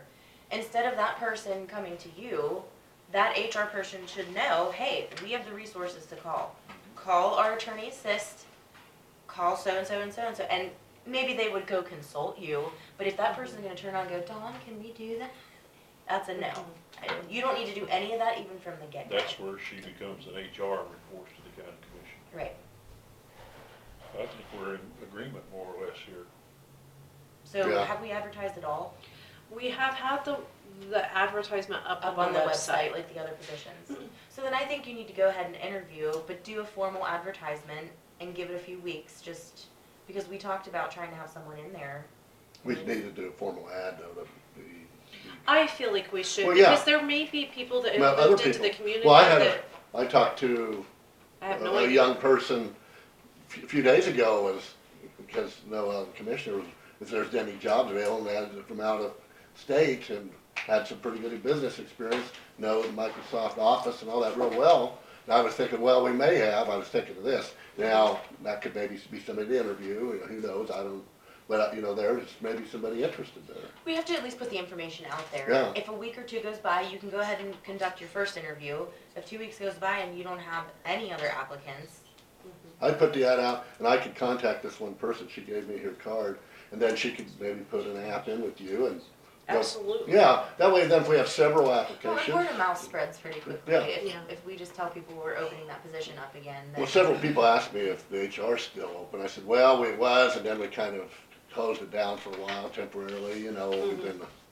But okay, good. I So I'm think gonna that's good. advertise in the local paper in Lucas. I'm gonna advertise on the, of course, on the website, it's still there, but I'll put a deadline. We'll set a deadline to have applications by. When do you want that? Yeah, Today's Um, the 6th. I could probably get it in the paper, but I'll have to just call and ask. But what if I'll just plan on saying through like the 24th, Uh-huh. and then I could interview as applications come in too, okay. if I feel like they're. Yeah. Okay. And that, because then if they give 2 weeks notice, that's at least, if you were to make a decision right away, you know, that's part of the first week of February. So you're not gonna get them in here till the end of February, potentially. Potentially. Just depends on their ability to leave or move or whatever. So. Then to put them in your budget schedule proposal in too. Okay. And Is you there may any wanna place identify- else to advertise? And on the application, or you just give the priorities, like what they need to know, like you say, payroll obviously, and then the other things that you think are the most important. Isn't Indeed free? Yes, it was kind of a mess, but Because they can send in those alternate applications? yeah, and they just kept calling, but I'll ask Hannah, cause she ended up messing with that a little bit more to figure out how. Well, it's just, to me, it's a good resource to make sure, That HR direct or. oh yeah, there was a or website. HR something, it's gonna go away at the end of February, and so I don't think their HR association in the state of Kansas has come up with something different. But that was basically kind of created by an HR officer in one of the counties, and it's gonna go away. Okay. But we'll put it on there anyway, so that people can find. What we find though is on those online applications, they don't have all the questions that we ask on the application. So when they only fill out that, sometimes we don't have enough information to do any kind of background checking on. Not that we do a lot of background checking, but that's what I would also like you But if guys you to want to decide. interview a candidate, I think we need to ask for their license, Yes. you know, and make that part of the interview process, because as Well, we on reach. the application, they put it on there. On those online applications, there's no place. But that's to- what I'm saying, if you call this person back, because it's an online application, say, I'd like to interview you, can you come in or da-da-da, send me your license, or Driver's bring your license. driver's license, and Yeah, I then it think can we all be should done do a within a couple of background check. days. I Cause think we should sometimes do we've let background weeks go by. Because that HR job is gonna have access to personal information, a lot of people, they need to have a good clean Well, record. you I know. think that's where we struggle, because we never really wanted to pay anybody to do background checks, but, you know, you guys as a board needs to adopt a policy countywide as to what it is that you want. Well, it should be In the part of that future. pre-employment screening, do they do that? Does that pre-employment screening place do that? When they do their No, testing? That's Did- physical didn't you have- capacity, Which- And that's totally separate than drug testing too. You had a sheriff, which it could be together, we could do drug testing there too. didn't we have the sheriff's department do background check in one of our candidates before? didn't What we do is they normally will run their license, and then they'll just tell us whether If or not something- there was anything Yeah. on it. Okay. But they can't legally They tell us. can't divulge any information. No. The All right. HR position has such sensitive personnel information, we probably ought to have a detailed background check. I know it's gonna cost money, but I think that's sufficiently sensitive, we probably ought to do that. Just I agree. There's a lot of social security numbers, a lot of date of births. Oh, all your health insurance information too, you're gonna be the relay message for that, Yeah. which is all HIPAA. I'll just tell them there will be a background check. And, you know, Deborah was before the HIPAA compliance officer, even though I'm not sure we know much about it. That's maybe something LaDonna had said that she would do that, maybe.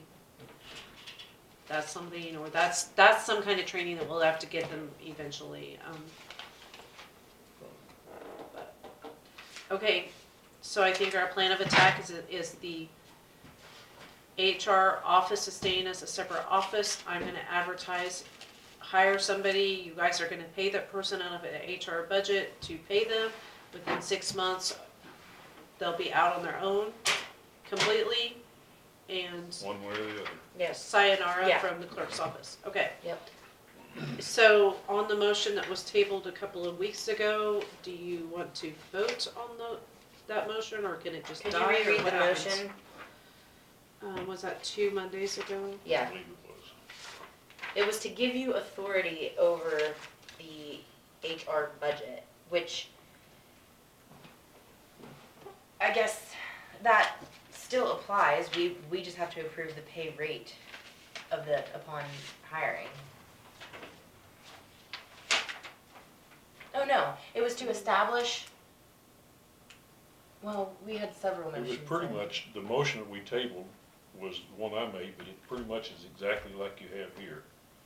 Except we said it's gonna be a full-time job and that we would transfer HR money to the county clerk's office until such time as the HR division was formed. I believe that's what all we put in that motion, if I remember right.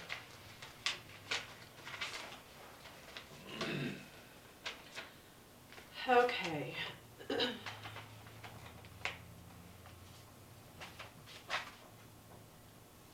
James Gableman moved to transfer the HR money to the county clerk. Motion died for a lack of second. That's what we ended up striking. Yeah, but Well, that's then we weird. did some more Okay. stuff after that. Yeah, I need to. Alexis Flew moved to authorize the Lincoln County Clerk Authority over the Human Resources budget to effectively hire, train, and establish an independent human resource office. Seconded by Randy Lohman. During discussion, Flew moved to withdraw the motion. James Gibelman moved to table the original motion. So, So now I move to take it off the table. I don't have to move. do I have to restate the motion? No, Just the motion from that was Just tabled on mine. December Mhm. 23rd? So James Gableman moved to, what did you say? I'm sorry.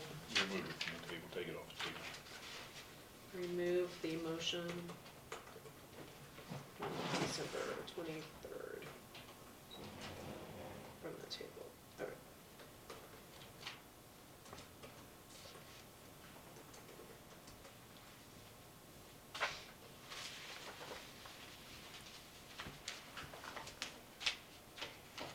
Off the table. Do we need a second for that? Yep, somebody ought to. I'll second. okay. It's been moved and seconded to redress the motion that was tabled. Those in favor vote aye. Aye. Motion carries. Now, please read the original motion.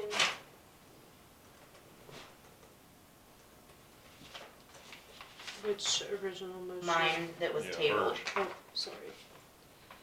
It's been moved and seconded and off the table so we can vote on it. We don't have to do anything further. Alexis Blue moved to authorize the Lincoln County Clerk Authority over the Human Resources budget to effectively hire, train, and establish an independent human resource office.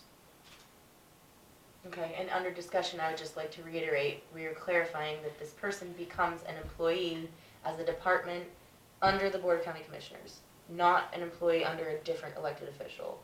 While I appreciate that you've done all of that and that you're gonna train the person, I just think it's important that they don't have two bosses. Well, they will for a while. I know, but- In that discussion, can I say that they don't take over any responsibilities of you guys until after Yeah, that time? absolutely. Would We're that be not- fair, not to Yeah. overrun them too much? Yeah, I Right, think you I sh- kinda put you that in should my have notes. You like, should have control over. eventually, they can help the department heads scheduling things, do that kind of, but that's not in the first 6 months. The Until first six, such time as you come before us and say, she is ready, let's create the HR department. The HR function will still be you.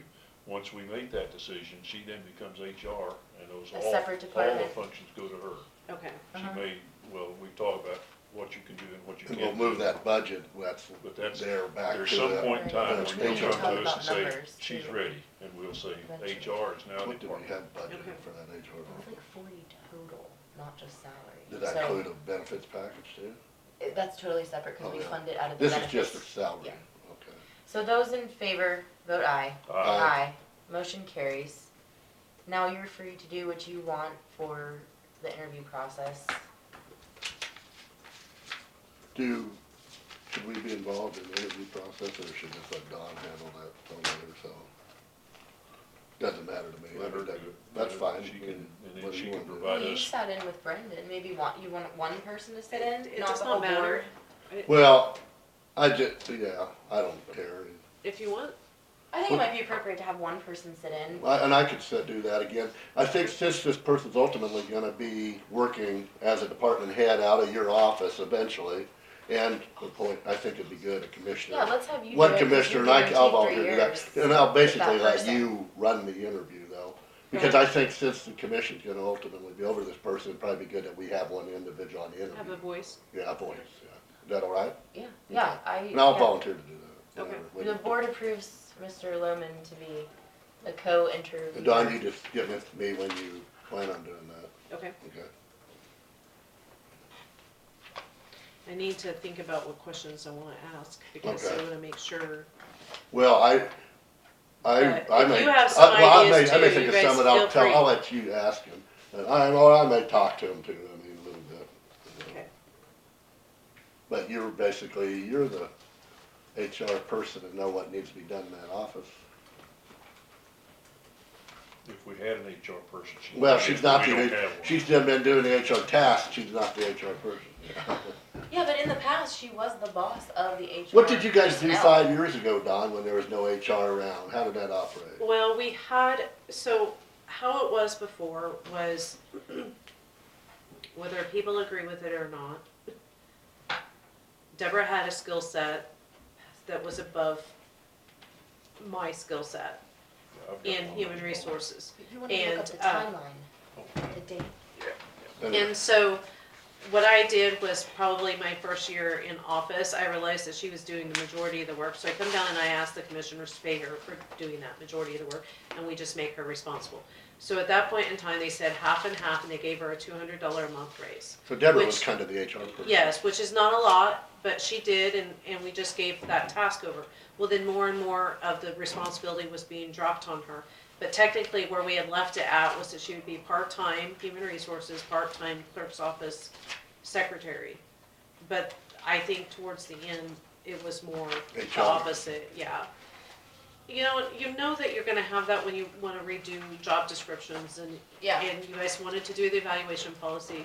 It just, I think it become a lot more, and then my office was being stagnant from it, because she was spending more of her time when she's supposed to be spending 20 hours a week doing my office. Because that HR job grew more and more, that's good. And we're gonna have, with the evaluations and all this, we're gonna add more to it Yeah. also. Well, it is a job for someone when you have 60+ employees, Yeah. for sure. Yeah, I mean, Well, and you have department heads, some department heads bought into HR, some did not, so some of it was like trying to convince them but that's to. why the board needs to be the boss of the HR, because it's only fair for the board to mandate that the department heads do X, Y, and Z through the HR department. It's not fair for you to tell each department head that where they have Right. to go, and they've actually been coming through your office too, which kind of makes you in charge of the department heads. Meanwhile, the board of county commissioners has ultimate authority. It gives the position as though it's the county administrator. Right. And I know that people don't like that, but technically that's the role that the clerk has been playing for many years. Mhm. And even prior to me, whether people like that being said or not, it's what we've been doing. When you guys aren't here. But here's the problem, when you have a board that won't make policies, which we've had in the past, then you have someone in your seat has the authority to usurp the intention of the board and allow or disallow people to do certain things just based on what's convenient for you. That's not accusatory, I'm just saying, if the board isn't here to make an actual policy, which we hadn't been doing, and then sticking to it is a whole nother ballgame. So basically then, if you wanted to, you could say, well, this department head can do it this way, and that department head can do it that way, and we're already fighting that battle, saying, do we want it across the board, or should one be allowed to do 6 hours on a Friday, or, that is part of the problem, which we need to be accountable for that, though, because we're elected. You, as an individual, being accountable for that is not the same as a board, do you know what I mean? You can change up the board much easier than you can change up your position when it comes to being. Well, and it's a struggle because people do think that they can come and tell you their sad story and Or let hound you do something or hound different you, yeah. for them, and all you're trying to do is saying, this is what we do consistently, this is what, Well, it's like the making rules are- exemptions for family medical leave or whatever. I mean, what is that? it's a lot easier to let the board vote on that than for you to call the shots individually because your grandma and so-and-so were, you know, schoolmates or something. It's a lot different when the board has to be accountable and there can be a vote and say, hey, it was 2-1, or whatever, you know? I find nothing in there that would preclude us from taxing the department heads by having their information here on the 1st of July. Okay. So, I so recommend. did we table that, or did we? I thought you guys voted on it. Oh, Jim tabled it. Oh, Yeah, that's right. Till next But week. I'd like to take it off of the table because Let's do that. looking at that, Let's just move forward with it. Yeah. So, I propose we vote on it. We do Okay. it. Okay, so are you moving to remove it from the Yes, table? Yes. And I'll I'll- second. I'll have to look up I'm how house It's to. moved cleaning, and I'm house seconded cleaning. to redress the motion for July 1st deadline for budgets. Those in favor of taking the motion back? Aye. Aye. Motion carries. So now the original motion was to require department heads to submit their budgets by July 1st annually, which means it's a policy ongoing, not just for this year, but it's establishing a policy for the county. So those in favor of the original, was there a second on that? Yes, Okay. Randy second. Okay. Those in favor of that original motion, aye? Aye. Aye. Aye. Motion carries.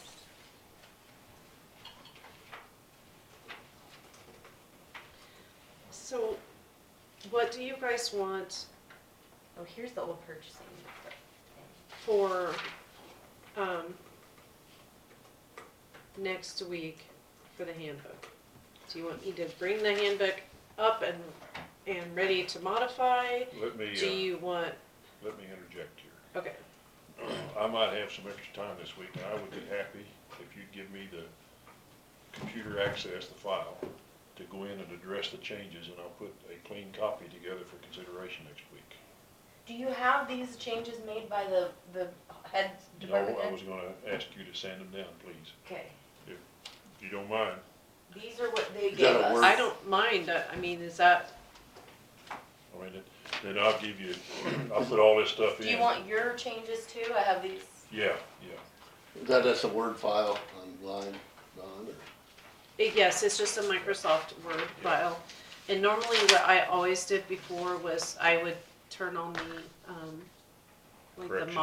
yeah, and then it would put all the corrections in red or anything that was changed or deleted. It would- Highlight or Yeah. something, And then we kind of go through it, and then what I would, once we got that done and you guys approved it, then we would do final copy, but at the same time, I would do like a thing for the employees that said, these are the things that were specifically changed, so that way, cause like one year we changed it and everybody said, well, we don't know what's changed, and we were going through 50 million, I exaggerate, but at least 50 questions as to what did we change when. So the next year, when we did it in 2012, we just did the memo, and that kind of helped curb some of those calls. Cause Yeah, you do we could put it have, up front with just a little memo, or put it in the appendix in the back, so this is the change from the 2017 book.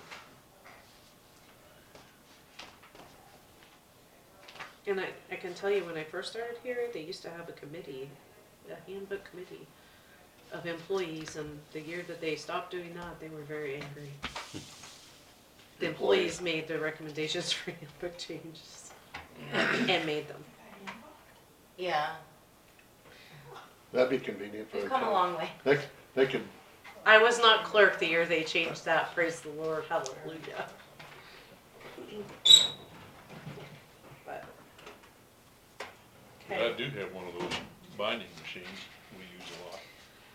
we have the spiral, the thing that, I think like with the spiral things, we need to order, because Salina doesn't carry the stuff, so we'll need to get online and order everything. And then it's just the time running it through the copier, we're just short-staffed. Yeah.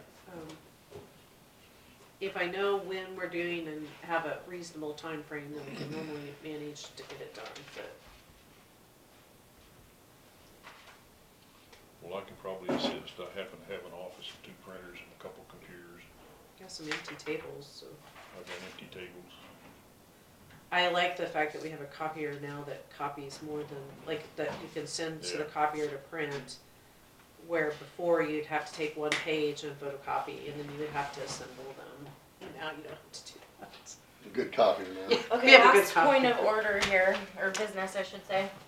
We have the farm through 3473, track 7868, 34-11-8 that Solters were Oh, Wendell They have- Salter, right. the land that he leased, yeah, the So- landfill. I move to advertise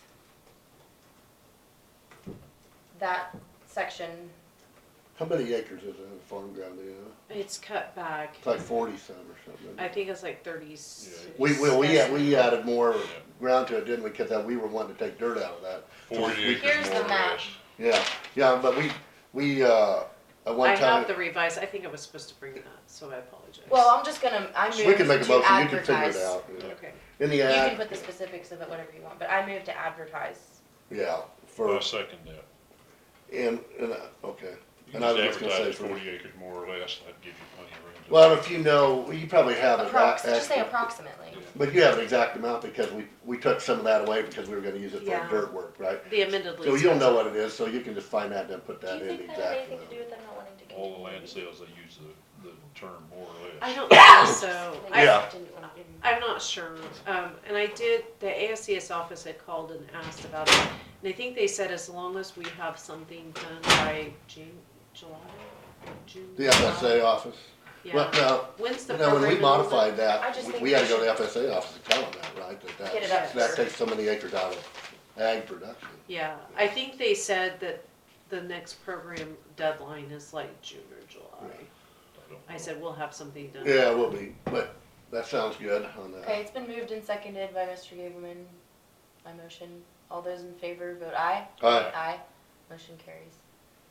Yeah, I don't know how much we should rent it out for, that's good. Well, normally we do by bid and By then bid, yeah, whoever there is you the go, I would do highest a bid bid process.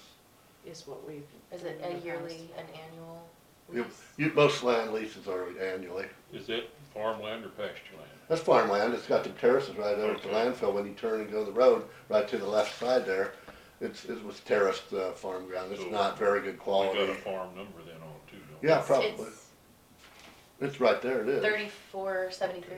You can go down to FSA office and they'd have all we could probably ask Any you, further business to come before the board? I don't have any.